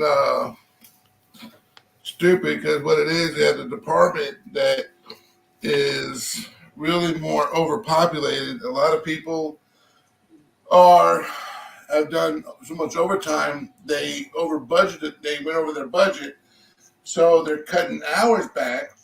Okay. So what they're doing is, for me, because I work for materials, so the sheet metal department, I work instead of 8 hours. I do 12. I do 12 days, and I do 8-hour days. So on Saturday, just Saturday and the Sunday only. Saturday I work 10 hours, but Sunday I'm working 5 because they're shutting down for 5 to 6 hours at a time.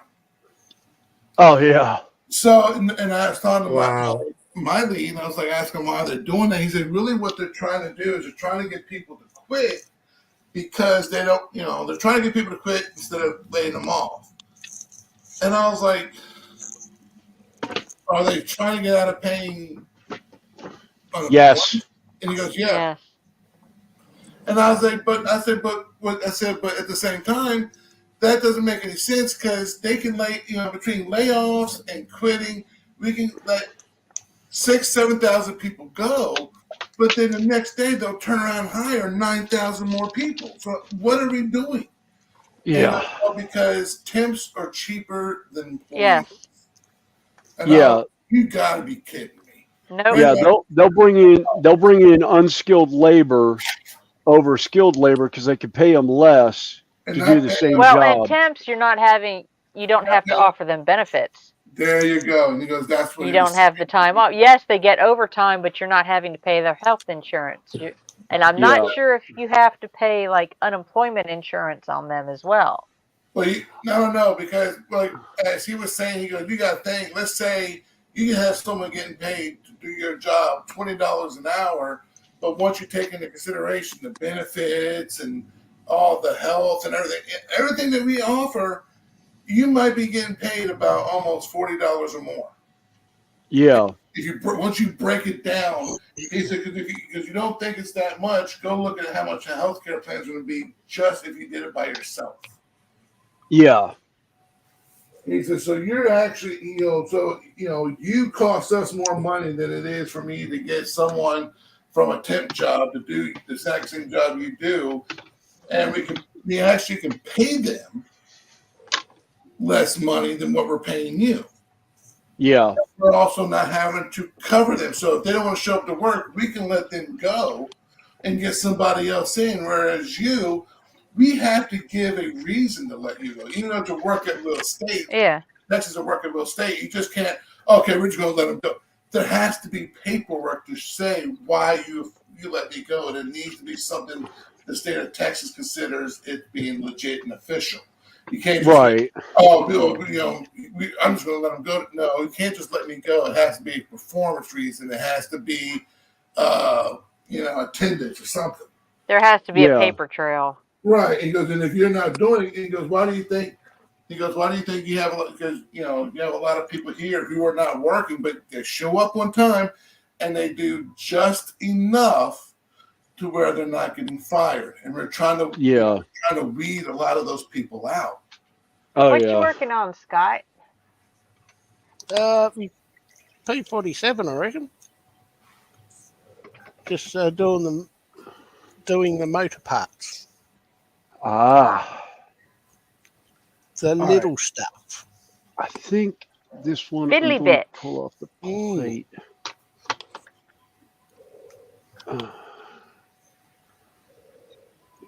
I'll run that through the wash station once this stuff gets done on the curing station because I only have one plug because the one plug that was on my one wash station blew a fuse or something, and I keep trying to order a new one, but it's never available on the website.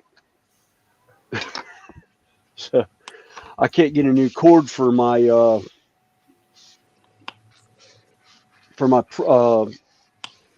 curing station because the only place they have it is at the Chinese warehouse, and the Chinese warehouse never has it in stock. I'm thinking about looking at the one and seeing what kind of voltage rating it is and how the plug is set up and see if I could just find an aftermarket Are you needing the plug that goes from the actual box to the wall, or the machine to the box? This one actually goes from the plug to the machine. There is no box in between. It doesn't have the transformer Yeah, it doesn't have the box. transformer on it. No. Yeah, there's no transformer on it, unfortunately. Otherwise, yeah, I would get a different transformer, but And I was saying, because that probably would have helped you if that was the case. yeah, no. I don't think it does. Trying to dig the plug out here. No, maybe it does. No, it's all one piece. There's not two plugs to it. It goes to a transformer box. But it happened when I first got it, and I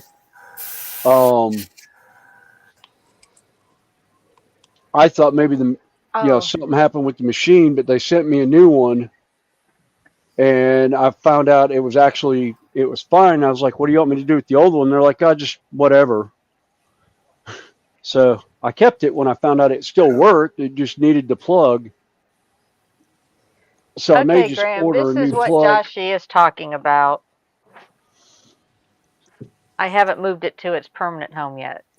Oh, that's awesome. I remember Oh, that. wait a minute. Actually, let me see if I can switch cameras so Whoop, you can get a wrong better one. view of it. I just pulled myself up accidentally. There you go, Snow.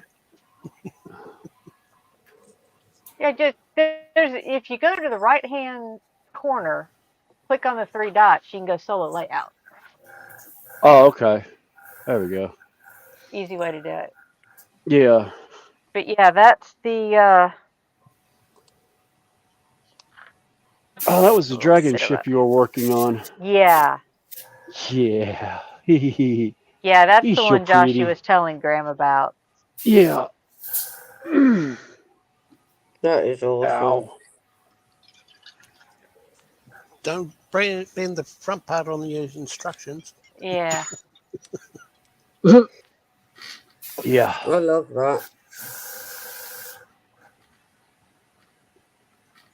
Will it float?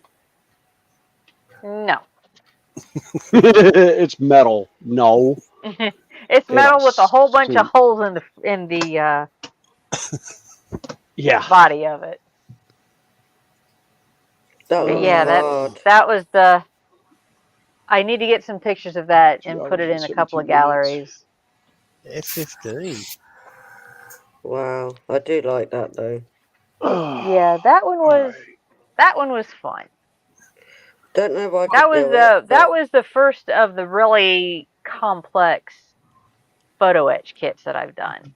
Yeah, I don't think I could do that. Probably just couple for lately. Sorry, but what publisher, Graham, was the F-15?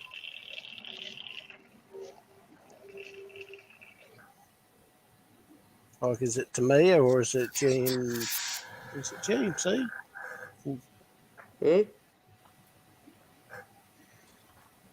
And this is the last photo etch kit I did. I just finished this one earlier this week. Ooh. I like that as well. I don't think I could do And it let's though. see if it'll work. It lights up. Cool. Oh, nice. Was that hard to do? No. Oh man, I'd give it a go, but whether I It's just a matter of just taking time and having the right set of tools will help very much. Oh, I don't have none of them tools. I'll go buy them then. Well, let me get this out of the way and I'll show you the ones that I use that have helped me a lot. So you need certain tools for them? Well, they're basic tools you can use for any model kit. Basically they're just pliers. Yeah. But I'll show you the tips on them. Let me switch back to overhead.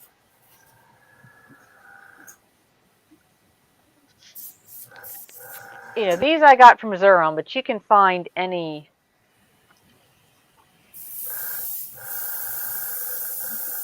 I see now. Yep. And the thing is, they are flat on the inside. Yeah. They don't have teeth. Mm. And these particular ones are flat on the tips. Yeah. And I think I've got like 3 different sizes. Where's my short pair? I'll have to look into getting them. These have really helped. I've got the wide tips because I've been able to use them to help. And also, and you can get these inexpensively. I've seen them on Temu. A set of what they call metal shaping. All Yeah. right. And there's one more. Mm. And Could you give us a this, little demonstration of how you use them? I can. I mean, I did so. Because you got my attention. I'm Last stopping week. what I'm doing this watch because I Oh, was okay. intrigued. Well, let me get my next piece going here. And if you do start metal kits, whatever clippers you use, your little nippers, keep it specifically for the metal. Right. Yeah. Don't try to. Well, because you do photo etch, and I'm getting back into photo etching to a degree, and that's the one thing I've kind of like learned the hard way. Yeah.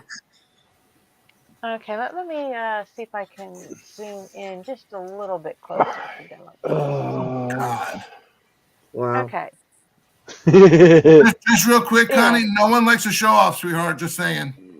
Well, I no, like to you show you off so I asked know what I'm about how doing. I'm using. You asked about how I'm No. using tools I'm in some talking about respects. your work there, darling, because that is Oh. beautiful work. But you just basically it's little tabs Yeah. into little slots, and most of the kits will have they're kind of self-explanatory which direction they go because they'll only fit one way. Yeah. And they can be a little fiddly to get them all lined up at the same time. I'd be afraid I'll just smash something. Yeah.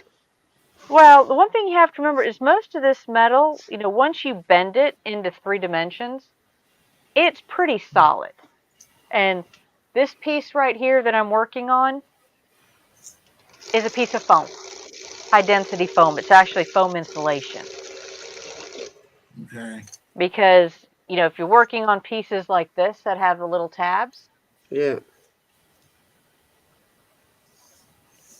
you can sit it down into the foam Oh, and it cool. gives you a solid base to press against without damaging the little tabs. And that's just padded foam, or it's not. It's 1-inch foam XPF insulation. Okay. Yeah, it's XPF foam XPF insulation. foam. That's actually Yeah, pretty depending on where you buy it. Lowe's has the green. Home Depot has the pink. This Owens Corning.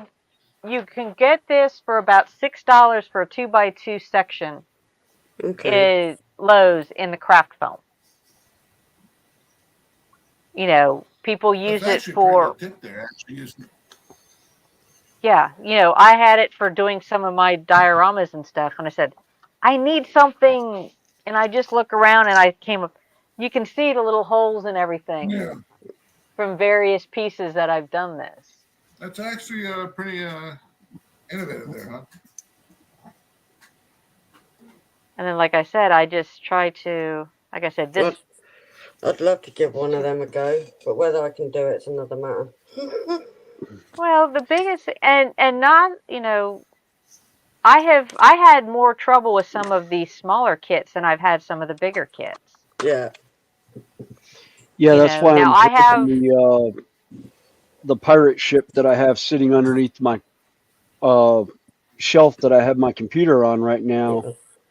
I found out it's actually a 1/160th scale.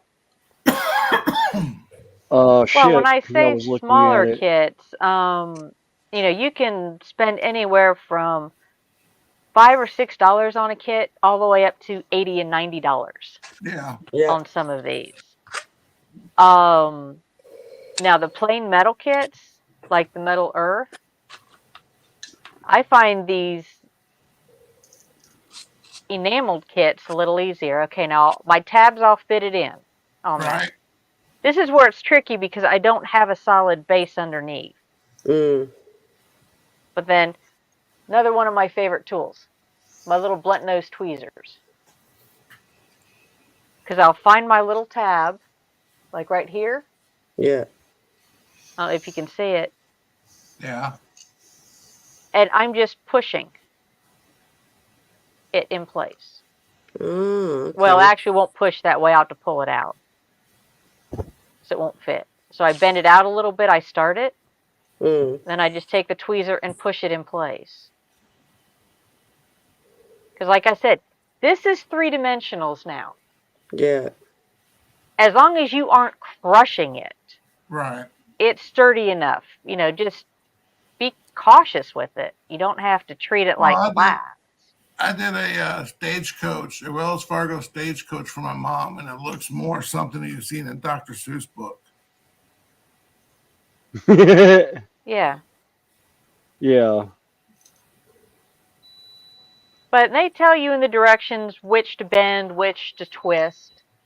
Yeah. But no, if you get one, we can always get together in a green room.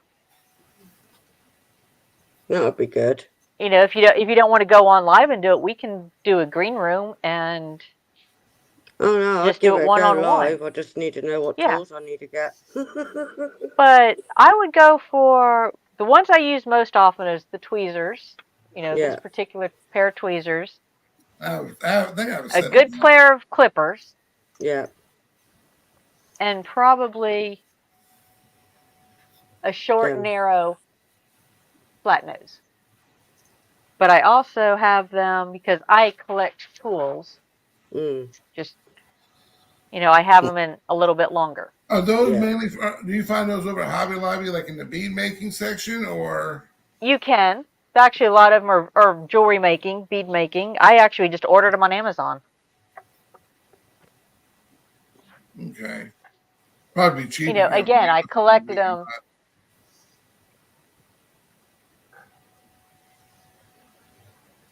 Yeah, actually, I found if you have a Michael's near you, Michael's craft store, they usually have cheaper prices than Hobby Lobby.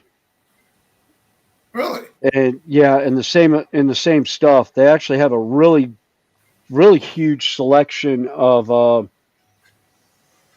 bead making and jewelry making tools. I try and avoid Hobby Lobby, just my own personal reasons on some things, but yeah, Michael's has a lot of, because they're more a hobby store and craft store, so they have more your professional tools in that, because they're geared more for the hobbyist that's looking to do it almost as a business. I can see that. It's kind of like Home Depot as opposed to Lowe's. I was going to say it's kind of like a Home Depot and Lowe's thing. Yeah. To be honest with you, even as a commercial electrician, I find I'm going to Home Depot more for stuff for work than I am Lowe's. Even though Lowe's is supposed to be like the contractor's go-to. Right. A lot of the stuff that I do, like I like the pink SPF foam from Dow or Owens Corning, which is only available at Home Depot, where Lowe's has the Lion Span or whatever it is. I just find Kingspan, yeah, it's a thicker density with the pink stuff than the blue stuff. Well, that makes a little more sense. Thanks. I'm gonna catch up on chat for just a second. Okay. Yeah. Thanks, Graham. About Marcus would be going pineapple building that. He was going to say, anytime you want to learn to do something, you got something to do at the house, you're not quite sure of, you can't get a hold of me. He said, go to Home Depot and you always find a contractor there and they can help you out. Yeah. Oh yeah. Thanks, Drew. I've been kind of got into a metal kit binge at the moment. Yeah, I've actually I done that. love trying new things out, even if it is a challenge for me. Yeah, Rob, I've actually done that with gone in and a customer was asking one of the people on the electrical aisle, a question about an electrical piece, and he's like, I really don't know, and I happen to be walking in my uniform from work, and he's like, oh, here's an electrician, and he actually knew me, and I was like, what's the question? He's like, well, it's residential. He goes, I know you do commercial. I was like, well, I've done residential, and I was like, and it's all the same. I go, what's the question? She's like, well, she was asking about this particular receptacle, and I was like, yeah, that's for what you're wanting to use it for. That's perfectly great. Not a problem. It's easy to hook up, and I pulled one out of the box because I was actually buying one myself, and I showed her how to hook it up and what it's like. Your black wire goes in here where it says hot. Your white wire goes in here where it says neutral, and your green. Can't speak today. Your green wire wraps around this part here, and she's like, "Oh, that's so cool." I must be a ground fault GFI circuit or outlet. Actually, it was a ground. She was putting in a GFI, and I was like, now, I was like, do you have other wires in the box? I said, are you replacing the GFI, or is this just going into a spot that you already have? You only have one set of wires. She goes, oh no, actually, I'm replacing the GFI because it quit working. I was like, okay, make sure that you take the wires off as you're doing it and hook them up together. Make sure you put the right wires in the right spot. She goes, really? I was like, yeah, otherwise it won't work. I go, best way to test it, once you put it in, hit the reset button, or if you have, if you have a receptacle tester that has a GFI piece on it, just hit the GFI. If it trips, then you've wired it correctly. If it doesn't trip, you've miswired it. Open it back up, flip the wires over. Yeah, the white wires and the black wires, swap those two from where you've got them. She's like, that's cool. I was like, yep. He's like, thanks, because I was so lost. I don't do electrical. He goes, I'm a plumber by trade. And I was like, I'm sorry. Plumbers and electricians always pick on each other. Intertrade squabble is so much fun because we love picking on each other for stuff. Oh, there you are. And he's like, what's wrong with plumbers? I was like, new construction or were you service? He goes, oh, I was service. And I was like, okay, I'm not going to say what you are then. He goes, I know. We call them poop chasers. Is a service plumber. And it's like, and I'll ask plumbers a lot of times when I see them on a job site, it's like, are you a poop chaser or are you a builder? He goes, oh no, I'm a builder. And we'll get laughing real good about it. It's usually always for a good laugh. That's and I'm sure funny, Connie's Graham. probably laughing about stuff in the chat. I'm reading chat because they've been talking back and forth together. I don't have my glasses on, so I can't read the chat right now. Oh, Tasha's been entertaining them too. Oh God. Yeah. Which is fine. Joshy's in chat. Anytime Joshy's in chat, there's like 3 or 4 different conversations going on back and forth. Oh, absolutely. Hi, Joshy. I was going to talk it, but it's easier to say it. All right, glasses on. I want to roll back. Yeah, because Drew Irvin was talking about going to Las Vegas for a master class in printing or painting. Who? What? Yeah, Drew Irvin. He's going to Vegas shortly, and can't remember. God, where he had the name. I've got the links. I think Joshy sent them to you. Yeah, he's going to a master class in Vegas. The guy's coming over from Spain. Trying to find the name. I think I know who he's talking. Vincenzo Celeste, aka Miniatures Den on Twitch.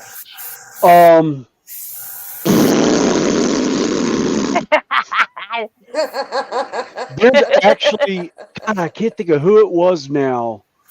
There was a YouTuber I was following that on YouTube, actually by the way. got a 3D or a 3-day trip to someplace in Italy by him to a painting and modelers convention.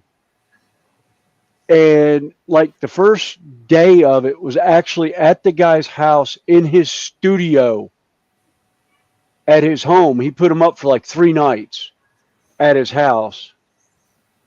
Graham, I hope not. I'm just scrolling back up through. I hope that's not the case, because meaning to give it up is not positive vibes going your way, man.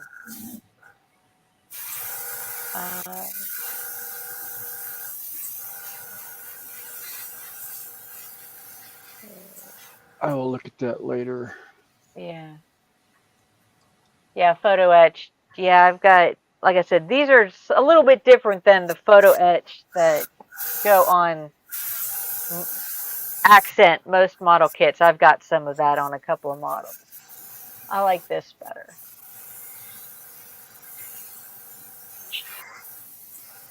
Now, Drew, is that for... No, Vegas is already over. I was thinking Vegas Open from Games Workshop, but I thought that's already over. What convention is it that's in Vegas that you're going to? Going to a master's class. I don't know if it's a semi-private class or what. Yeah, I don't know if it's a private class. Yeah, I was wondering if it was a private class or if it's something during one of the conventions.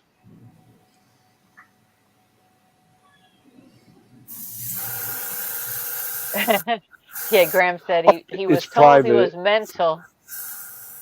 And no, it's on Messenger, is what Joshy sent you the link. Oh, okay. Yeah, Graham said he's told he was mental, and his answer was, I got told I was overqualified for the nut house, that's why I'm a model maker. Yeah, we are, it kind of crosses over the line over to sometimes, a little bit of driving ourselves, a little bit of sadism. We're doing stuff we know we don't like to do, but it looks so good at the end. Yeah. Like who else? Yeah, Miniatures Den on Twitch. Yeah. I think I've looked at his stuff before. I've seen some of his stuff. Like I said, I can't remember. I want to say he's. I can't remember. I think it was Ninjon. He's doing private teachings. He's not in a con or anything. It's a private. Oh wow! A week in Vegas, 2 weeks teaching in Seattle. Yeah. That's good. Drew, congratulations. Absolutely, congratulations. Absolute perfect way to treat yourself. Yes. Really is. That is something to very well celebrate. Yeah. Good night, Ethel. November was 20. Yeah, it's getting a little bit late. I think November was 23 years. No, 24 years for me. First weekend in November. And Tasha, another thing, as you develop your hobbies, Yeah. don't limit yourself to tools that you think are just for one hobby. Yeah. If I what I call cross craft quite a bit. Yeah. If there's something a specific process I want to do, I just run through my head of everything that I know. And half of what I do, I've learned in another, at one point today, I broke a tab right here at the end of this Yeah. piece. It's actually tied in place, Okay. because of where it was. I knew glue wouldn't work because you can see the tension on it being curved. So Yeah. I just Yeah. tied it all the way across. Okay. It's a good idea. So, Yeah,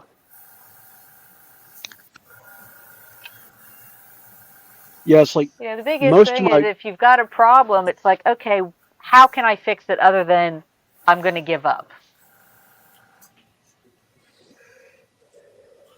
Yeah, kind of like talking about wanting to give up.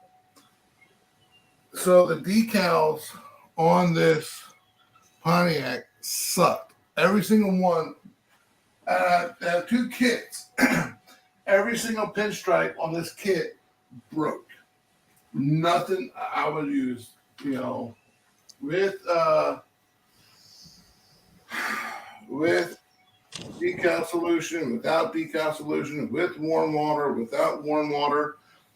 So I had to bite the bullet and get aftermarket ones, which I really was kind of hoping I didn't have to do. And I remember you can still see where the decal solution had dried up on the car. And I used rubbing alcohol, which I really didn't know what was going to happen. I kind of just winged it. Apparently, on lacquer paint, rubbing alcohol can take it It's a off. paint remover. Yeah, I noticed that. yeah. Just the little spots that I was rubbing on, you can see the red right there. Yeah. Took it off a little bit. It dried up a little bit, not a big deal. You can't really see it with the 2K clear. But like I was telling Snowy, I have two Iwata airbrushes.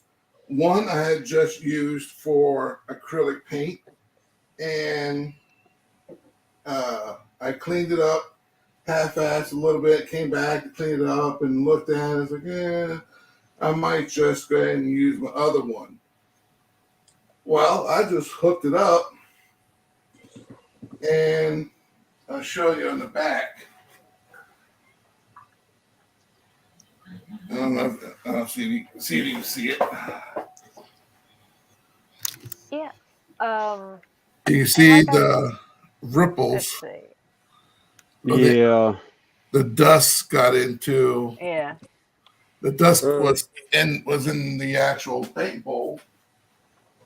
So I was like, you know what? And the bad part about it is that I went along and I made two, because it's a 3-to-1 mix. So I went along and made two batches up for it, so I can just slowly build it up. And I just had to spray about a third of it that I had left, because that was I'm already going to have to polish it. So there's no sense of me keep adding more and more clear to something I'm going to have to polish anyway. Yeah. So I might as well polish it, come back to it. And I got, I've been on a spending spree as far as the tools go. So that's why Connie was showing her tools. Like, ooh, you know what? I just may end up needing that for, you never know.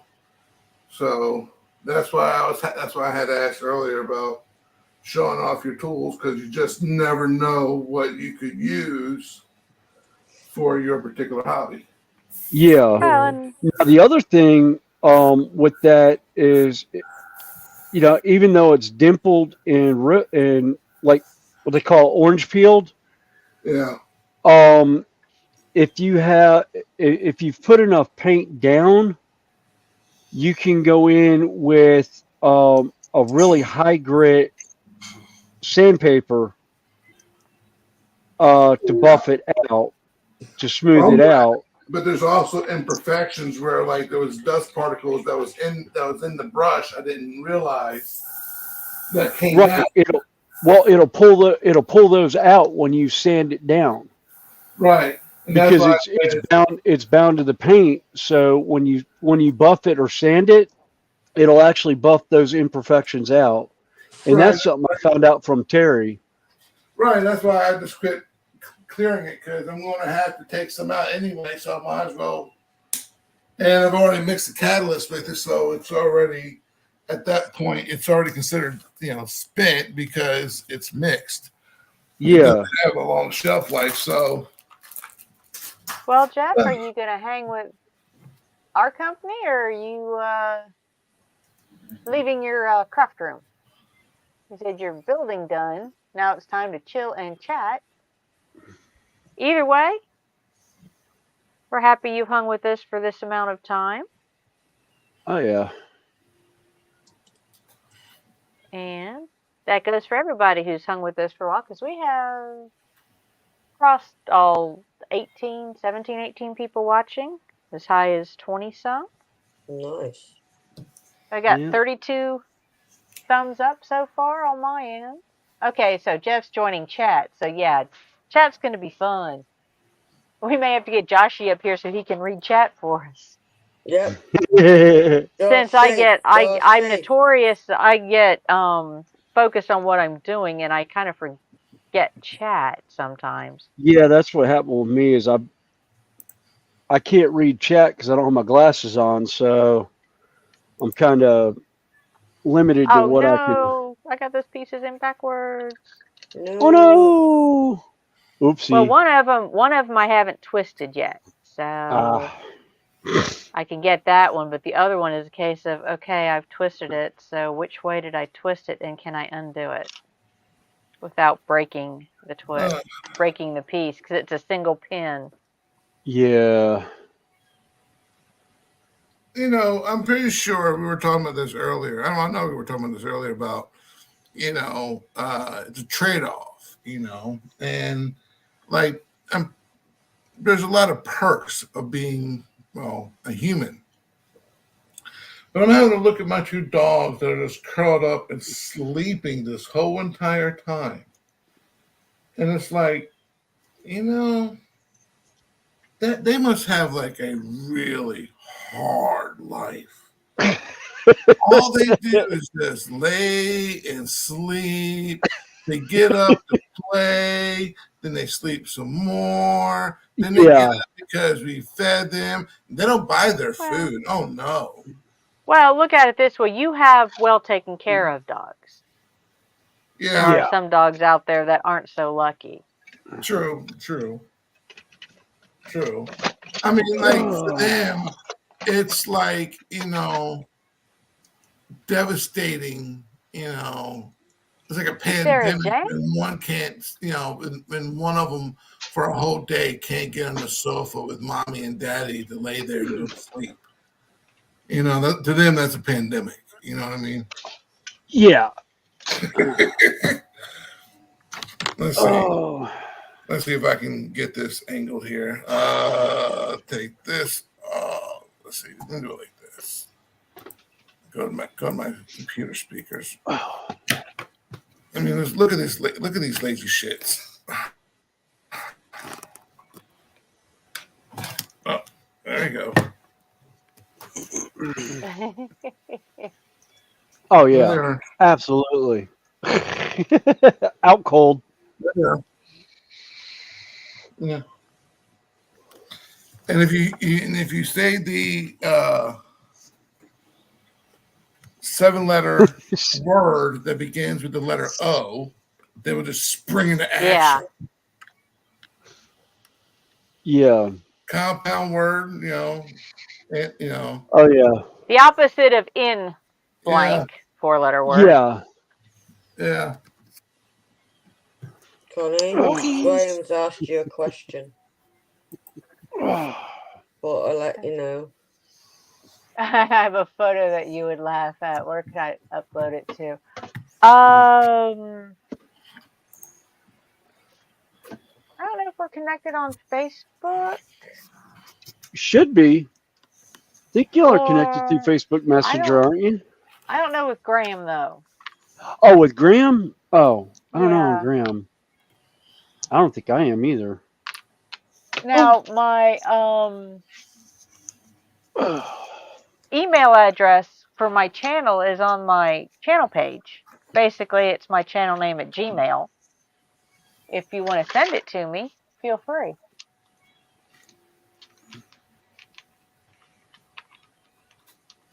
All right, and the pity is snoring now. Right. Of course. As only a pity can. There's a video that Marissa sent me, and I almost like fell off my lift because she sent it to me when I was at work. And she sent it to me, and it was hilarious. I almost fell off my lift, and I saw it when I watched it. And it was like, it was a video that says the pit that I wanted, or the pit I thought I was going to get. And you see, like, yeah, yeah, you see the show dog, yeah. They're just like stacked, they're like, yeah, young Arnold Schwarzenegger, just ripped, just they look like they could take on an elephant, yeah. But the pit that I got, and you see like this dog like burrowed over and like trying to catch his tail. Yeah. Oh, there's actually I've seen those for the Malinois I thought I was getting, and it's like the police dog that's running the person down, and it's like as opposed to the Malinois I got, and he's like taking a cone and running around a room with it and rolling on it. It's like, oh my god, what a derp! Yeah, it's like the most derpiest thing you can think of the dog doing is what what this Malinois is doing. Or I've seen it with German Shepherds. I've seen it with all, like, any animal I've seen done as a service animal. It's like, I was like, oh god, I feel sometimes I feel for the owner, but then I look at it and go, you know what? The owner probably has it trained where it's doing this because, like, one is like, the police dog I thought I was getting, and it shows, the police dog just absolutely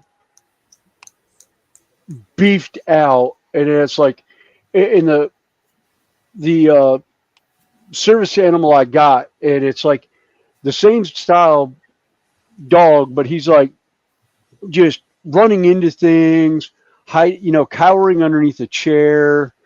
It's like, oh god, guys, come on, this is just so bad. With her, there's two things that I think of, and I cannot help it, and I've tried because I feel like an ass for it. But there's times when, like, she'll wait, she'll, like, if I say, if I open the door, shut everything down, open the door, she'll run to the stairwell. She will wait for me and wait until she sees me. And then when she sees me, she'll go down the landing, and then she'll look at me again. And when I come down, she'll go downstairs before me. So I'm having to see this wide hip pit bull just boom, boom, boom, boom, boom, boom, boom, going down the stairs. And I can't help but to think of that one hippo in Jumanji when, like, you see like a hurt animal, and then all of a sudden you see the one hippo like so many seconds later trying to catch up. That's what I think of when I see her, like, going down the stairs or walking in front of you. Or walking around. Yeah. And the next one is like when she sits there and you try to get her to do something, you hold out, a snack for them. Oh, so she'll sit there and like look at you. And then I can't help but to think of that that eagle or whatever, and the Bugs Bunny cartoon that da-dum, da-da, da-dum. Yes. Like, just spaced out. Like, okay. Yeah. Like sit. Huh? Sit. Where? Sit. Now? Yes, sit. Huh? Yeah. Oh, it's like I go to when I go to get Belva sometimes to take her out, you know, I'll come upstairs and I'll be like, all right, time to go outside. And we have hardwood floors. And we're slowly trying to get her the hair out from between the pads of her feet because she will do the Wile E. Coyote spin out. Her feet will go 90 miles an hour and she's not moving. She's jumped up, hit her feet, and all you hear is this on the hardwood floor. And she'll finally get going, and her rear end will slide out. She drifts around corners half the time. Yeah. And it's so fun watching. I'm just like, one of these days, this dog is just going to lose it. And her going down the stairs is even funnier because we've got it's almost a 180-degree turn on the stairwell, and it's a 45-degree turn for the stairs. So the stairs are like real narrow at the inside corner, real wide on the outside corner.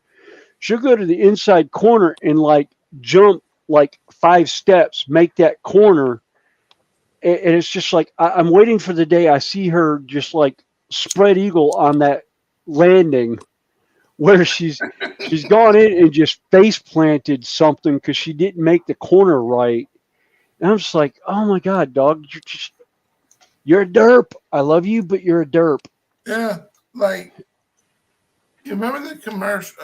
Remember the old commercial, the old Dodge commercial? Man, they started putting the Hemis out in the truck, and you had those 2 redneck boys. Like, that thing got a Hemi? Well, there was one commercial where he was in an old slingshot dragster. He goes, I got a Hemi too. And like, he hits the gas, and like the rear tires just like lit up in smoke. That's my dog, the black and white one. When you first let him out, because we have hardwood floors, downstairs. Yeah. He'll run around, and he'll run to the front door, and I'm about to open up the back door. Like, where are you going, dummy? Just go outside. He'll turn around. He'll sit there for like a good second, like running in motion, standing. Yeah. Still. And then finally he starts picking up traction and just, boom, he's gone. Yeah. That's literally how Bubba does. And it's so much fun to watch. Bless her little heart. You know? I know. He is giving it everything he has. He is just going and going and going and going. And then finally he starts to get a little traction. He starts picking up momentum. And he runs outside. Oh, God, it's so funny. And then when it rains, I do the same. This is where Marissa like teases me because how I'm mean to the dog. So I get him all excited. He'll do the same thing, and it's raining. He does. Of course, they will not go outside when it rains. And so when you open, I wait for him start to build up momentum. He starts running. As soon as he gets close to the door, I open it up, and he realizes it's raining, and he can't stop. Yeah, so you're sliding right out the door. Yes. Oh, I've actually watched Belva do that because we have a covered porch downstairs where I let her out at. And I'll know it's raining. I can see it raining on the AstroTurf. Yeah. And she'll go out full steam, go off the wall, big jump off the wall. She'll hit that AstroTurf and stop, realizes it's raining. And she goes sliding a country mile on that AstroTurf. She'll stop. She'll walk back real carefully. She'll jump back up on the wall. She'll walk by me, hanging her head, tail between her legs. She'll look over at me like, you asshole, and go back in the house if the door's still open. Otherwise, she'll just sit at the door and wait for me to open up the door, and she'll go flying upstairs. Oh, yeah. And everyone's like, oh, that was quick. And I was like, yeah, I need to dry her off. Send her back down. And then I hear a scream from the kids because she's jumped up on the couch soaking wet. So I try and catch her before she goes upstairs so she's not soaked when she gets there. But every once in a while I miss, or sometimes I just intentionally send her up. Connie knows that one. You.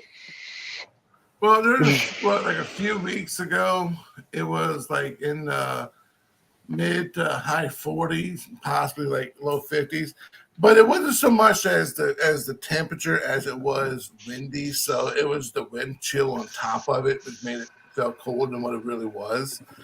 Oh yeah. And I came home and I went to change shirts and change out of my work clothes. And he comes and he came running at me and he turned around really fast as I pulled the shirt down because this is right after he had bitten me, right? And I looked at him and I said, "What was that about?" Because he's never done that before. And I was like, "What was that about?" And he started growling. I was like, "Oh. Okay, so you want to talk some shit. Okay, well, then how about we take it downstairs?" And he's following, and I looked at him. I said, "You got something to say to me?" And so I'm going to open the door, and I said, "Tell him to get out." He went outside. And he was okay for like maybe 2 minutes. Then he realized then the wind started to pick up a little bit, and he realized it was kind of cold, so he went back to the door. And I wasn't going to let him back in. I kept him out there for about 10 minutes. And I went along and opened the door up, just a cracked where he can kind of get half his face in. I said, "You got something else to say to me?" And he started growling again. And I was like, "Well, then you can keep your ass outside for another 10 minutes. And I went along and shut the door. So about, I say 10 minutes. It wasn't 10 minutes, but even still. And I opened the door and he came in. I said, "You got something else to say to me?" He just lowered his head and just walked. Yeah. Like, okay, then you learned your lesson. Shut up and go lay down. You ain't talking back to me. Oh yeah. But they're kids. That's why people say they're like part of the family. They're just like kids because they are kids. They got the mentality. Yeah. They had the mentality strength of that of a toddler for us. So they are kids. But I wouldn't trade them. I wouldn't trade them in for nothing. Oh yeah. I wouldn't trade it. I wouldn't trade any of the dogs I had for anything. They're a pain in the ass, but they're your pain in the ass, Yeah. Yeah, it's like I kind of miss my husky, or actually the Malamute that I had, but yeah, he was just he was a trip. The one we got before the Malamute that we actually got was he was a rescue, and it was more or less the owners were getting rid of the dog. They had to because the dog did not like the newborn, and yeah, just complete jerk to the infant. So we came by to see it because it was somebody that Judy worked with. She knew him from work and everything. And so we come by and we walk in and I put my hand down. Dog sniffs my hands like, okay, all's well. And he goes over to my wife and without missing a beat, hikes his leg and pees on my wife's leg. And she's wearing shorts. Oh, God. And the other just totally, absolutely loses it. Like, "Oh my God, I can't believe this happened. He's never done this before. Blah, blah, blah, blah, blah, blah, blah, blah." And I look at him, I was like, "We'll take him." Yeah. And he's like, "What? Excuse me?" And I was like, the dog came up, sniffed my hand, knew roughly I was the alpha, but came up and just marked the alpha female. I was like, if we leave and leave this dog here, this dog is going to be a handful because it knows pack. It knows where it wants to go home with. Yeah. And he just marked us as pack. And he's like, and how can you tell that? I was like, I had a wolf hybrid do that to me at 2 years old. Left the mother, who was wild, came up and peed on my leg. Unfortunately, I was about ready to strangle this dog because I was wearing a brand new pair of deerskin moccasins that were handmade, hand sewn, from a friend of mine's grandmother who was full blood Cherokee, who could trace her lineage back to basically the coast of North Carolina. Oh, wow. Before the Trail of Tears. It was like her ancestors were on the Trail of Tears and became the Eastern Band of Cherokee Indian. Oh, wow. And these were handmade in full form. I ended up having to go out, get the deer, bring the deer skin to her, and she showed me how to tan it and everything and make the boot. And she made the boots for me. Well, he basically ruined the boots when he peed on them, and I was ready to kill him. And then I realized I saw the mother, and I looked at my friend, and I was like, she doesn't have a collar, does she? And I was like, no. And I was like, oh, great. And I'm setting the puppy down. And I was like, nice puppy, rubbing its head. And I'm just like, oh, God, what do I do? This dog's fixing to kill me in front of all these people. You know, tourists there watching the powwow and the dancing and all. And all of a sudden, I see her ears go back, and I was like, oh, God, here it comes. And I'm reaching back for a knife, hoping for the best. Yeah. And her tail goes between her legs, and she takes off. And I'm like, okay. I look down, and I see the puppy next to me, and then I feel a cold nose in the back of my leg. I swear to God, I did a vertical jump of about 20 feet straight up. Because when I spun around, I realized behind me is the entire wolf pack that were all collared. And it was the alpha male that stuck his nose in the back of my leg. And I'm like, I'm so dead. And he's like, he looks at me, he goes, William, no. You notice they're all collared. She would not have made a foot and a half toward you in any kind of aggressive manner. And I was like, oh. I was like, well, I guess I have a puppy now. Great. And Nanook was a freaking riot act. We figured he was mixed with something else. I keep saying Saint Bernard, but it's been so long ago I don't remember. But he was 98% gray wolf, 2%. I think it was Saint Bernard, but it was large bone dog because he was 42 inches at the head, 36 inches at the shoulder. Good God. And his smallest his smallest weight was 180 when he was full size. His largest, he was 210. And when he would stretch out, was about 6.5 feet long. God. Oh, and had 4-inch paws. His paws were almost as big as my palm, my fist. I wouldn't mind having a wolf or a wolf hybrid, but my thing is just I guess, tameness, but especially having 2 little kids around. Yeah. They're very loyal to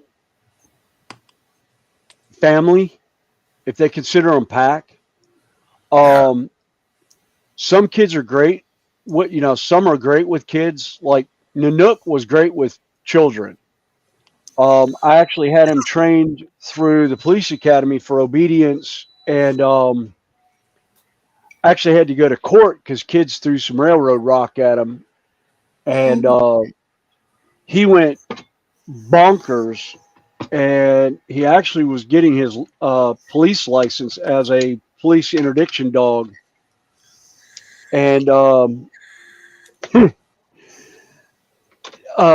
went to court with him, and I had him on his harness, with his badge and everything. And I go into court, and the judge asked me, have I given him any commands for the day or anything? I was like, no, I'm not actually his handler. I'm his owner. and I was his owner at the time of the incident. And she goes, okay, so he's straight dog right now. And I was like, yes, ma'am. She goes, will you do me a favor and leave the courtroom with the bailiff for a few minutes while I, see how the dog does when you're not actively around? And I was like, yeah, sure. Well, the bailiff comes up to me in the jury room about 2 minutes later, and he's almost falling over laughing, going, William, you're not going to believe Nanook. And I was like, what's he done now? Thinking the worst. I get in there, and there's a little kid about 3 years old sitting on his back on his harness like it's a saddle, grabbing his ears, picking his head off the floor and dropping it, going, giddy up, horsey. And I look, and I'm just like, holy shit. And, the kid's mom didn't even realize what he had done at first. It had evidently been going on for a couple of minutes.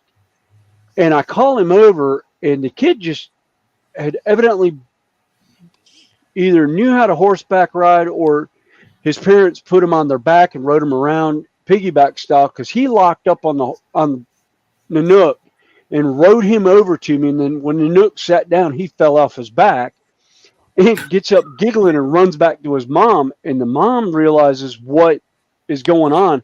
She's freaked out. The judge is like, no, that's all I needed to see. His training is that whatever happened at the house, and she's looking at the report written by the police officers that showed up, including Canine and Animal Control, were like, yeah, there was something going on here. And it's like, I'm charging your kids with abuse of an animal and this, that, and the other, looking at all the files. And she goes, just be happy it happened 3 weeks prior of when it did. Wow. Otherwise, your kids would be going to juvenile court or juvenile detention for 90 days for assaulting a police officer. Wow. At which point the father looks up and goes, it's an effing dumb animal. Wow. The judge is like, that's contempt. Bailiff, get him out of my courtroom. He's got 90 days. And actually threw him in jail for 90 days for his outburst on it. And every officer in the room stood up and goes, that dumb animal has saved 3 of us from a knife attack. Yep. Because a guy came out of the bushes at them when they were coming up on a crime scene, came out of the bushes with a knife. He wasn't even giving commands to be there that day. He just happened to be walking with the handler, saw the attack coming, and actually took the guy down and broke his wrist with the knife. Oh, wow. Like 2 days after he got his badge. It was just like, I love him. Well, the only story I can come up with is I just looked up and there's 2 squirrels. I can only imagine one's a male and the other one's a female. Running down a tree, and they stopped at a branch that's maybe like 10 feet away. Not even that. Probably about 10 feet away from the window. But in clear view, they stopped for a rendezvous. So look up, I see them running down the top of the tree, and they stop and just hold. Let's see. We got, JC is in. Hey, JC. Hey, Hey, JC. Hey, JC. How you doing? It's like, okay, that just happened. Yeah. Like, okay, meaning to the phrase, nature will find a way. Or life will life will find a way. There you go. Oh yeah. Apparently, it's about the 8th tree down. It's 8th branch down. They found it. And that's why, like I told Marissa, for animals. First of all, our house is I want to say a little over 2,100 square foot.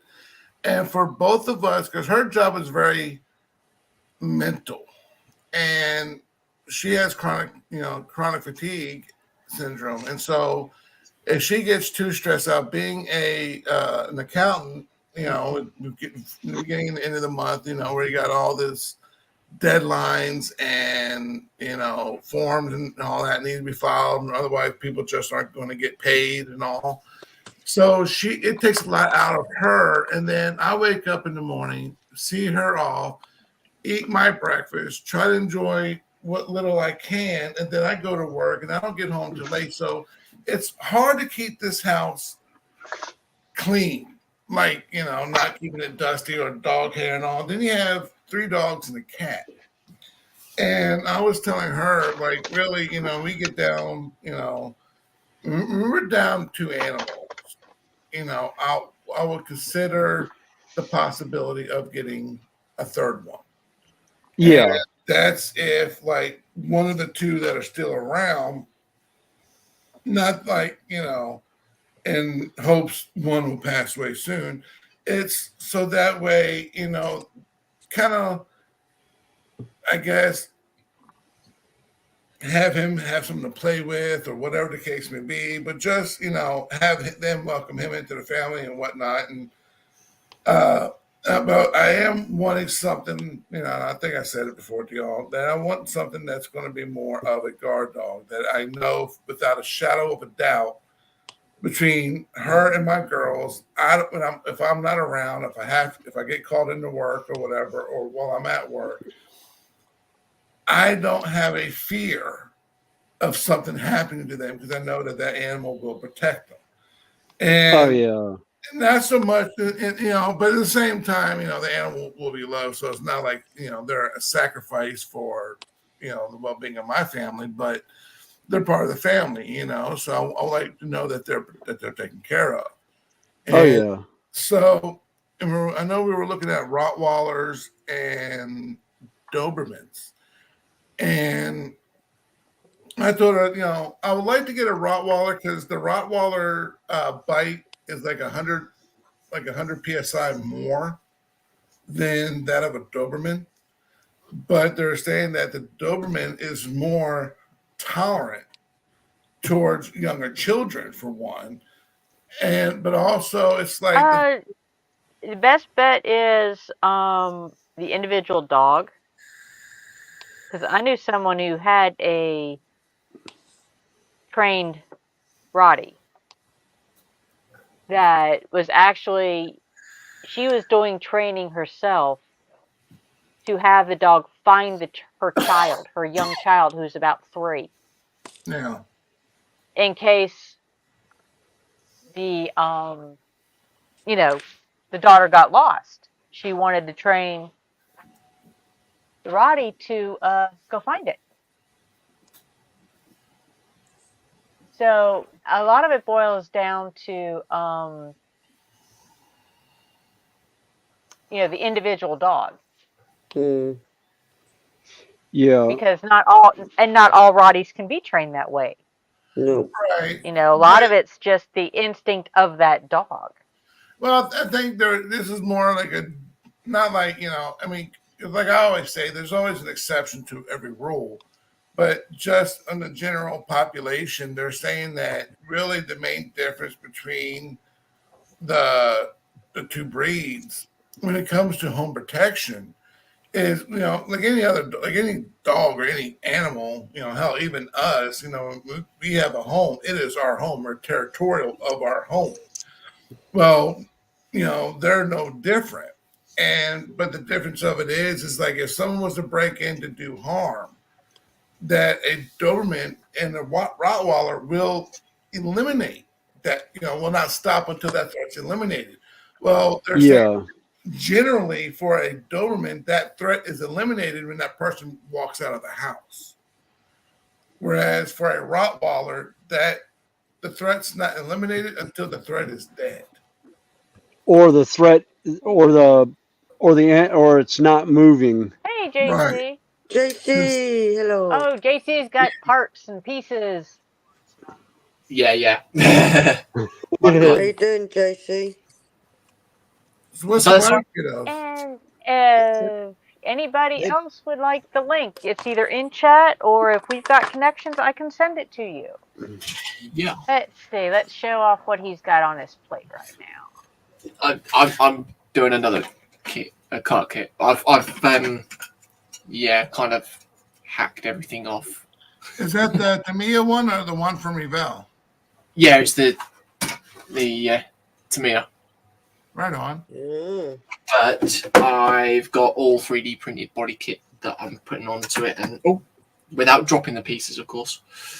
And it's going to be. What is it converting it into? It's the RWB Porsche. Okay. Was it the race version then?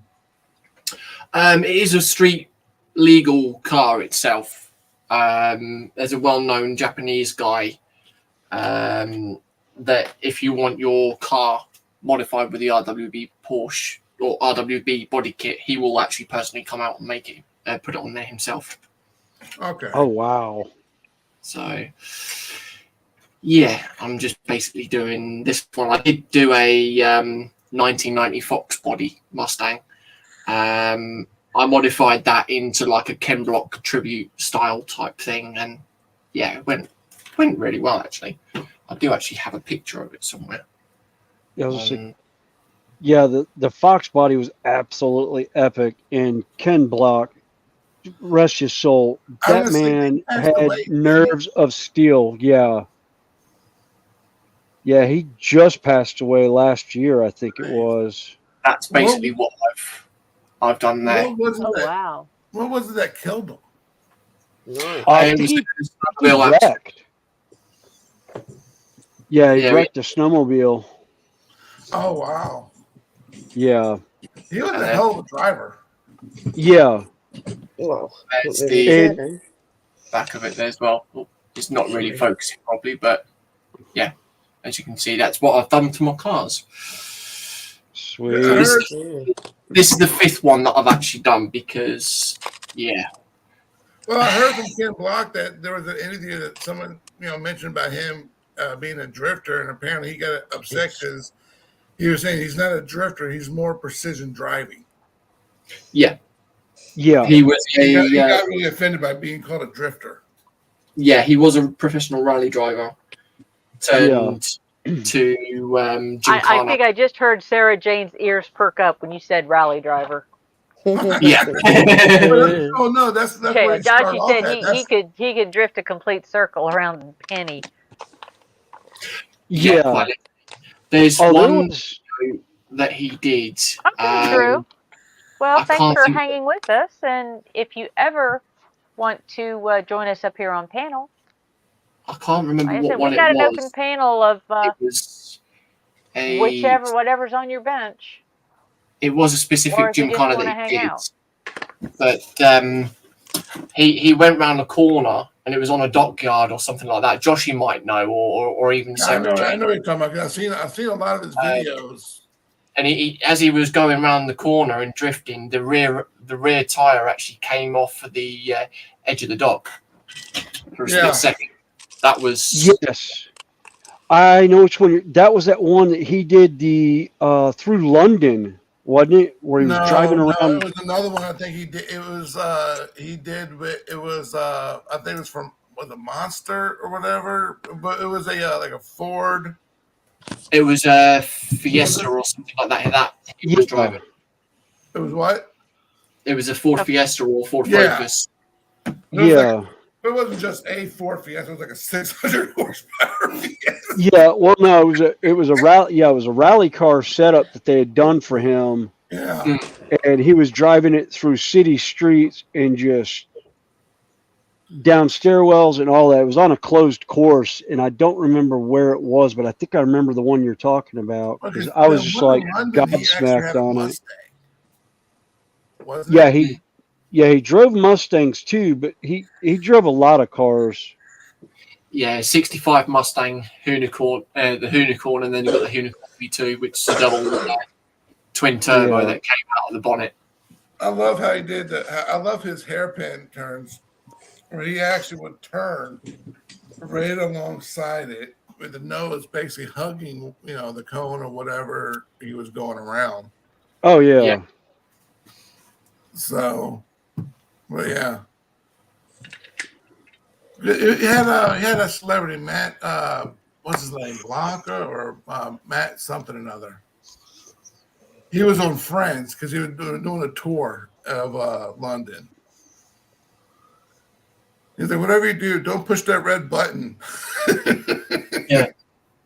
Tasha, I'll show you what I was talking about earlier. About see these little pins here? Yeah. On that? I can set that into the foam. The pins will sink in, but the rest of it won't. And then I can sit here and where's my tweezers? And it gives me something to push against. And I won't damage the pins for later. That is cool. And I was telling you that's a very That's a very ingenious way of doing it. Well, like I said, I was just wanting to do that because holding it in your hands and you're sticking those little pieces in and your fingers or you're bending them.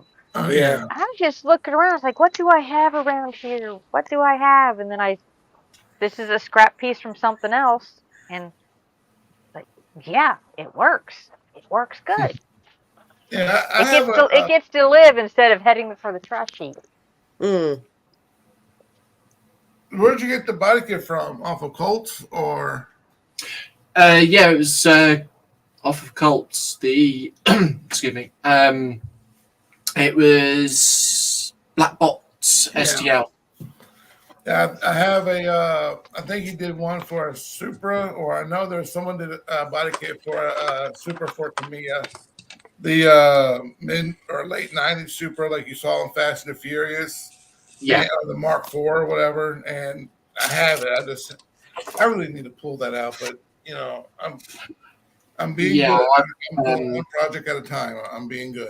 I've still got quite a few of these cars to do once I've done. I've got an '89 Savannah RX-7. That's going to have a body kit on it.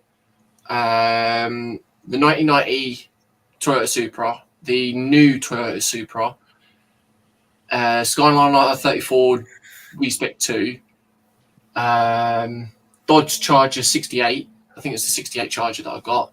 The VW. Yeah. Yeah, I'm going to put all wide bodies on all that lot. But the Beetle's going to be something like a super bug type thing, but I might do it like a Herbie fully loaded. East Coast, welcome in. Yeah, I bought the East Coast. 70 Boss Mustang just for that. Hot Rod Rodney's still around. Yeah, Connie's nut house. That because as soon as I saw that 4x4 off-roading version of that Mustang, I was like, oh, I am definitely buying that, but I got to buy the Mustang first. And I had a buddy of mine, Terry, had it, and I went along and bought it just so I could put that kit on it. Nice. So, because I know it seems, dare I use the term redneckish or redneck to, see a muscle car, lifted up with 30-inch tires or whatever, and a transfer case. But to me, I want to do a diorama of it actually off-roading and just getting stupid, matter of jumping off of something or going to the wall. I don't know what it is. To me, that just seems cool for it. Yeah. So. Oh yeah. But then I have a I got a couple of stuff.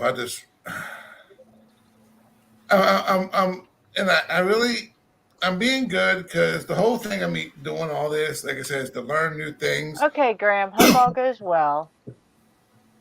And I really, before I get involved in too much into other projects, because I still got the chassis for the 72 Chevrolet pickup, then the body kit for the Supra and all.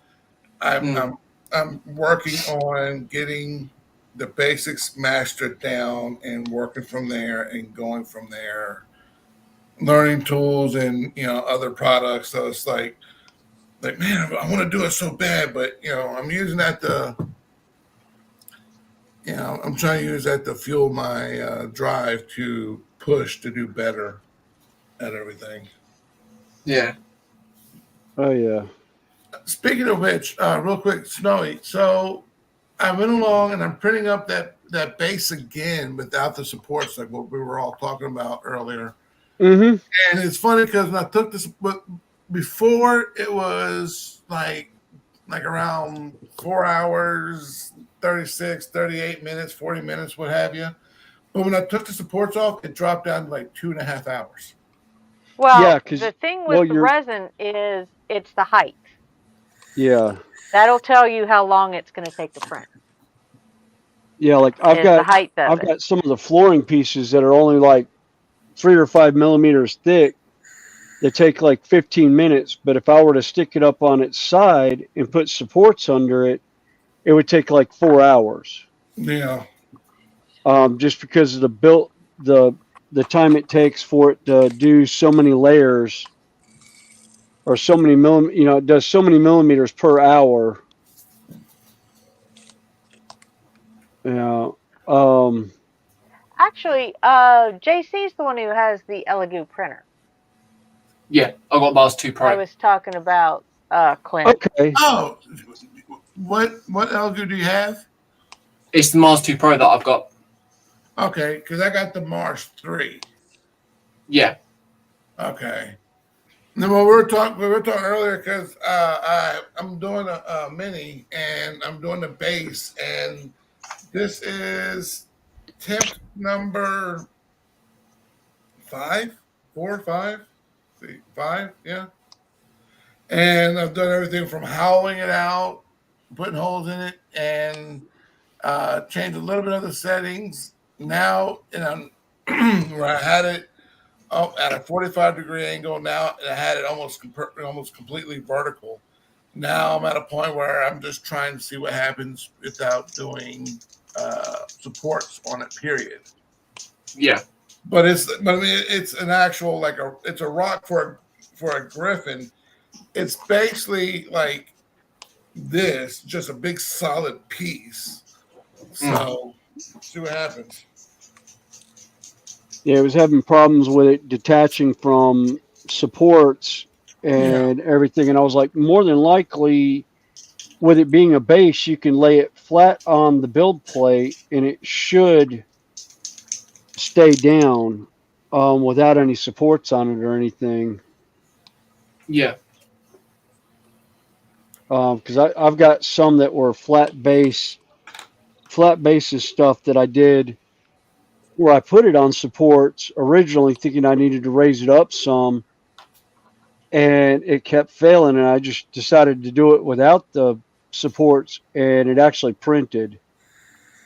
I've got some tiles, some walkway tiles and that I've done that with now. I just got to come up with a good epoxy glue to glue it together because super glue does not work too well What do you for holding use it together. for your resin, JC? I just use standard super glue. Oh, okay. Yeah, regular CA glue. Okay. Yeah. But I think part of it is just the size of the pieces. Maybe? the size of the piece and the fact that it's actually you're laying moving models around on it. With it being a terrain piece, it's kind of, I think the super glue is just having a hard time keeping a good bond. Although it could be I'm just doing it wrong. And that's always a possibility. There we go. I thought about using the Gorilla Glue epoxy. Let me bring you up real quick. You want to show that Yeah, again, JC? It took a little while to line up, but yeah, that's basically Oh, nice. If I can find a picture. Fun to paint. How does it do as far as like seeing the layers, or do you notice any layers on the Mars 2? No, I mean this is printed at 0.05 millimeter. Yeah, that's right. That's where I'm at. It's 0.05. Yeah, I think part of it was your. I'll I show you think this. your cure rate might have been a little bit too low or too high. That's why you had the layering, the peeling on the layering, like you had. Let's see. Right now,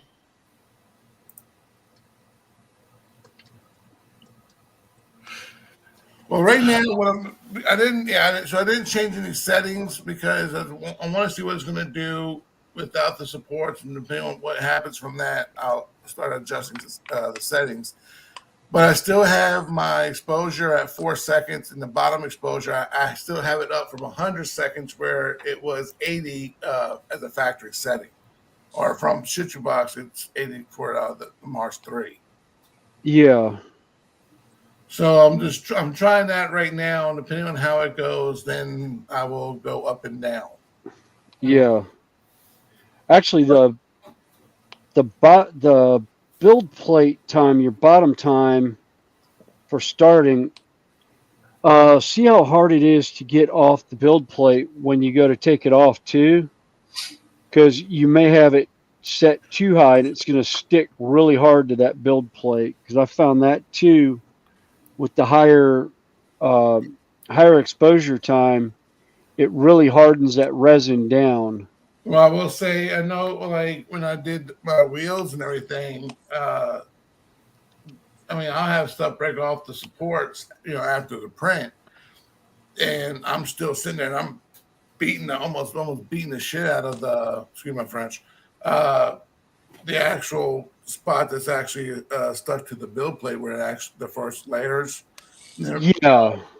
I mean, it is on there. Yeah. Yeah, because I know one. Like I said, I think it was Uncle Jess. 3D was talking about lowering. There's a fine line between you not being able to get it off the build plate and it falling off on its own. I can't remember what I set my bottom time for lately, but I've got it now where I ended up changing my rafts around so I could get my scraper underneath the raft so I could peel up the raft. And with the ABS style resin I'm using from Elegoo, I'm using the 2.0. It actually is, it's almost popping off, but I can hear the suction as it's peeling itself off. Yeah.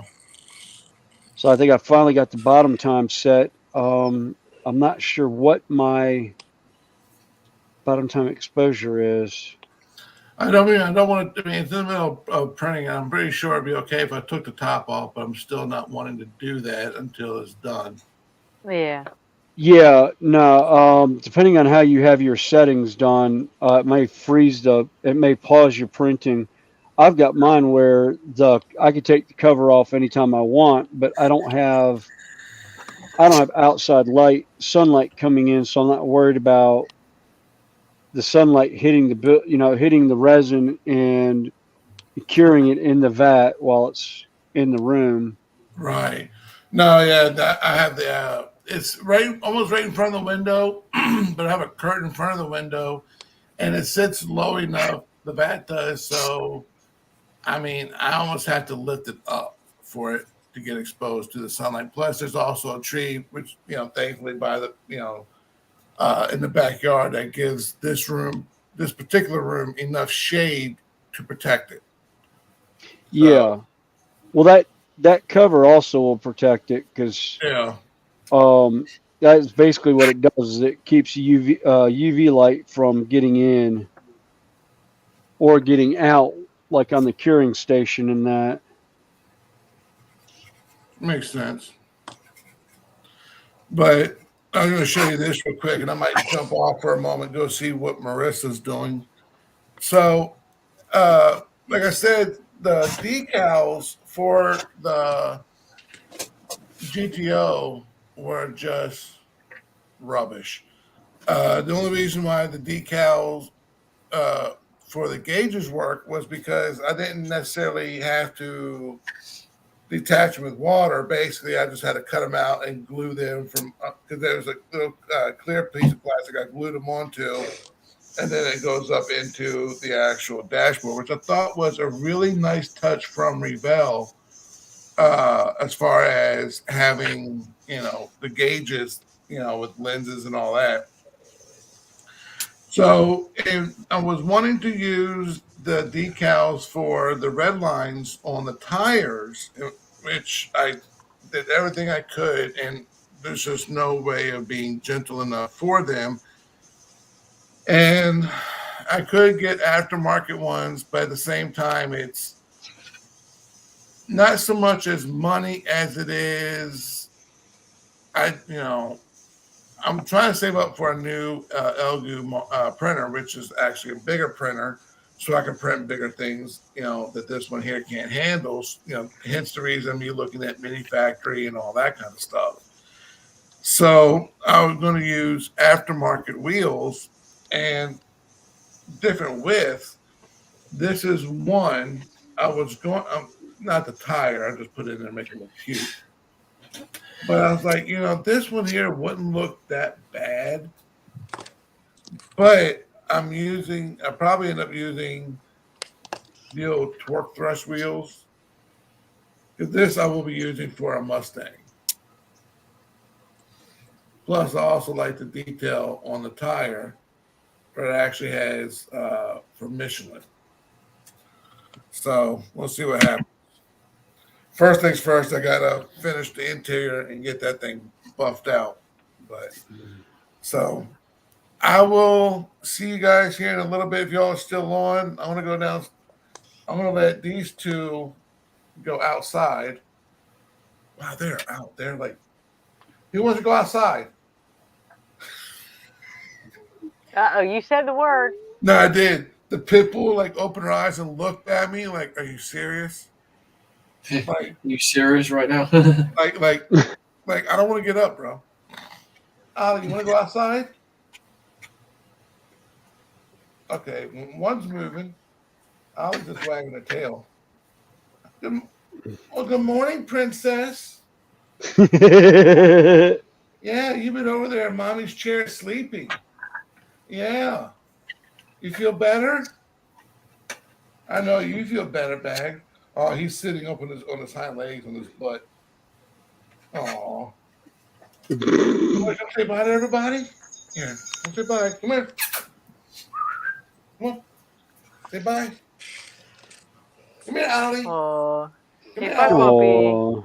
puppy. Ollie, come here, That is baby. looking good, Tasha. That really Come here, is. baby. Come here. Oh, wow. Oh, yeah, stretch. Joshy ass, I just seen in chat. Get out of your sister's way. Come on. Let her come say bye. Come here, baby. Come here, Ollie. Come here, baby. Ollie. Oh, here. Up here. Come here. Come here. Come here, fatty. Yeah. Yeah. Sure. I'll be right here, and I'm looking something in the when I'm doing a video. All of a sudden, she'll just bump up right here and knock anything that's in my hand and knock my arm out of the way. This is why I call her a tank. You're like a tank, aren't you? Oh yeah. You got a waggy tail.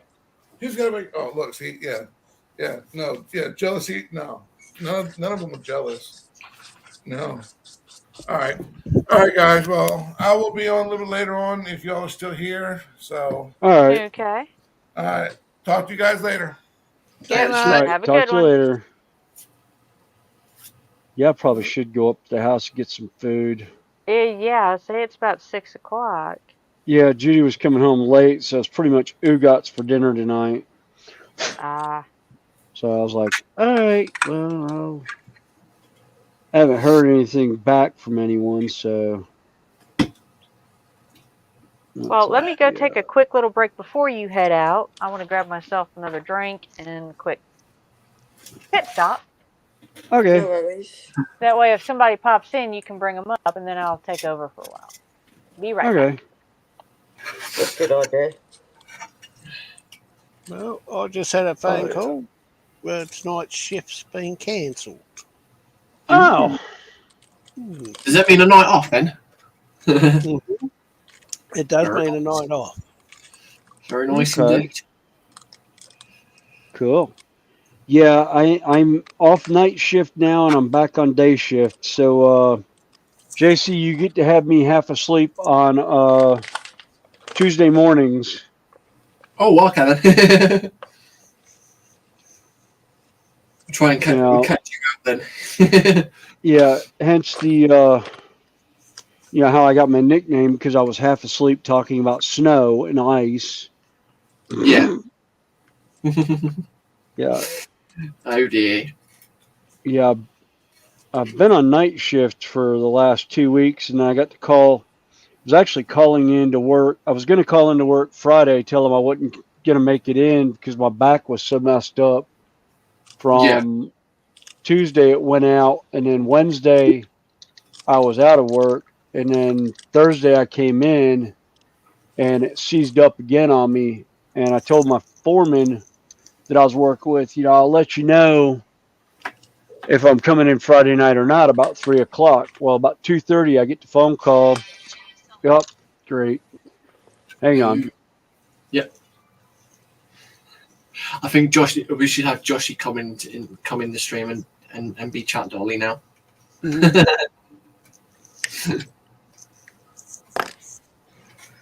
Mr. B himself. Oh, he's probably buggered from work. Bit tuckered. Yeah, tired. Okie dokies. See, Tash is doing typing words. Just trying to have a laugh with him. Yeah, that's all right. Why does everyone want me in chat? Well, that would be an ecumenical. Just saying, though.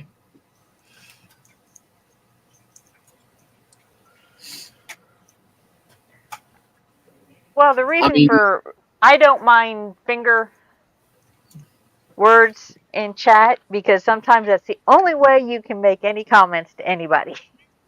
Sometimes. That is true, yeah.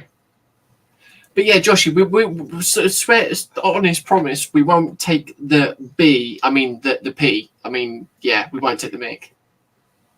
You can ride the bus instead of under the bus, but he does have a rather sore throat today. I talked to him a little bit ago. Oh. And he was out on the paintball field with his group that he's with. So he was too much shouting, Joshy. Yes. Well, they do say a bit of honey will help the throat. Yeah. Mm-hmm. Hot tea with lemon and honey is very good. Yep. Joshy's probably sitting there thinking complete other thing, but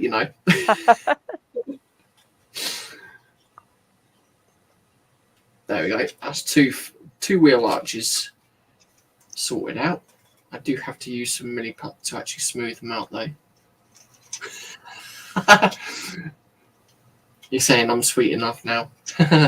Okay, sorry about that.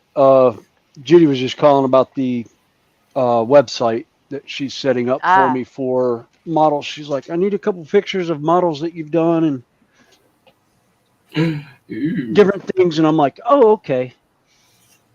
So I'm going to pull a couple pieces up here.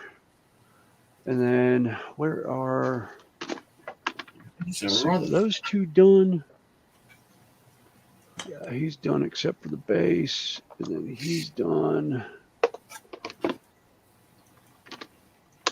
That way she has pictures for the, she was also saying setting up email address and everything for me, and outside of.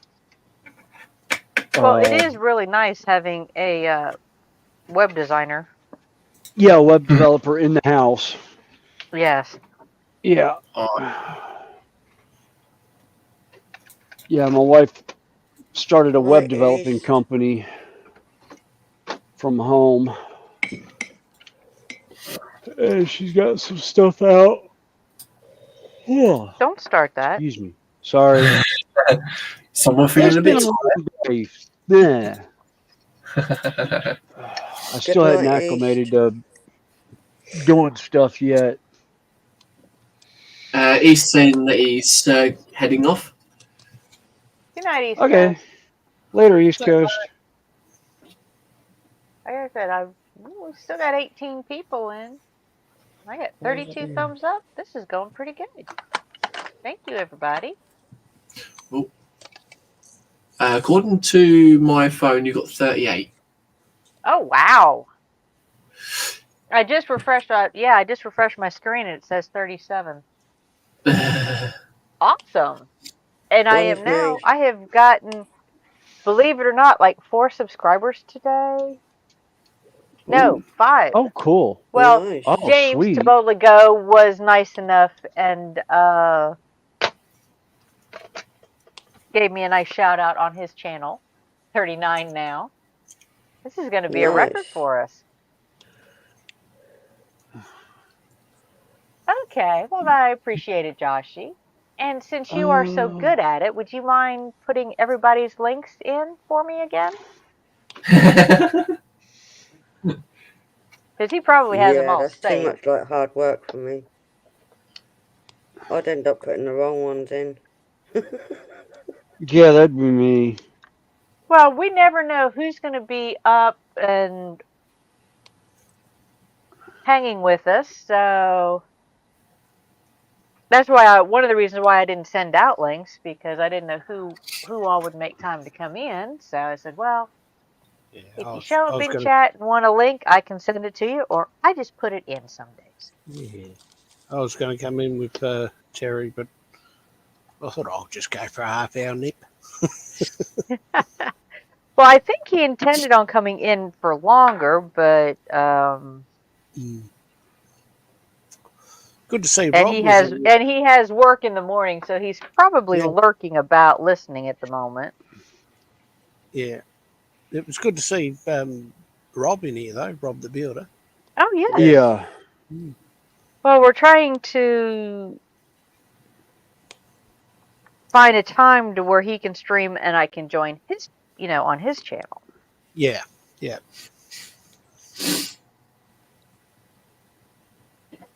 I know he wanted me to join his channel the other day, but I just couldn't. I was still pretty tired from Yeah, well, let's see. the day before. Week before last, I had 58 hours in 5 days. This week, I had 59 hours in 6 days.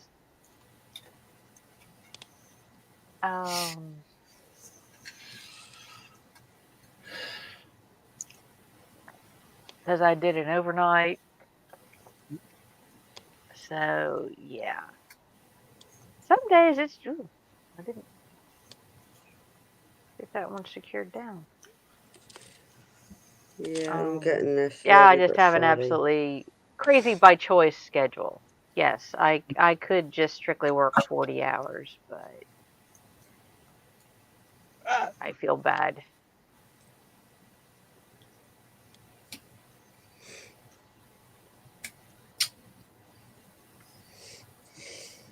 I was thinking, oh, this is my, so-called short week at 40 hours. I might take Friday off. Then I realized, no, day nurses got Friday off. Bugger. Well, and what's funny is if I can get my shift covered, but it's just a matter, can we get her shift covered this time? Or I just may wait 2 weeks and take off. I mean, I wasn't going to do anything other than catch up on some sleep or spend all day on streams. Which is what happened This kind of last keeps me day off. occupied, if that makes sense. Oh yeah, that's why I do this. I'm not doing videos. I'm hanging out on my bench talking to people. Yeah, I haven't done lives on mine yet. I'm pretty nervous. Well, One It day. can be. It is quite nerve-wracking to start off with. I mean, that's what I Yeah, was it's a when I first bigger started. platform as well, and I'm really scared to start it. So I have Yeah. done like shorts and well, videos, and Yeah, that's I nerve think wracking enough. the only thing that I could probably suggest out of like my experience is try not to do it solo. When I did started doing live streams of my Lego builds that I was doing, um, I started off solo, and it can be very difficult because you're sitting there trying to think of like a conversation to get going with the chat. Mm. But having another person there as a co-host or just as a guest, it's a lot easier because you can bat from each other. Yeah, So, got you. and then you've got somebody to help you keep an eye on chat. Yeah. oh yeah, to where you can work on whatever project you're planning on working on. Mm. Yeah. That's why, William and I, that's why we plan on, we stream together for the most part. But then if he needs to leave, like he may have to here shortly, but Yeah. I've got plenty of company. yeah, Yeah. Yeah, You no, know. actually when I first started streaming there was a couple times I did just by myself, and I kind of you can hear the awkwardness of the live stream because I'm sitting there, I'm by myself, I don't have anyone else with me, and I'm just kind of like, I don't know if anyone's in chat yet. It's just kind of like, because I was doing painting and stuff, and I was kind of doing it for somebody to come in and check out dry brush, how to do dry brushing, Yeah. which they ended up boogering up completely and still booger it up and say that they're good at it. Yeah. And I laugh when I see their terrain and they're like, oh yeah, this, that, and the other. It's like, okay. yeah.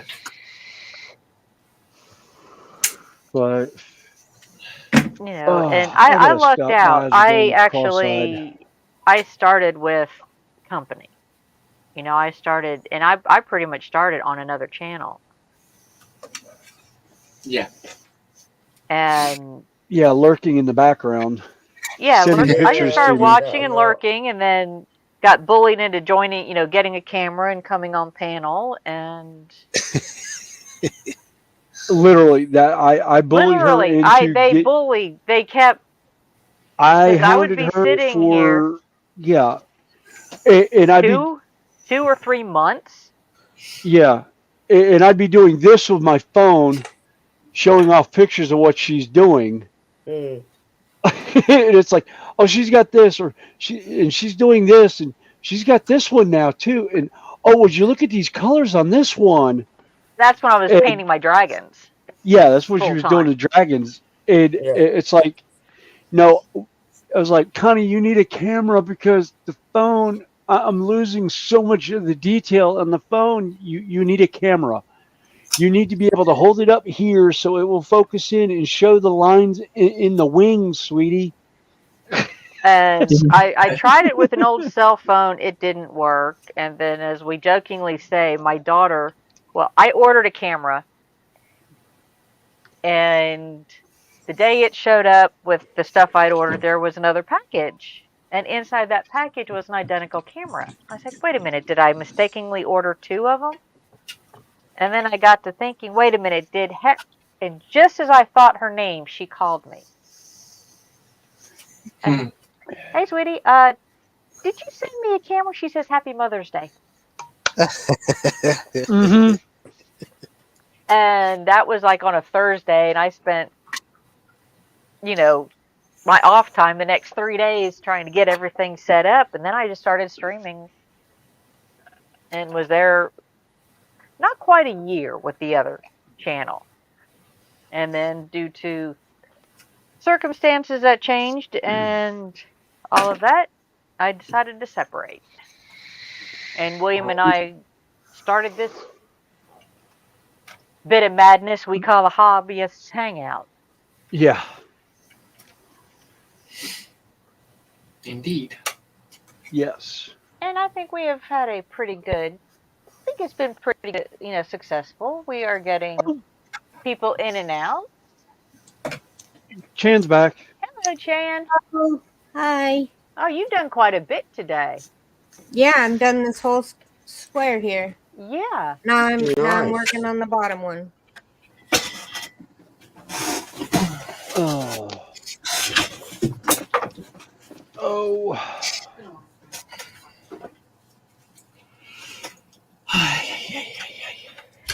But and like I said, I spend my time. This is the only host or hangout I host, but I tend to be on somebody's channel just about every day of the week. Some days twice a day. Exactly. Depending on who's doing what to whom.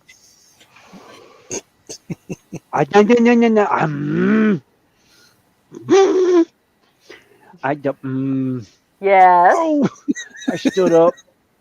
Ow. That's what you get. Yeah, I stood up and it felt like somebody kicked me in the back. Ow. Oh. That's not good. Oh, my back's been trash for quite some time.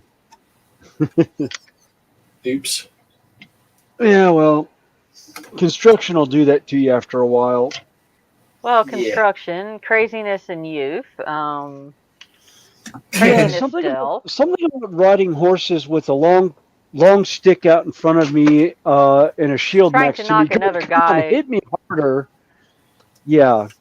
See, who can Yeah. hit each other harder and knock each other off the horse? Yeah, doing heavy metal jousting did not do my body any justice at 20 years old. Yeah, but it was fun doing.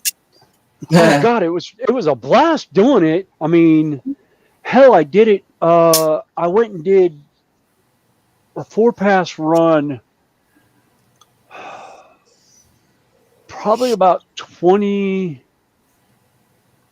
24 years ago now. I did a run against one of the knights at Carolina because he basically threw the gauntlet down, and I got a giggle out of it. So did everyone else standing around because they all know how hard I hit. Yeah. And he wanted to throw the gauntlet down, so I accepted the challenge. I just had one stipulation from him. I was like, let me ride the horse and seat the lance to see if I can even do this anymore, because it'd been like 8 years since I'd been on a horse since then. And the guy's like, yeah, sure, we'll take one honor pass. I'll let you run down the field. I was like, I won't go, and then we'll swap out. I was like, okay, cool. So I did, and I was like, I got to the end, and I looked at the owner of the company, and I was like, what do you think? And he goes, you ain't lost it, but he's about to. And I was like, yeah, probably. And the first hit started like a cannon going off, and I kept the lance that I'd used.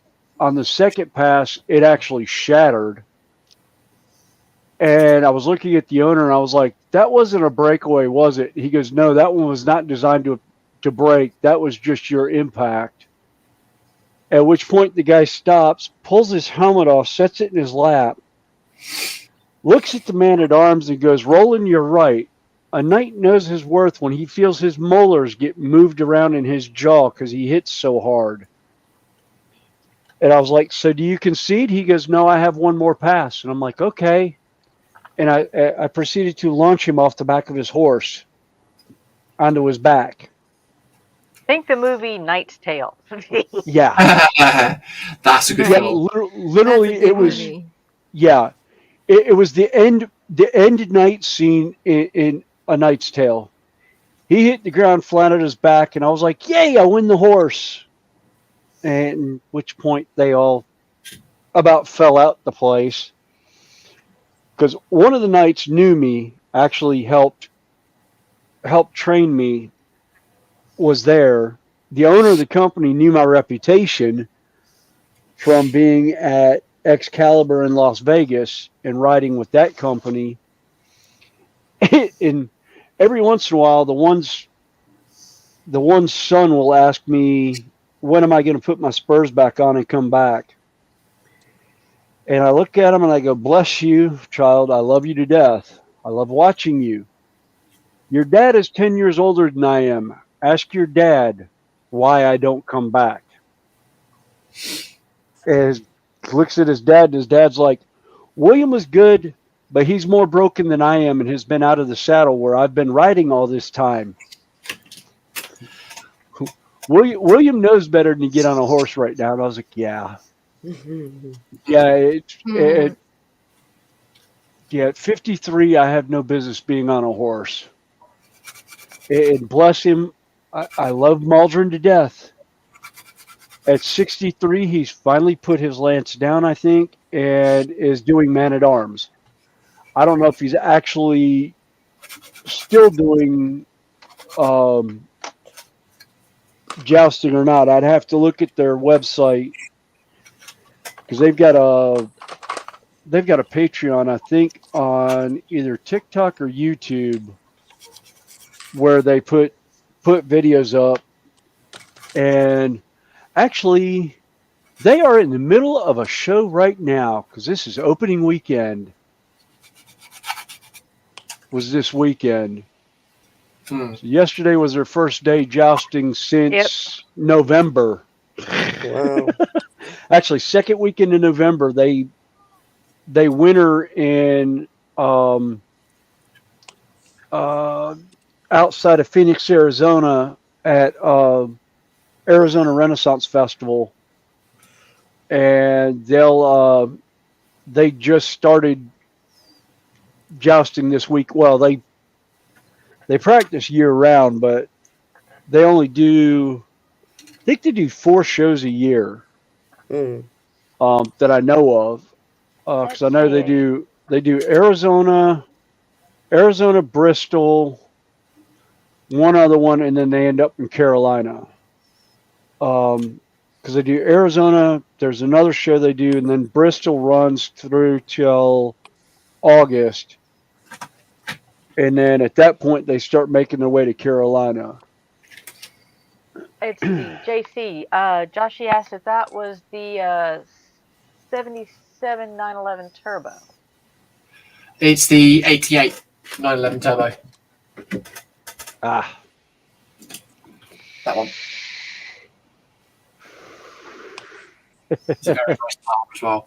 But yeah, like, people know me. Like, I've had a few rivet counters saying, oh, you know, why are you doing that to your car? And you're spending like £40 on a car kit just to cut it up, and, you know. Because I can. It's my money. Don't worry about Joshy, yeah. That's like people ask me about that when I did this model. Yeah. Where's my camera? That model's actually 2 kits that are about $40 for both the kits, but it's actually 2 separate kits smashed together. The upper body of this is from one kit, and the legs are from another kit. And I did vice versa on some of the other ones, which I don't have easy access to because I don't know where the hell I stashed them. Yeah.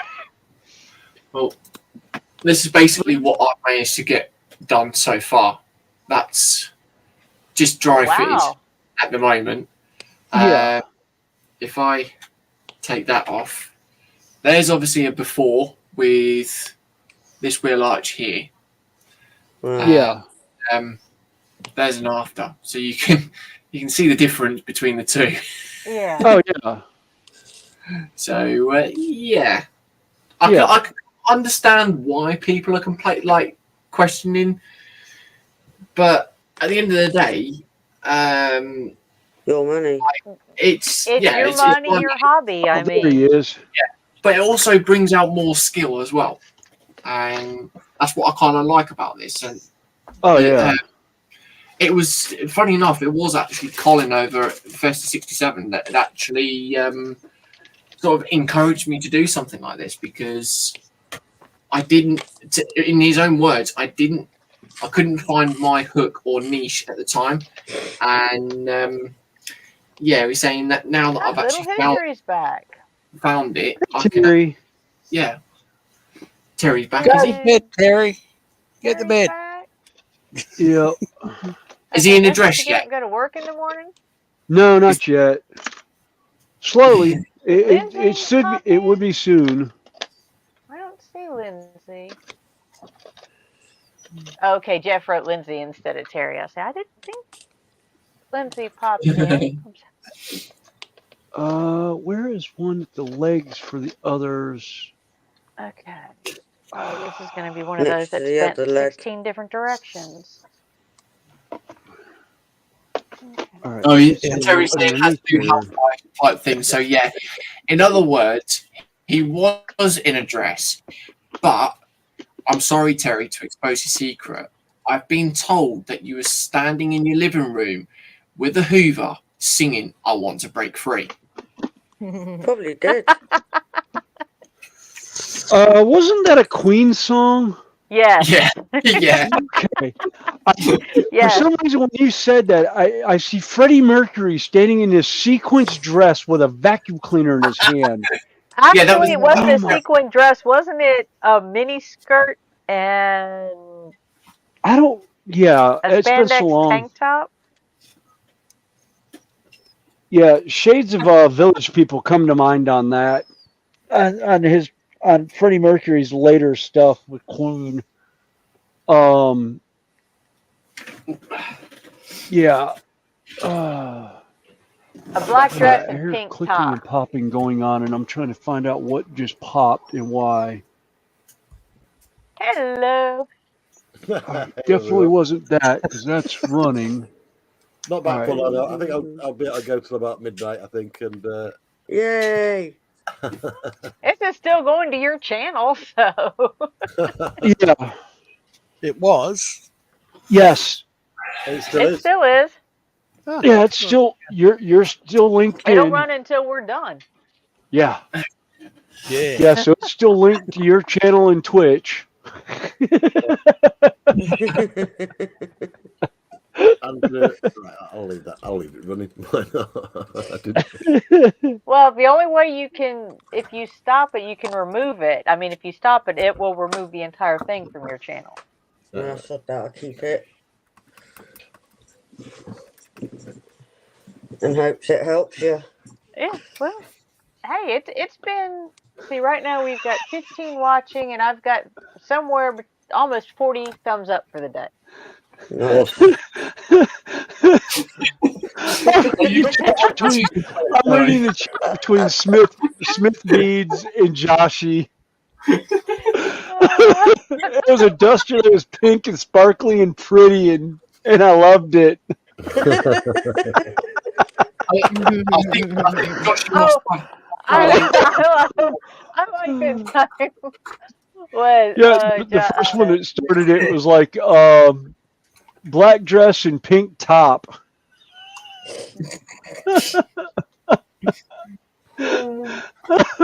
Yeah. The little his Oh, Jesus Christ. did leave the webcam on with this pelvic rhythms.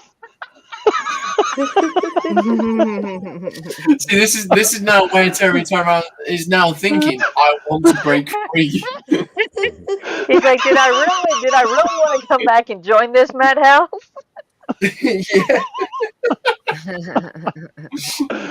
Oh, yeah. Any more housework? We love you, Terry. If it gets me out of any more housework, I'm just so happy. It's Mike's fault. Oh dear. Mike started it. All right, what about Roger Taylor's character? I'm lost. Yeah. In the video, I think. Gods. Oh. All right. I need to Well, like somebody said earlier, welcome to Connie's Nut House. Yes. Yep. Oh.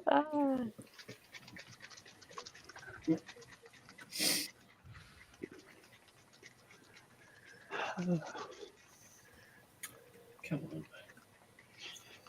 God, no. That song, no. Which one?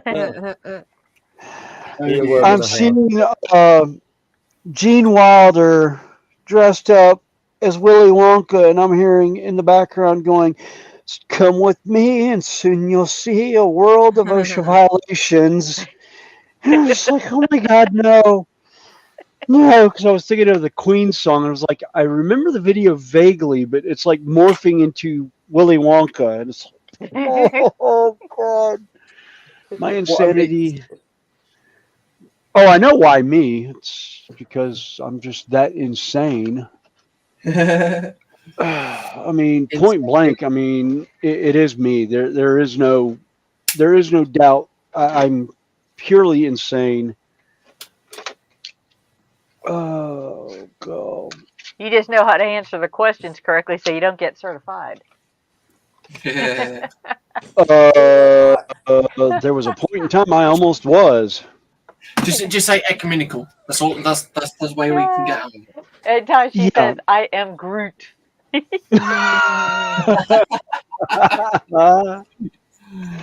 God, no, I'm getting the 80s cheese songs. No! And seeing Star-Lord dancing to like really cheesy 80s music. God. It's a dance off. Was it dude or Yeah. bro?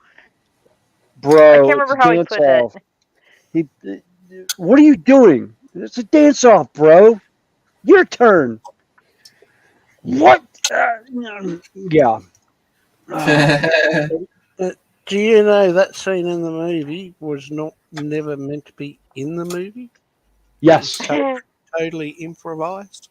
Yes. Hey, it worked though. You know it's even more funny that worked in the movie that was so improv. It was a slip up that they left in when he pulls out the orb and he goes to hand it to the collector and he drops it. He actually bumbled it and dropped it on the floor and reached down to pick it up. And because it was so Star-Lord's character, they actually left it in the movie. Yeah. That was totally improvised where he dropped it. It was like half the stuff they did was improvised. I mean, there was stuff that Dave Bautista did that was like not actually in the script, that they were just like, oh my God, it's Dave Bautista. He just did something totally off the wall and totally off color, but it fit his character so much they left it in the movie. And that's what I love that with certain things, like even going back Star Wars, where in Return of the Jedi or Empire Strikes Back, where they freeze Han and carbonite. Mm-hmm. Yeah. Oh, the infamous "I know" line. Yeah, he stumbled he couldn't remember the line, and somebody off screen was telling him the line, and he looks at Leia and goes, "I know," but the way he said it, Spielberg or Lucas was like, "Print epic." But he was supposed to go into like this big thing, professing his love to Leia, to her face and everything, and we get, "I know." It's like, what? You know, can't figure it out for the life of me, but it was great. Well, that and the infamous scene in Raiders of the Lost Ark, where the guy's coming at him with the sword. Oh, yes. You know, and he just pulls his gun out and fires. Yeah, he was supposed that was totally improv because he had food poisoning. Well, one, he had food poisoning. Two, he forgot to go by wardrobe and pick up the whip, because he was supposed to swing the bullwhip and wrap his hand and knock the sword out of his hand, but he forgot to. You see him reach for the bullwhip, and he's just like, "Bullwhip's not here." Oh well, fine, gun's here. I'll just shoot him. It's like, yeah, everyone in the cast except for Lucas got food poisoning because Lucas was actually the only one bringing his own food to set. Everyone else ate from the caterer and got sick. Ooh. Yeah. Evidently the caterer they had an issue with whatever food they cooked that day because it was bad. Oh, How God. bad? Very bad. Very bad. Corey, how you doing? Yeah, when you get $1 million actors that get food poisoning from your food, yeah, that's not usually a good thing for you. Yeah, bet you don't cater too much after that. Right. Probably not. All right. No, actually, it was. Actually, I think Indiana Jones came before that. I'm not sure. But Goodbye. Corey, how you doing? Mm. And if you are interested,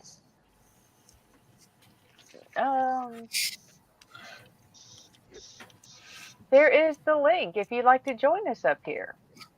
I think he's through Williams at the moment. Yeah, Joshy, you're not in the chat, dude. Come on, come in the hack. Yeah. He's trying to throw me under the bus by saying get and read the chat. Oh dear. You've been a git.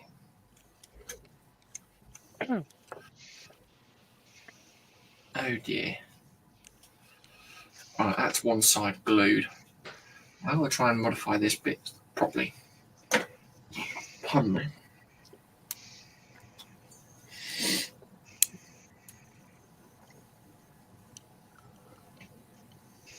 Yeah, Josh, I think Corey was over on Williams' side, so I just popped the link in StreamYard so it goes to both sides. Yeah. That is, if he is interested. We always, like I said, we got room, and the more the merrier up here. Yes.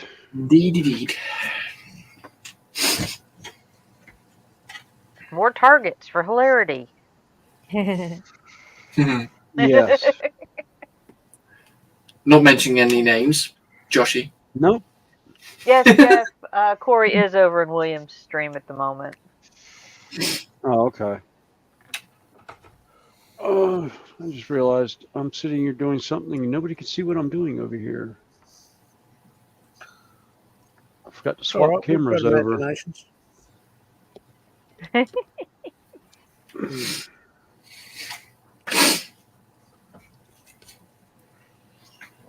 So close to having this motor. Oh, making his rounds. He's.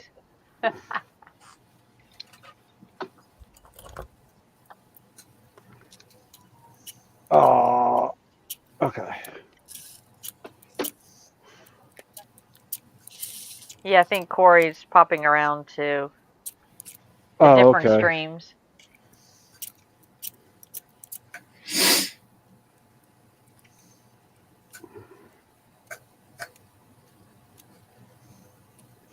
Scott? Yes, mate? Is Scott there? No. Spruebox cancelled my Outlaw paint order. Oh, right. Oh. Why did they do that? Availability. They couldn't guarantee they'd be getting the paint in, so they gave me money back. Oh, okay. Well, that was nice of them. That if you was to go back and watch the Aussie modelers stream yesterday, they were actually talking about what's happening. And it was actually Peter from Oz Scale Modelling that brought you up with Jason. I'll just have to find another UK supplier, that's all. It's not a worry. But nowhere's got the chrome in stock, so I'll just have to wait. Well, right now, I think there's only one U.S. distributor, and I don't think they have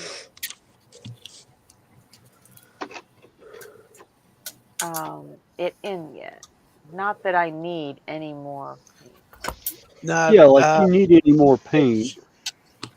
it's a one-man crew right Yeah. now with Outlaws, and he's been sick for the last couple of weeks with COVID, Yeah. which has put everything at a standstill. Well, their website also says they are relocating. Yeah. And not taking any. Trying to find. They'll be back up. He talked about it all in the stream, what's happening. Yeah. Well, there was. I'm trying to remember. I was looking for. He had a link to a U.S. distributor, and I can't think of who that is. It's actually someone in Colorado.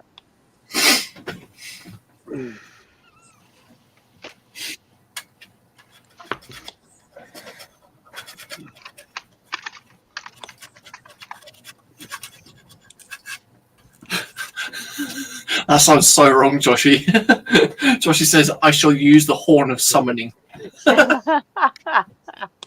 Oh dear. Don't you mean the beehive of summoning? Yeah.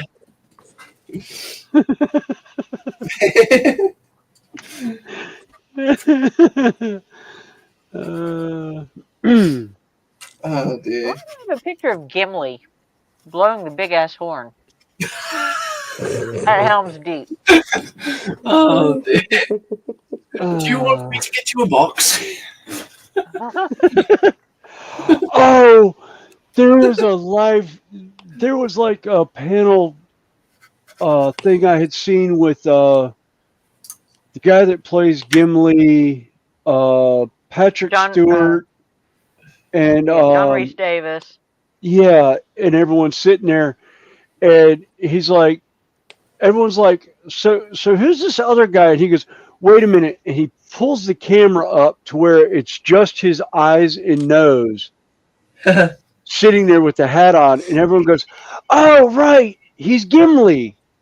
And it was just like everyone on the Sir Patrick Stewart just lost it, and Ian McKellen was just like, he fell out of his chair, I think. And I can't remember what movie it was. They were all in together, but it was just like, just it made me laugh. Oh, who'd we lose? We lose somebody? Chan, I think. Chan, yeah. Oh, okay. I just saw it go to 6 people, and I was like, what? Blah, blah.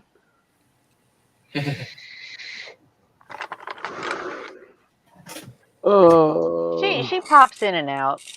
Yeah. So I'll put it in private chat for you.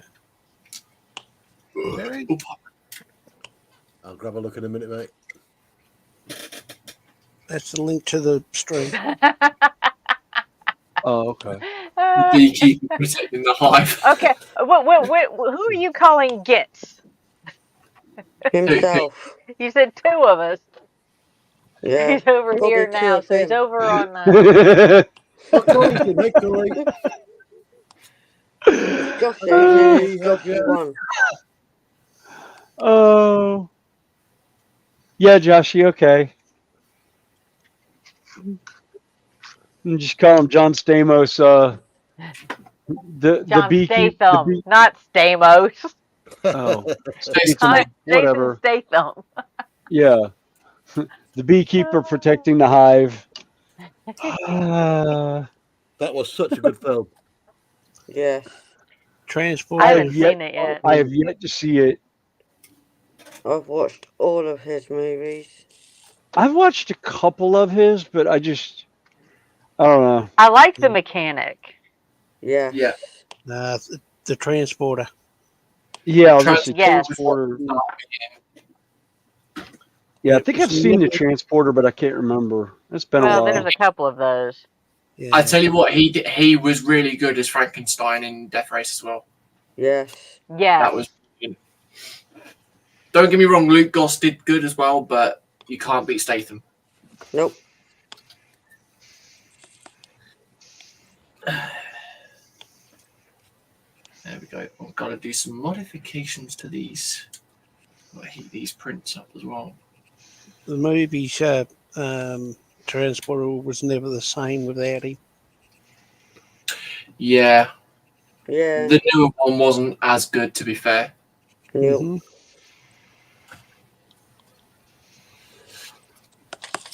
La di da da da da da.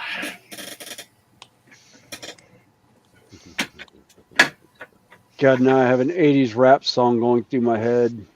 Thank you, JC. What have I got now? All I heard was Lottie Dottie, and I'm thinking, Lottie Dottie, it's time to party. Oh, okay then. And I'm Okay. like, oh my God, 80s rap. No!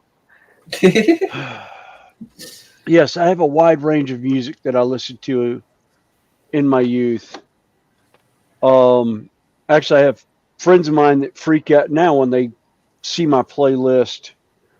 I've got stuff from like, Sepultura, Five Finger Death Punch, Oh, now we're talking. Dawn, stuff like that, all the way up to Andrew Lloyd Webber. You know, I've got every kind of music you could think of on my iPad. Yeah. I've got some show tunes from Michael Crawford, who played Phantom of the Opera.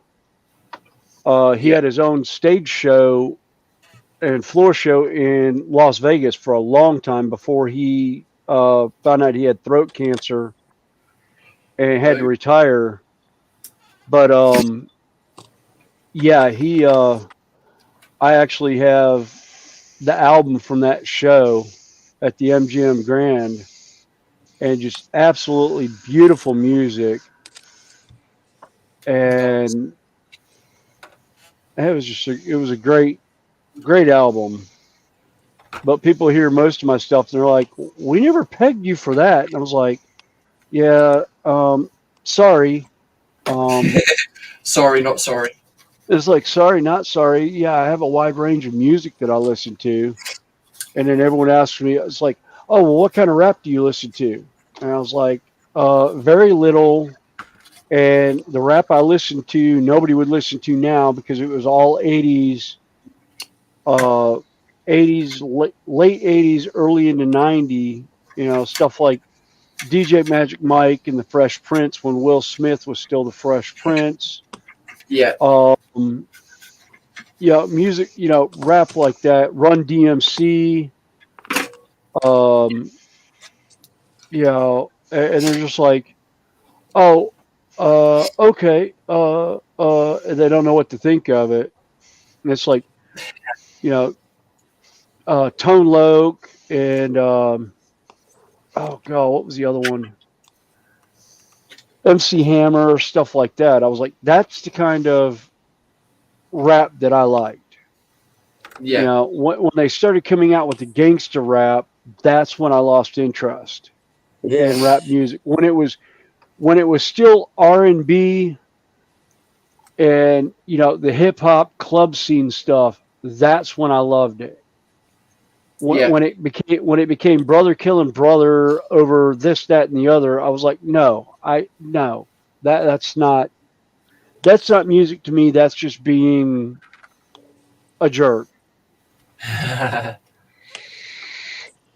I'm quite a mixed variety as well, like heavy metal, rock, R&B, grime, drum and bass. Yeah. Hard style as well. Oh God, yeah. Don't you play hard style? I'm happy. Yeah, it's like there's a couple European bands that I discovered through them actually covering for people like European band Jorn. I actually found out about him through Black Sabbath when Ronnie James Dio started the band Heaven and Hell. He passed away during a tour through Europe, and Jorn was actually one of their opening acts. And they asked Jorn to sing. That's cool, Corey. He's got a premiere coming up in 15 minutes. Oh, okay. But they asked Jorn to sing for Ronnie James Dio, and he did. And just absolutely smashing rendition to where I actually heard, I saw the video, and it took me a minute to realize Ronnie James was standing back and not singing, and this guy was singing his vocals. Yeah. And sounds like him. Oh. And I was like, wow. I lost another one in printing. Oh well. Oh no. It's all right. It's apart from the engine lid and the rear wing, all of the body pieces are actually on. So cool. Bit of a fiddle, but nice. That's the front end and then the back end. And then obviously the engine lid will sit on the back there. Oh. And then the spoiler, I say the spoiler, but rear wing, I'll just slot that into place for the time being. That will sit on there like so. Okay, somebody had asked me. That looks really good. Now, did the kit come with the silver, or did you paint it the base? The base of it. Oh look, this is standard plastic. Yeah. I've not touched anything kit wise at all. All I did last night was get the kit out or get the body out and then start hacking it completely. So yeah. Yep, that's all I've done. Let's see. Somebody asked me what my kit was. I was going to look through it and see. I want to say I got it off of Emu. Oh, God. Well, I'm going to make coffee. Anyone want one? Oh, I love one, I'll take one. I love one. Well, no, I don't take standard coffee, so I'm sorry. As long as it's Nescafe, then you're fine. Let's see. Is this?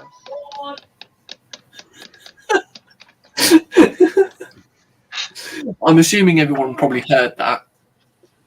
Nescafe, or did you? Are you needing to add to your 10? Oh no! That wasn't me. No, Alicia was up there, upstairs shouting, "I'm bored." Oh dear. Maybe this. I did say to her she could come down and sit at the table next to me, but yeah. Okay. No, the kit I'm working on is Atlantis. Ooh, Atlantis. Very nice indeed. Yeah, that'll work. Drop that in there. And I'm pretty sure I got this one off of Emu. Yeah. Okay. Okay, so actually the kit's called for that. Yeah, I believe you can get it on Amazon. Pardon? Yeah, Connie was saying you can get it. She thinks you can get it off of Amazon. But like I said, most of my stuff I get off of Amazon or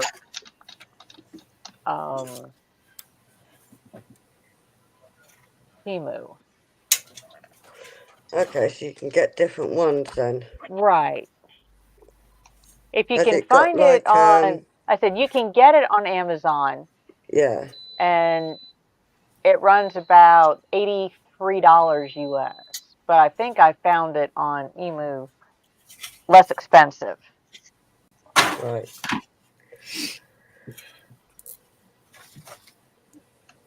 But sometimes I can't find them, or they've gotten real bad lately about some of their companies don't want to ship to the US, I'm thinking.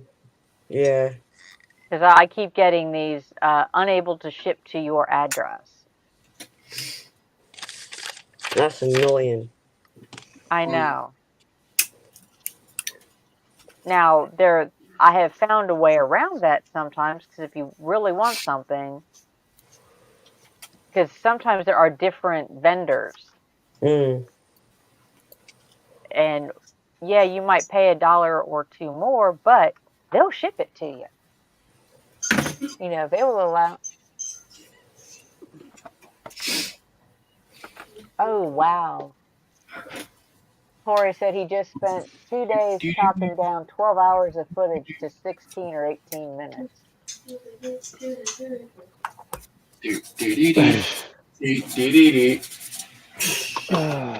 Now I've got a song running in my head now.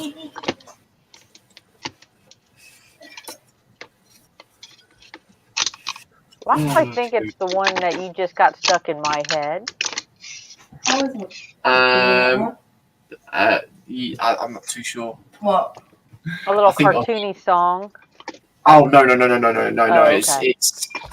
It is a hard style song as well, actually. Oh, okay. Yeah. Oh, could be worse. There's a particular song that we have going around every once in a while. There is no company. Why are you lying? I'm not here. Okay, it's a figment Hi, of Alicia. people's. Hi. It's not a figure of imagination. It's a ghost. It's a ghost. I'm a ghost. Oh, right, okay then. I'm the ghost of once was. Oh, geez. I've just see even Joshy's recognised you straight away. He's saying hi to you. Yoshi, hi. I almost made. I just poured my 2nd kilo of resin into the vat. I tell you what, we could get Joshy in, and then you won't need to feel feel left alone. Don't, because I literally can't talk. Neither can Joshy. Yeah, I was gonna say, Josh's voice sounds gravelly as all. I accused him of being with Kermit too much because he has a little frog in his throat. Yeah, when I heard him first thing this morning. Why do you need me in? Because I feel lonely. This is where Josh is sitting there going, ha. You'll be like, I'll come in.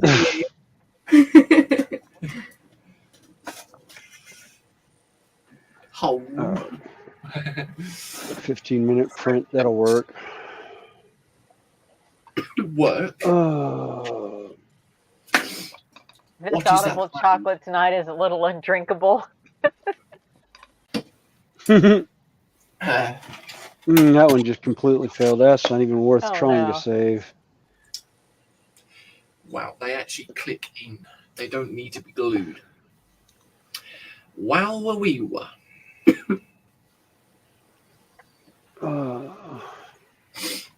That's a bit strange. So you got to paint the chassis, the and body. it's getting a little bit late on the English side.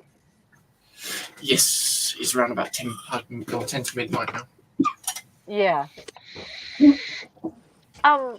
Thank you, everybody. I have 41 thumbs up tonight.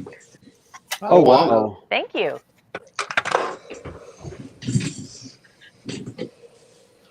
Is that a new record? Yes.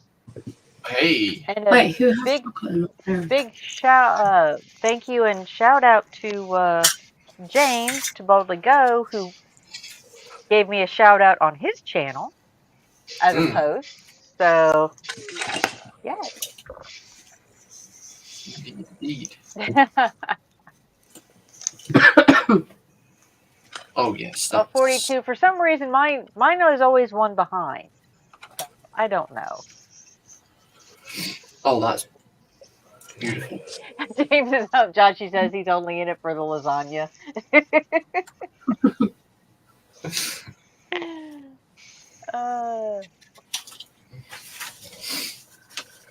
And for those of you wondering, Connie made a 20-pound lasagna over Christmas for. Yes, that was for Christmas dinner. We wanted. Yeah. My little one's aunt doesn't like ham, and we had turkey for Thanksgiving. Mm. And I'm sorry if this makes anybody hungry. Pictures inbound. This is what everybody is talking about. That is a picture. Yeah. Okay, I want some now. That looks really good. Can I have a plate of that now, please? I've got a couple pieces, and you all know how big the standard bottle of paint is. There's a slice of it for reference. Holy smokes! Wow. Damn.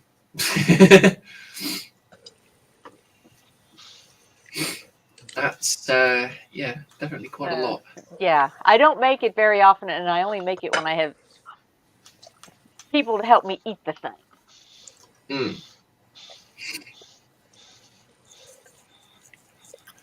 JC. Nice. Connie, I vote him. Let's see. Yeah.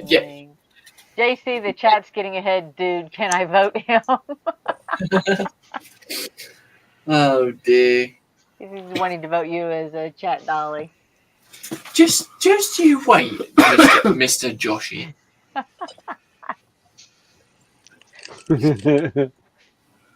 Oh, that's why it's acting up. Ew. What'd you do?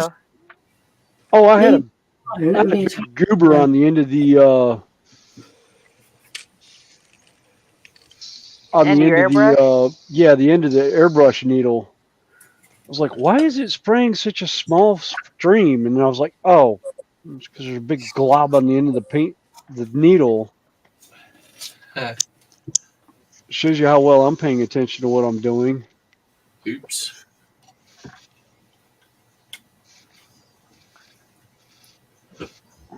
Pardon me.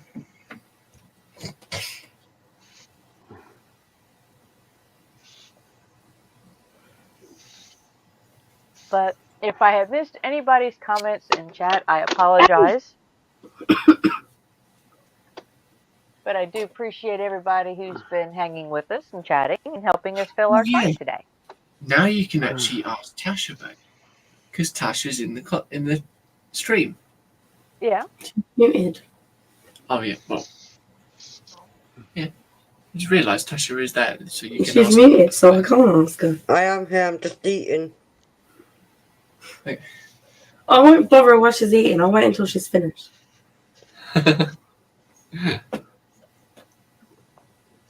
Josh saying that that's the reason why if I visit America, I'm going to need my own personal cargo plane to bring me back. Imagine carrying King Kong but strapped under the heli in a harness.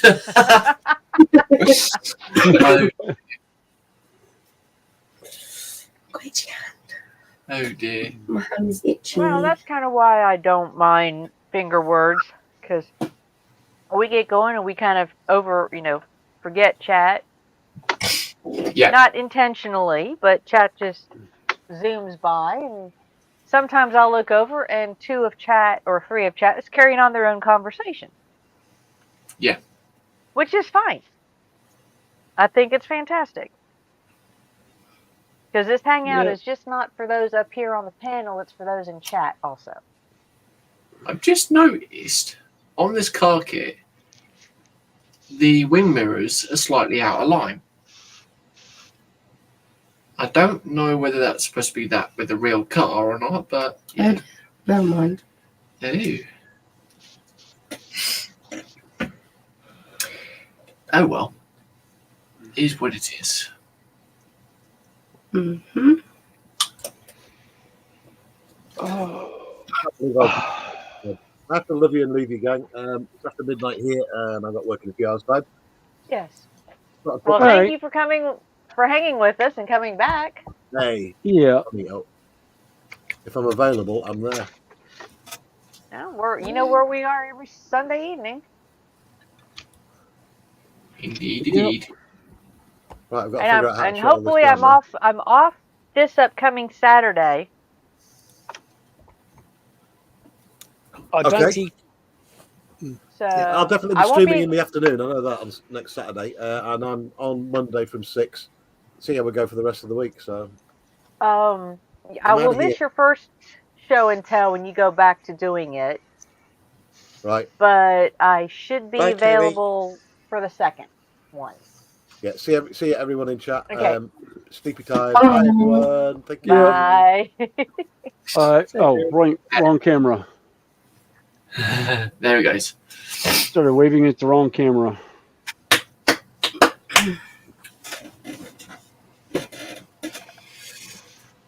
Ay. Can't really do much more to this unless, yeah.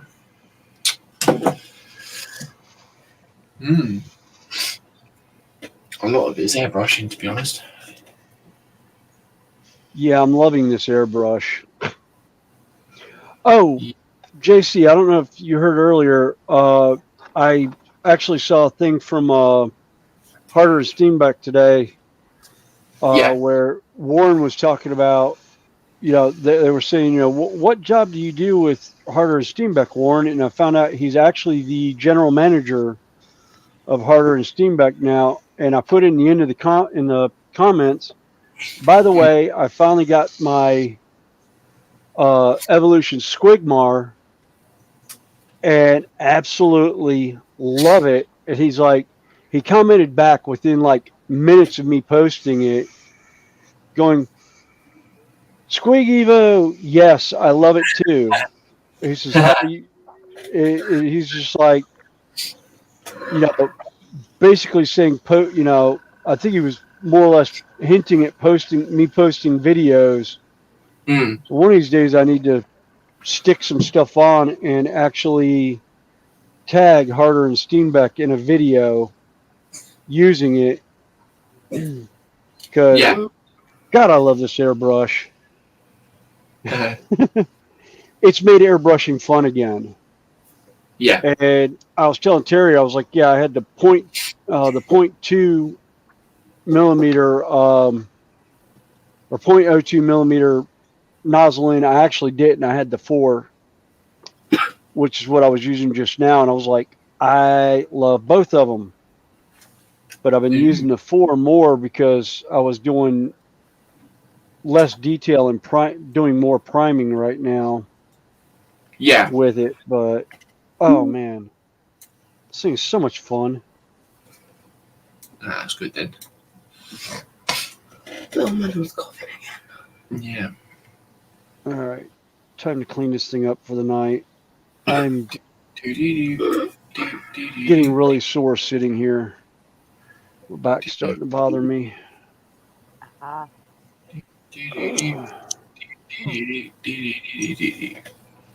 What? Stop! Can you stop poking a minute, please? No. Okay, I've got to put these wing pieces on. All right.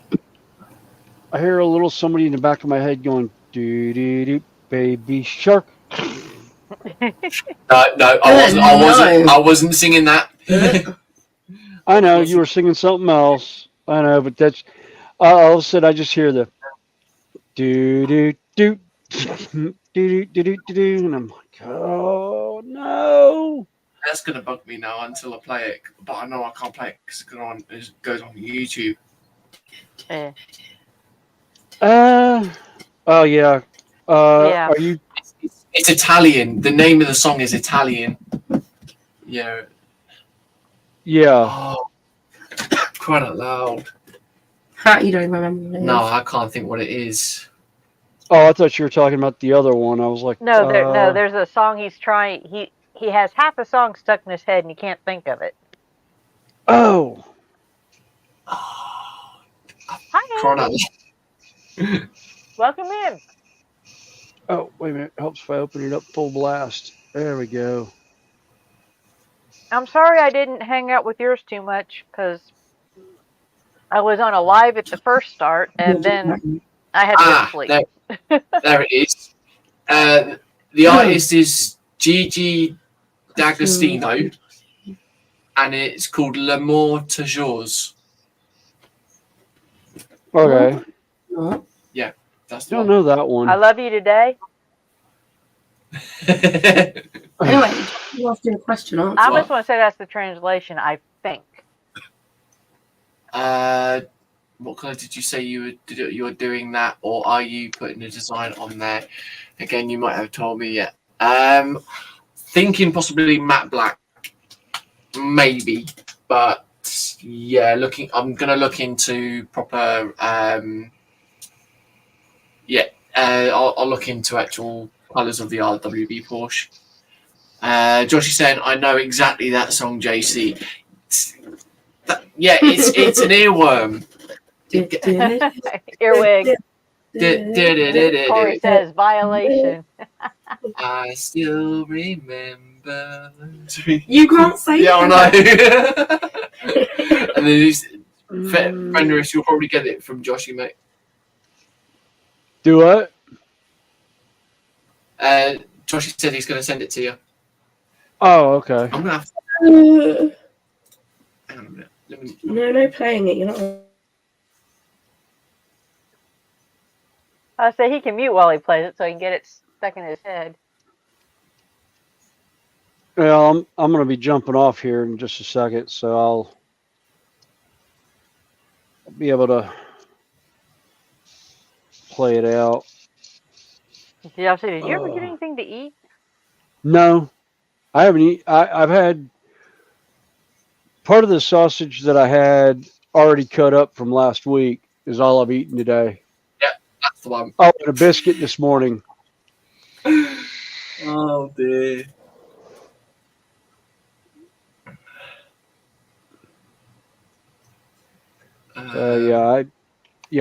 Food was not high on my priority list today. I was having more fun watching and waiting for a channel to derail itself.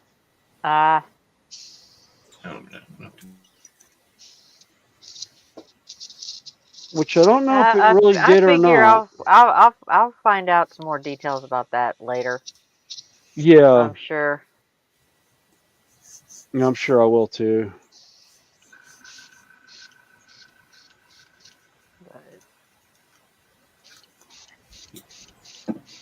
Alright, I'm back. Sorry, I had to mute. I didn't want you to hear me munching. Oh, you're fine. You're Hey, fine. there you go.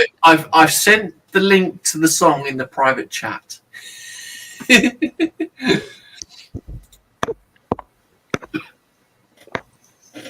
Tasha might remember it. Might do. Depends what it is. It's an old 90s classic. Well, I'll say old classic, but yeah. Shows my age. Set of... Makes me feel But old. now that Tasha's unmuted, you can ask her about it. You're so evil, aren't you? I can barely even talk. Have you heard the other one he did, JC? Yes, I think so. Ow. I actually forgot what I was supposed to be asking her now. Well, that's not good, is it? Oh, yeah, that was it. I remember. Tasha, do you like Nightmare Before Christmas? Do I like what? Nightmare Before Christmas. Yeah. The movie. All right, guys. I'm going to head up to the house tonight. Night, guys. Your back's about giving you a fit, buddy. isn't it? Night. Yeah. Night, Snow. Yeah, I'm going to go up and take some ibuprofen and probably curl up in a bathtub with a couple handfuls of Epsom salt. So I will catch y'all around. Bye Okay. for now. Later. Bye for now. See you later. Bye. Yeah, the Night. answer to your Oh, question wait a is minute. yes. That's not what I wanted. Blah, blah, blah. Song. Okay. Blah, Don't blah, hit blah. end stream. Leave studio. Yeah, I leave almost studio. hit end stream. No. No. Yeah, I'm leaving studio, not ending stream. Yeah. Night, guys. Bye. Bye. Good night, mate.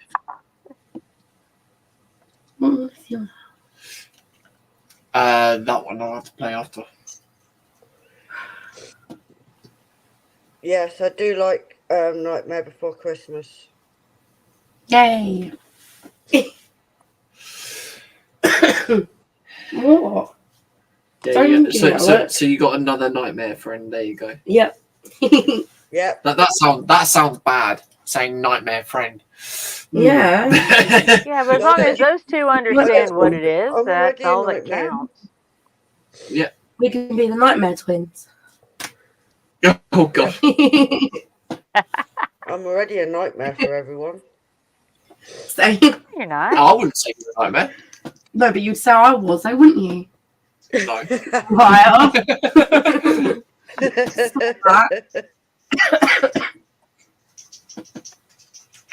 I can't say What too if I much. said that's My daughter loves that movie, so.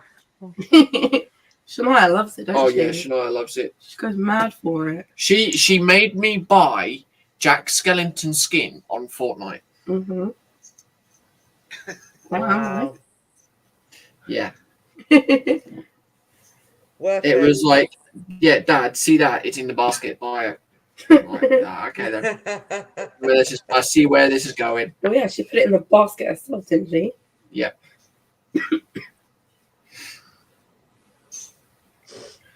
It's hot down here. No comment. I know what you're going to end up saying. What? So just say it. What? Josh has put JC's a nightmare. Some days he's an environmental hazard as well. Yeah, that's true. Oh, you get. So you're telling the truth. So yeah, And Joshy. he also said something about the blah blah blah song. Yes, I think I know about that one as well. I shall have to play that one later. Yeah. So yeah, Joshy, was it 4 o'clock wake up call? Was it, mate? Mm-hmm. I don't know. Payback, mate. 3 o'clock. Oh, for his what? Wake up calls. Was it last week he did that to y'all? Luckily, I haven't had that from him, but you know, not trying to jinx it though, Joshy. I might actually leave these vents out because. So we'll get him to wake you up at 4 a.m. on a school morning, and then you can take Shania to school. No, right.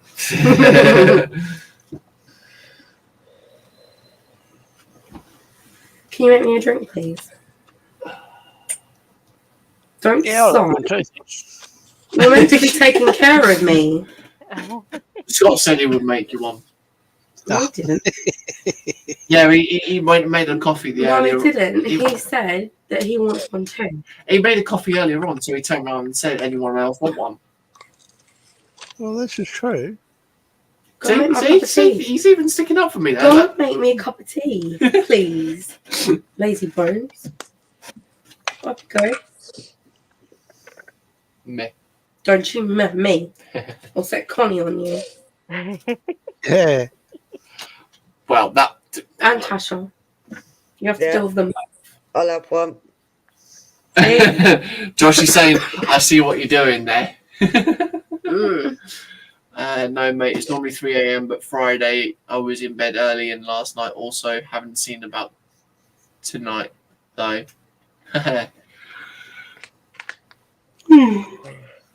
Joshy, get your bum to bed right now, mister. No, I could just turn the Don't camera. No, do not turn the camera. Don't. Don't make it bring the big step, Josh. Do not Well, I turn the think it camera. has something to do with a certain bee not buzzing about at the moment. Ah. Honeybee. Joshy needs his honeybee. Joshy needs his sweet nectar. That just sounds wrong. Anyway, I asked you for a drink. Go and get it, please. Go. Go make it. Yes, I'll be back in a minute then. Yeah, bye. We don't need you anyway. See you. Well, you can sit and build that then. Okay, I'll sit and build it then. Joking. I wasn't. A lot of it needs airbrushing anyways. Well, I know how to airbrush. It's not that hard.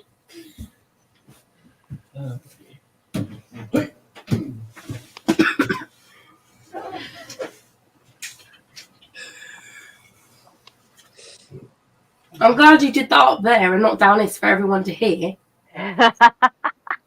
You know what? Even Connie knows what I'm on about. Yeah. He's saying that he burped. He's such a liar. Pull his tin out for him. Tell him he has to add to it when he gets back.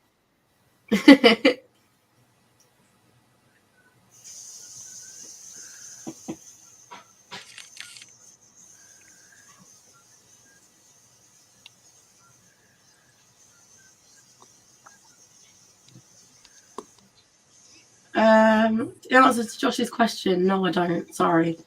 Yeah, trumpeter. Actually, I'm thinking we just may switch over to pool noodles because you got a little more extra reach with those. And you can keep a hold of it, which means you've got more than one shot at it. What?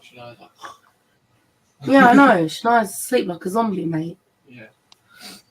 Ain't no waking her up. Why are you dancing at the top of the stairs, you weirdo?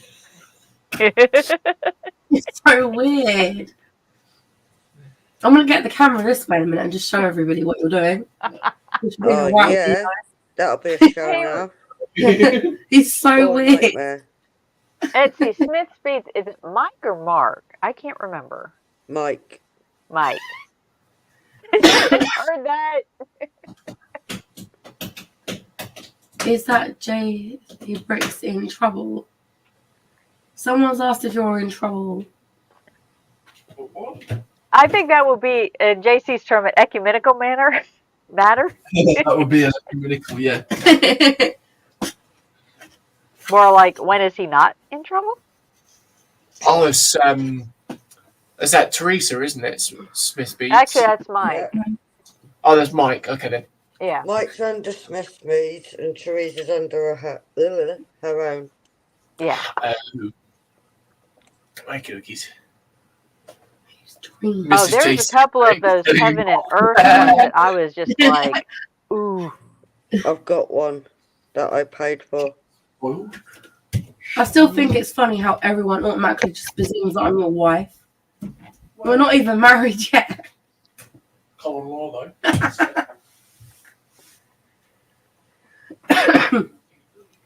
Does anyone want to be James's new wife? I'm trading him. No. Had enough already. No. I'm quite happy. Josh, do you want to be James's new wife? We all know you secretly love him. Joshy in a dress. Who said he has to wear a dress? If you had it your way, you'll be turning up in a tracksuit down the wedding anyway. Standing at the altar wearing a tracksuit. That's what your dream is. Yeah, more likely. Yep.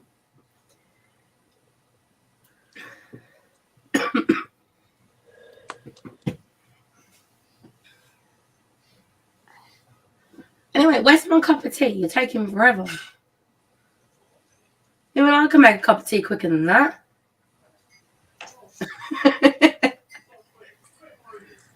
You couldn't make me. No, I didn't think so. Exactly. You would.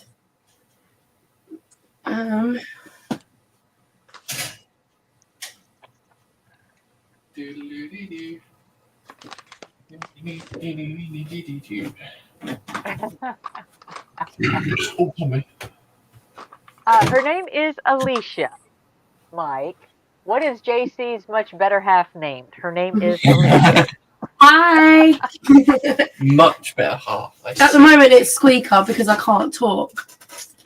But we can nickname her Beaker if you really want. No, don't call me Beaker because I'll beat you for it. It's quite funny. Oh, when and she's like, Teresa's in now. You know, you're so mean. He's bullying me. Be nice.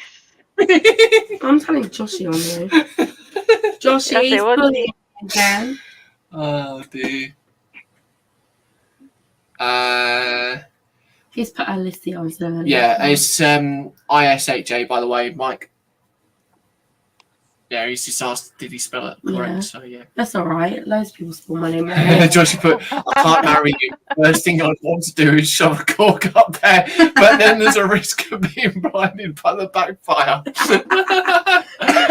Oh dear. Well, he said you've got to wear a dress anyway, Joshy. Oh. What's the matter, baby? Oh, did we wake her up? Oh dear. No, I think she woke up by herself. It's Oh, all right. dear. She can't go to school tomorrow anyway because Mummy's still poorly, so she's not allowed. Yeah. Not only that, she sounds like she's going downhill again. Yeah. She looks like she's gone back to bed anyway. Just wake up. Wake up to tell Daddy off and gone back to bed. Read the one above I put. So with the word ecumenical, you can study a thing called theology. JC, would you like to elaborate on what theology is? You kid. Yeah, what is that anyway? Oh, she's still there. In that case, we'll let Joshy elaborate on that one. Naya, are you okay, Bubba? She just stood there nodding right at me.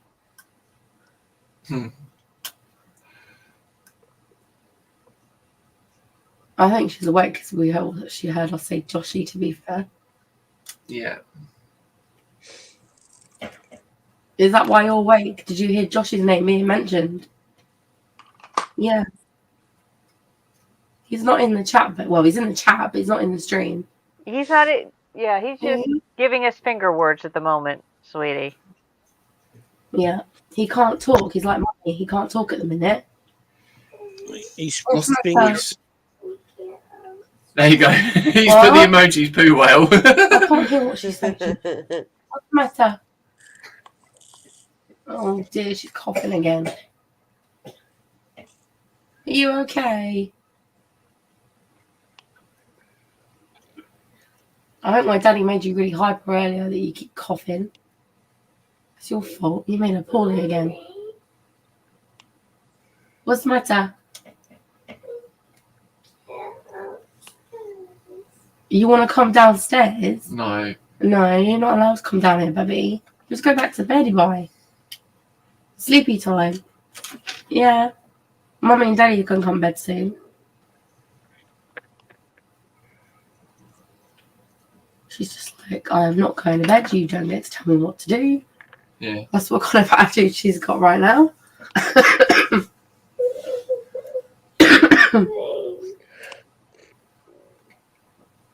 Oh dear. Huh?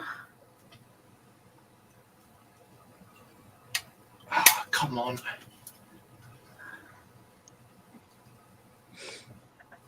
Yep. Mike says, see, Natasha, not always my fault. 11 times it's Joshy. Mike, because Joshy says normally 11 times out of 9 it's his fault. He's not even in the stream sometimes and it's his fault. Yeah. Shania wants her poo monkey. Well, yeah, that's what Joshy is to her, isn't it?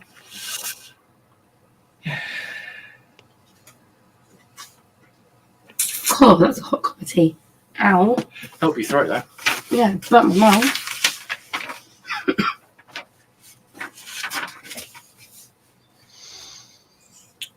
I made a new friend. Alright. He's a security guard. Do you want to say hi? He's a bit of a weirdo like you, to be honest. Oh, thanks.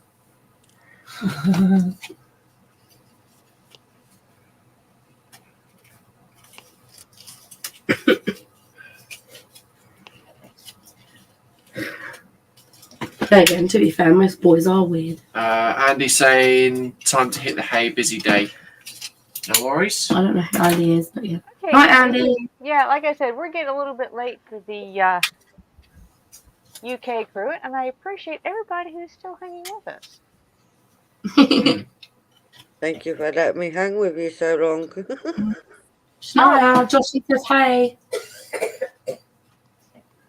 Shania, Joshy said hi. Do you want me to say hi back? She's gone all shy. Yeah, she says hi back. I think she wants you because she said daddy then.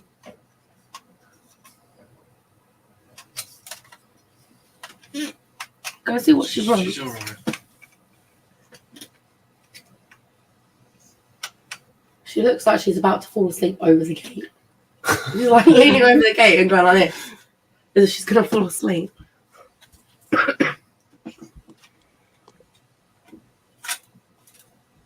Okay, so Silly that's little how it monkey. goes there.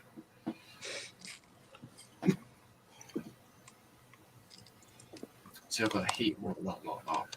Oh. Or I'm going to heat this bit up so I can then push that back because there's a massive gap either side. That's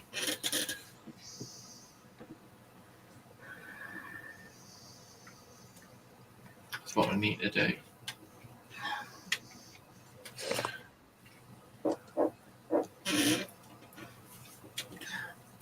Thought I was the monkey. You are the monkey, you muppet.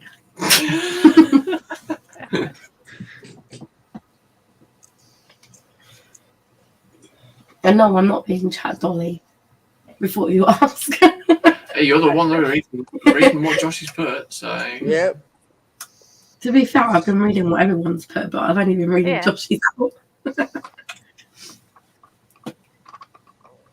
Well, half the time they chat to themselves, and I'm just like, well, they got a conversation going on. I'm not going to interrupt. Plus, if I don't read Joshy's out, he'll tell me off. Yeah, like Hot Rod Rodney says, I've been in and out of Connie's live nut house. Yeah. Hey, it works for me. Definitely. Works for me. I don't mind being in the nut house at all. I'm We already like in one. Don't we? Yes. The nut house is the fun house. Is that what we call it? Yeah. Hi. Yeah. What you doing? Oh dear. What? It's got like, hello. She's calling you again. Excuse me. Yes. Your daughter wants you. Can you go and see what she wants, please?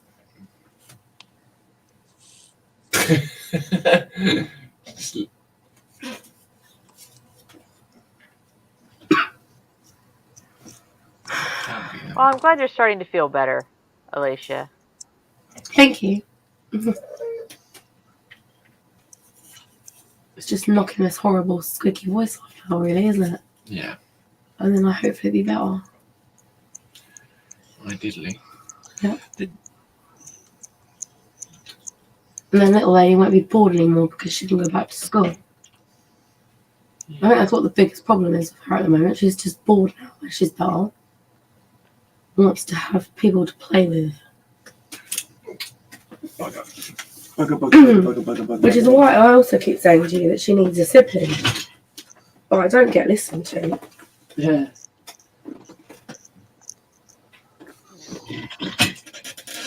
That's alright, we can get Joshy to come and live with us so we can make Joshy her big brother. She'll be happy then. She's calling you. What, baby? What's the matter? What's wrong? Because Mummy can't exactly come near you because I don't want you to get poorly again. What? What have you dropped? She's dropped something. Oh dear. What's the matter? Oh, that cough is sounding yucky. Yeah. Yeah. I hope she's not catching it again. She's already got one, Joshy. What? Josh, at least your throat sounds a bit dry, dry. JC, that the kettle won't boil itself, mate. That's what having COVID does to you. Yeah, quite literally. Not nice. And Corey says, Joshy first says he's going to start charging people soon for me. We're not allowed to call it that on stream, are we? Aren't we supposed to say Velociraptor or something? That's what Connie said. Is it okay to say on? I think so. Well, as long as we don't start, harping on it, I think we're okay. The occasional time, I think it'll be okay. Okay, just don't want to get Corey you into says trouble. he'll send you one of his, I'm believing, youngins, offspring. He's got 5. Oh wow! Oh wow! That's a handful in more than one way. I'll take all 5 of them. I'm used to being around 5 other kids anyway. I am a sibling of 6, so I'm the oldest out of the 6 of us. So yeah. It wouldn't bother me having another 5 kids around. I can handle it. Don't know about you though, babe.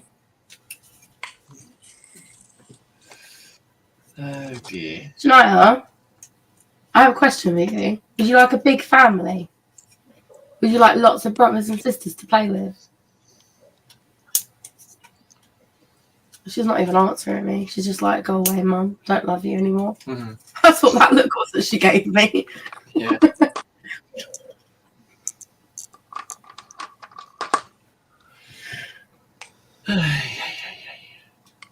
She's definitely not feeling right.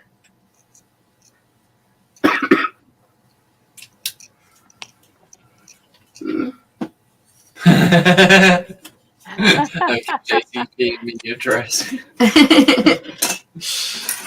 think the shipping bill would be very expensive.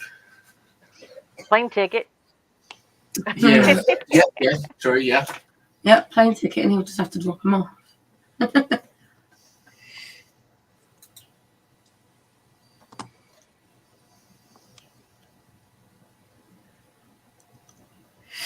Mm-hmm.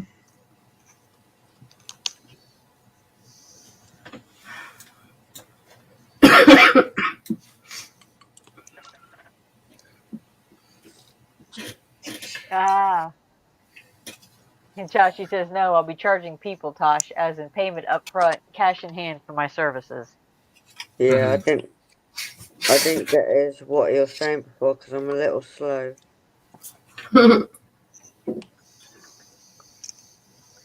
Right, you heard it here first, baby. You've got to pay Joshy to be Shania's big brother. Okay. Well, he said you've got to pay him up front. I can't pay him up front. He's not here, is he? It's a thought that counts. Yeah.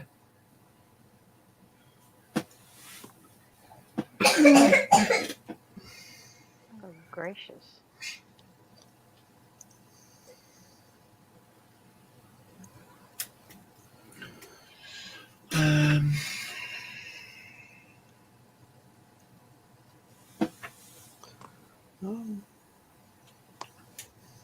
Ow, I cut my lip somehow.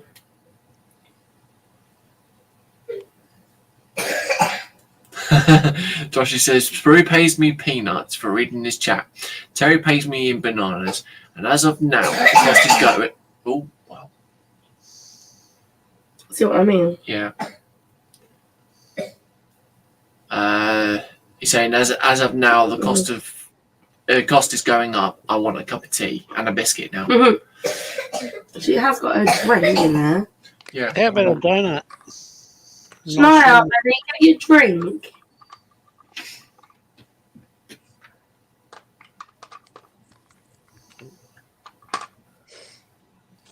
I know she's got a drink in there because I put one in there for her. Yeah.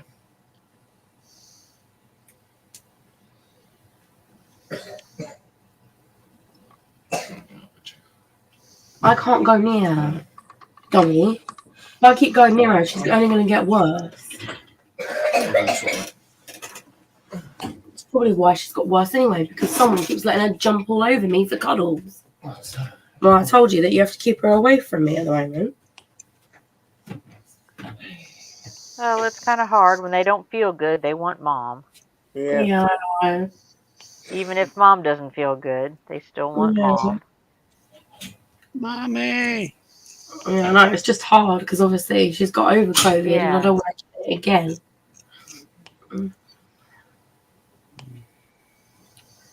That's why I was hoping I'd be better at the same time as both of them, but no, still have it.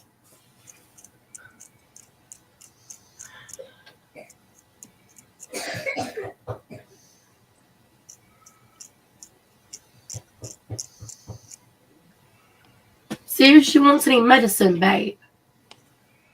It might help.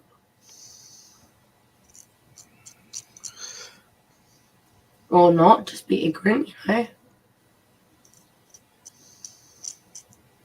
Oi! Don't you shush me. Git.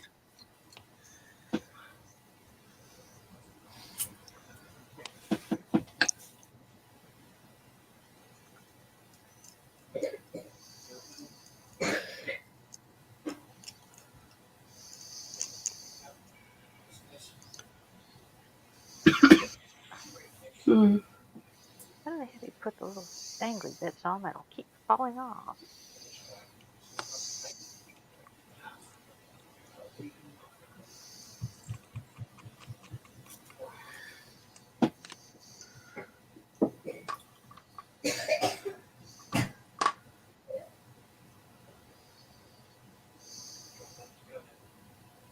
Tea with ginger and honey might help, according to Corey. Not for a donut. I'll have to get back to you on that. We're talking overtime rates here. Yeah. Babe, you're going to have to get some ginger and honey. You'll have to get some ginger and honey so I can put it in my tea. I've been told it might help. It does help. It does help me.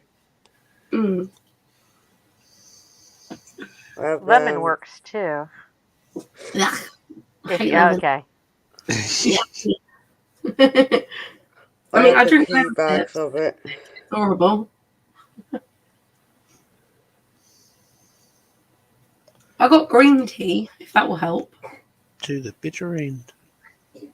Just basically anything warm, and then, like you said, you add the honey and the ginger, or the honey and the lemon to it.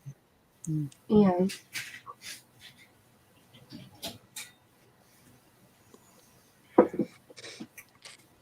She okay? Yeah, she's got the drink there. She's got the drink, she don't want medicine. I'll be right back. Okay. No, we'll be here for a little bit yet. You want? We still got about 11 watching. When do the new test Yeah, it is more entertaining. Tomorrow. I think it might be worth retesting. Yeah. Because it sounds like she's got it again. Yeah. Yeah. Corey also says peppermints help with the upset tummies. Spruce cancelled his has stream. a good. Yeah. That's what I heard. Yeah, Sprue's not feeling too well at the moment, mate. Yeah. It hasn't been the last couple of days. No. Off and on.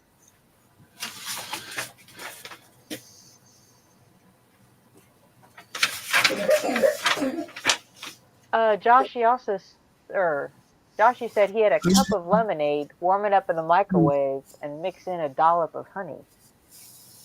Oh. That might be good for her. Okay. Try that one out. Yeah. Well, I mean, I've tried chai with honey before, and I just doesn't like it. Yeah. Yeah, the honey coats the throat, and the ginger or lemon both help numb it, and they're also a little bit on the antibacterial side because they're a little bit acidic. Yeah.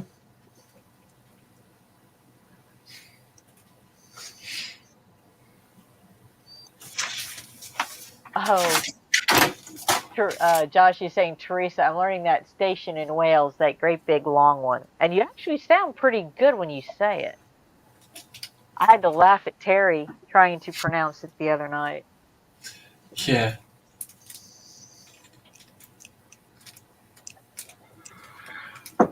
It was getting better and better every time he said it, though. Well, I think he had a pronunciation app or something that had broken it down. He was doing it, but he didn't have quite the throaty sound that the Welsh language has. Ooh. As I would call it.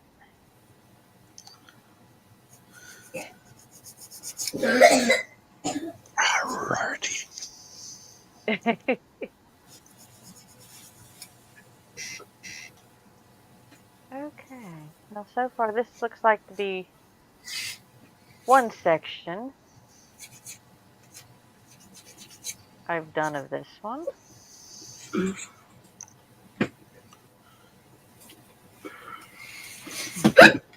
Boom. Excuse me. I had a cup.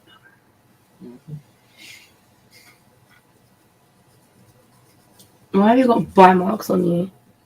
Not even a bit. And also, there was a mixture that had honey and lemon in it, or something with honey that Andy Serkis in Lord of the Rings did for his Gollum voice. Oh yeah. When he was doing, they called it Gollum juice. It was a mix that he kept drinking to keep his throat from getting sore when he did the Gollum sound. You know, he sounded like he was coughing up a hairball. Yeah.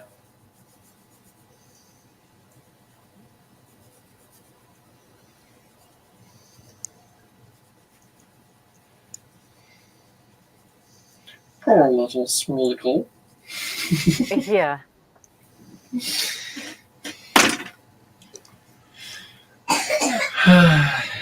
There we go. That's that bit. Oh, it's Corey says it's hard to say like Worcestershire sauce. I'm not saying it right. Worcestershire. Worcestershire. Easier just to call it Liam Parents. Yeah. I don't know. That just reminds me of the cook from the Muppet Show. Oh, the Swedish chef. Idiot.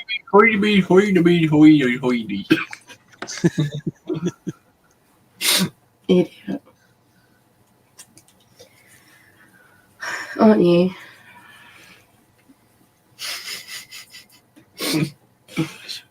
Oh dear.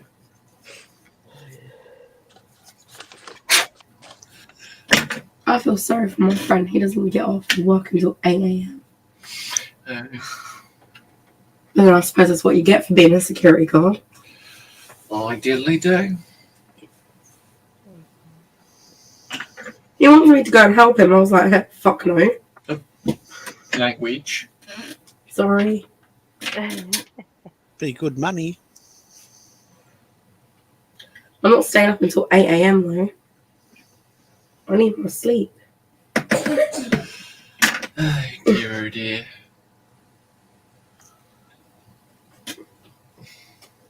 She needs a beauty sleep, apparently. Yeah. You go and do it. You don't need yours. Oh, cheers.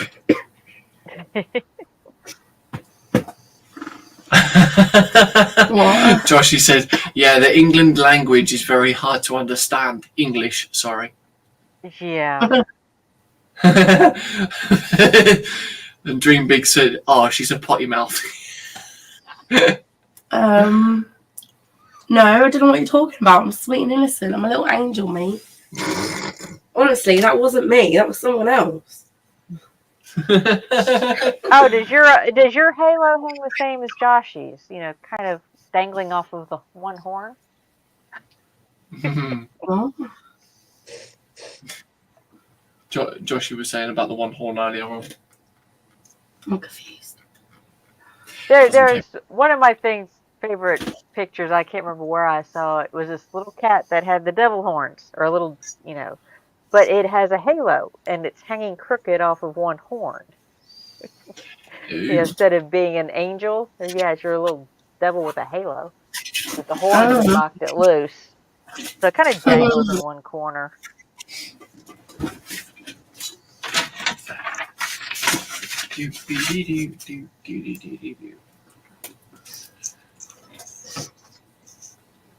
All right, where is E11? It's here or here. What are you doing? E11. Don't draw me, you weirdo. Oh, there you are. I'm gonna do some rimming, drawing around the rims. That doesn't sound right.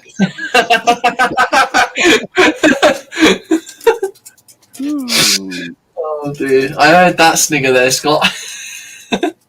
Yes, I was thinking different sort of stream. Yep. Josh says, according to Connie, my halo hangs crooked off my devil horns. I can neither deny or confirm this.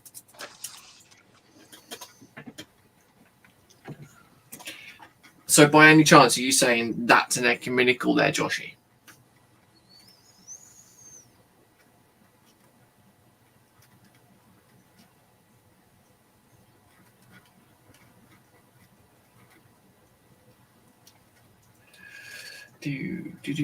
Do. They can move on. Yeah, not bad.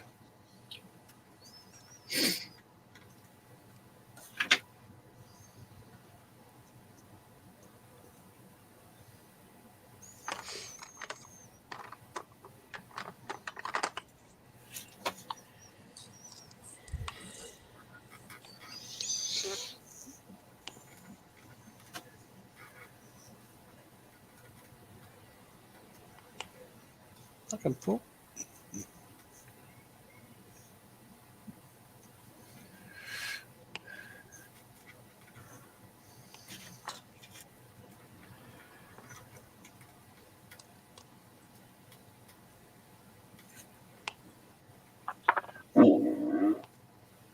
Really? Disgusting. Excuse me. Okay, that one definitely goes in the tin. Oh dear. Yes. Yeah. Oh dear. But I am actually being honest when I'm saying this. I don't know where my tin is. I've actually lost the tin. Yeah, that's what they all Deliberately so. Not believing me, are we, guys? Nope. Damn it. And this is where Joshie's sat at the button and we're like, yeah, let Lee's put that getting clipped. You're a git.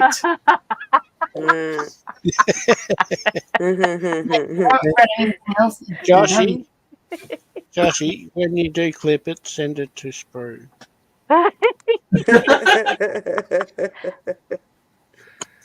Oh, crap.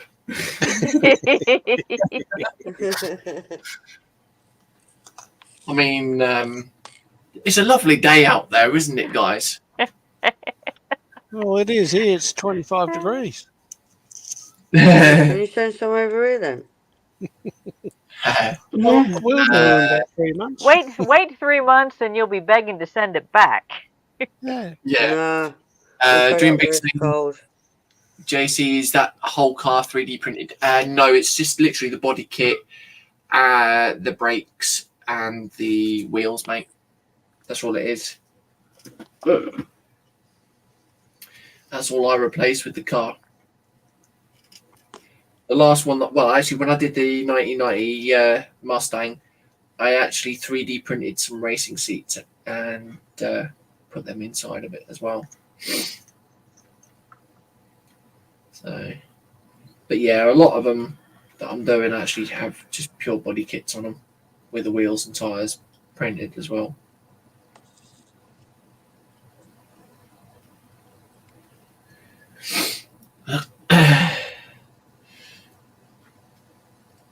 So I'm probably expecting a message from Joshy at some point saying, "This is your clip." No, he's going to send it to everybody else first. Oh, that's not fair. Yeah, it is. Nah. Yeah. Yes, it is. Shush. Oh, don't you pick start.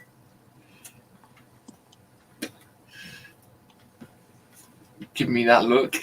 You won't win. I might be smaller than you. That doesn't mean anything.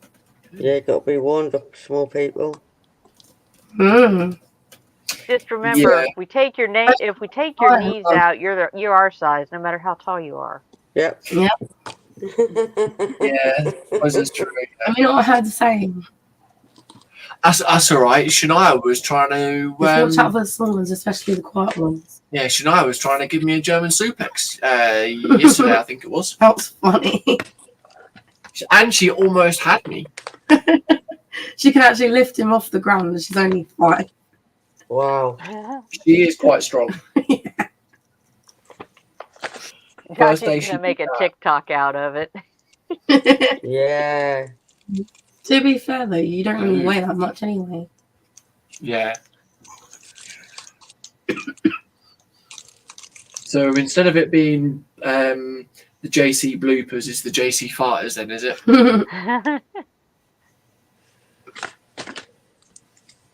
I'll see where this one's going. Yeah, TikTok and everyone else. Yeah. Maybe YouTube as well. That's what I would do.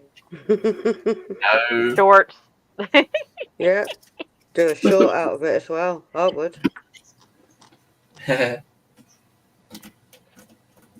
I'm a nightmare. This is where Joshy posts that up as a short and gets instant monetization straight away. 1 million subscribers. Yeah, just remember, Joshy, my cut, please, mate. Just saying, yeah. Yeah, he'll give your cut to me and Shania instead of you.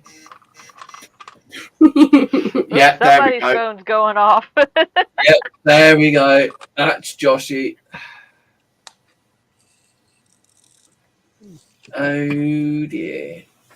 I will have a look at that in a uno momento.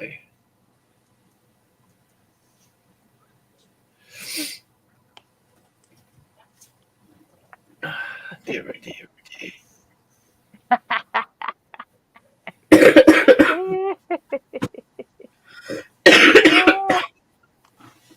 Ow.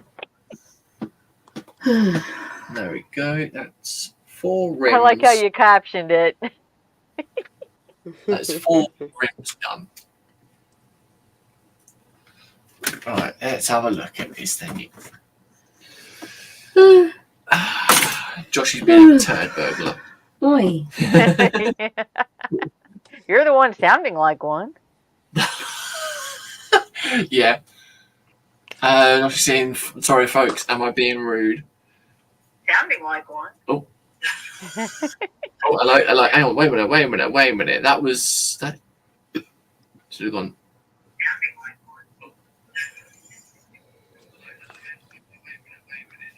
Why is it not going to the clip? Mm.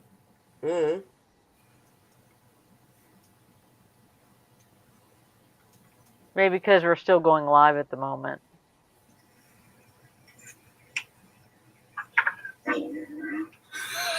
Oh, he's not actually here. That's great.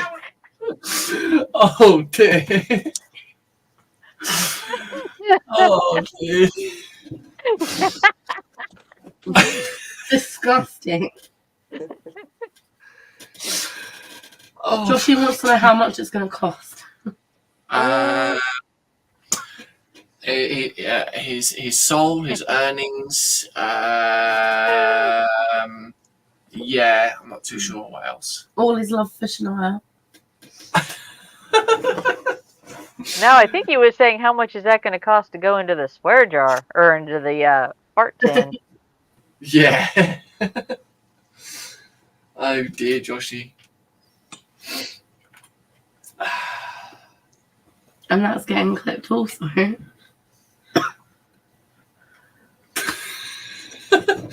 So he's basically clipping the clip of. He's clipping me. Yeah, he's clipping the moment of me watching the clip. Okay. Because it was very audible. Yeah. Oh dear. Just in case you missed it. Yeah. In case you missed it, please look at this exhibit. Hey. Oh, I think that's going to go into the same clip file as Harry straightening up his bench and Mark having a cluttered bench. Oh dear. Well, to be fair, I think the Fortnite one is still number one, though. Like, yeah, that one was still top. Really? That one was pretty. Yeah, I wasn't there for that one. Yeah, now Josh is gonna be like, oh really? So I might as well send this one too. Oh dear, oh dear.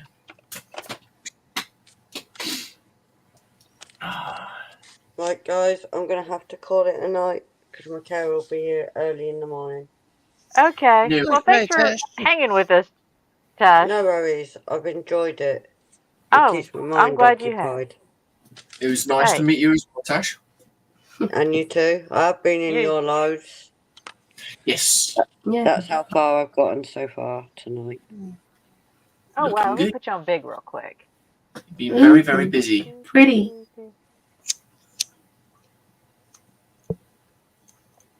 Oh, wow. It's getting there. Mm. I'm nearly finished. Not. No, but hey, you're having fun doing it. That's what counts. Yes. Yep, You know, indeed. everybody says, I don't get very far. I'm like, this isn't a race. No, I can't do it. But I've done quite a lot today. I filled all this in today. Mm. So, as I said, it's a marathon, not a sprint. Exactly. Like I said, we do this to fill our time. I mean, if we rush through it, one, we don't enjoy it. And two, I mean, you know, you've still got more time to fill. Oh yeah, I've got like 65 centimeters upwards to fill. Well, long ways, it's a whole 65 centimeters. And 50 that way. Yeah. So it's quite a big picture. Well, once I finish my little ones, I'm going to start, whoops, this one. Let's see.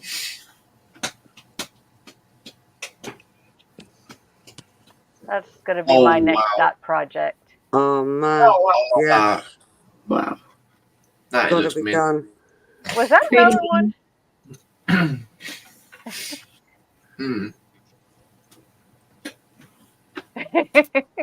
But yeah, no, that's going to be.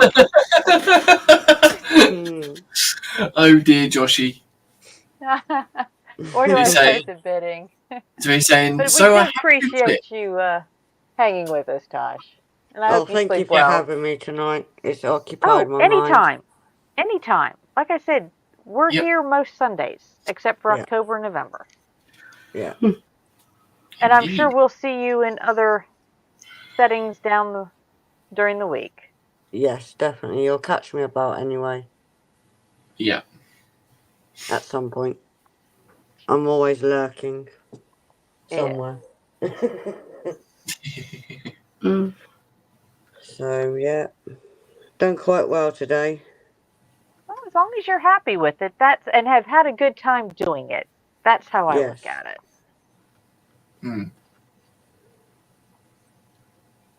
Yeah, I did.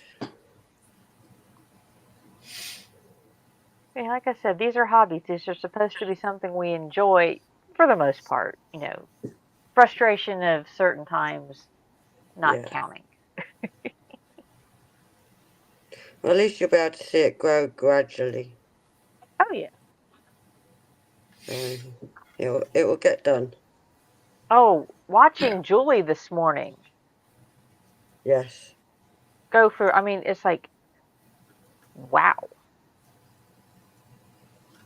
And you think you've only done a little bit, but when you look at it, it's like, I haven't done quite a lot because you get lost in it as well. Oh, yeah. Yeah.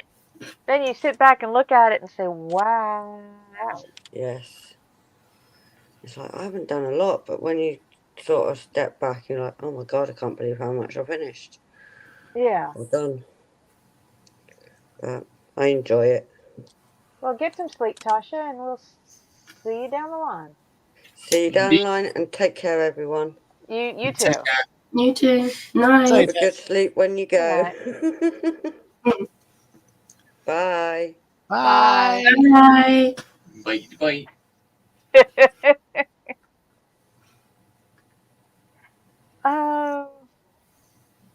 I just got a Twitch notification.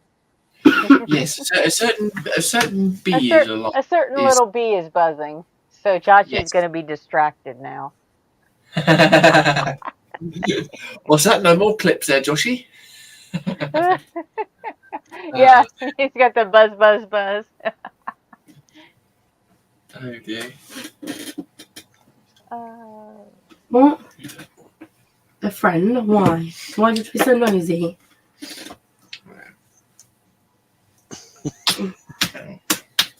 Not much I can do now. Set her There down. is actually. Yeah, it's probably a good time to call it a night. Yeah. Because it's late for you guys. I've been sitting in this chair most of the day. It's 8 p.m. now, so our streams run 8 hours. Scott's But probably. I had. Yeah.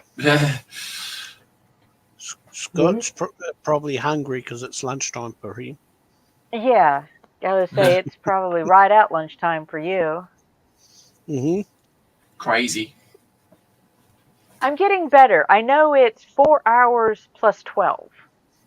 In other words, it's 8 p.m. here, but if I add 12, or add 4 hours, it's 12 p.m. Yeah. Josh has just said I can jump in the green room for 10 minutes if you're free after. Yes, but like I said, we're now, we're down to 3. We've got 9 watching, which I appreciate everybody, but the back's getting tired, the seat's getting tired. It's been a long week and my sleep's been short. Yeah, you need your sleep. Yeah, like I said, my longest stretch was 4 hours in the past 5 days. But again, hope everybody has a fantastic week. JC, are we still live for Rusty on Tuesday? Yes, all goes well. We should still be live on Tuesday. Okay. Well, if it's not Rusty, I do have other bricks to work on. Yep. And we'll probably see Scott floating around as he can fit in with his schedule. Yeah. Yeah. I'll probably be on Terry's tomorrow. And I'll have to wait and see about the day after. Yeah, see, Terry's afternoon stream hits right as I'm, I have like 1 hour before I have to get my gear together and head out the door for work. So I mostly just lurk on his. But I am looking at having the weekend off, so. Look out. That means Saturday I'm free to be at the bench because it looks like it's going to be raining. Great fun. Yes. Although William may be coming up and helping me with transfer some of the show me the new slicing program since he's worked more with it than I have. Yeah. So I got my new printer and I'm having it dropped off at a local spot so I can pick it up as opposed to leaving it on my front doorstep if I'm not here. In case they drop it off while I'm at work. Don't have a problem too many times, but I don't want to chance it without package. Yeah. But again, I thank everybody for hanging with us tonight, and we will see you all. And I think everybody who's still here knows all the streams going on this week. Except I think we have Michelle instead of Sprue at lunchtime tomorrow. Oh, right. Yeah, Sprue is under the weather, so I believe Michelle is doing a pop-up. Yeah. Nice. Oh, and another thing, just a little bit of FYI, we kind of discussed it earlier. There's a new and Oz scale modeling. Peter did a review on it. I want to listen to it later. Eve Mux or something like EVMUX is a newer streaming platform. Okay. That has some definite possibilities. So, yeah. But everybody take care, and we will see you all later. Good night, good day, good morning. Bye. Whichever works for Hey, you. everyone. Bye. Bye.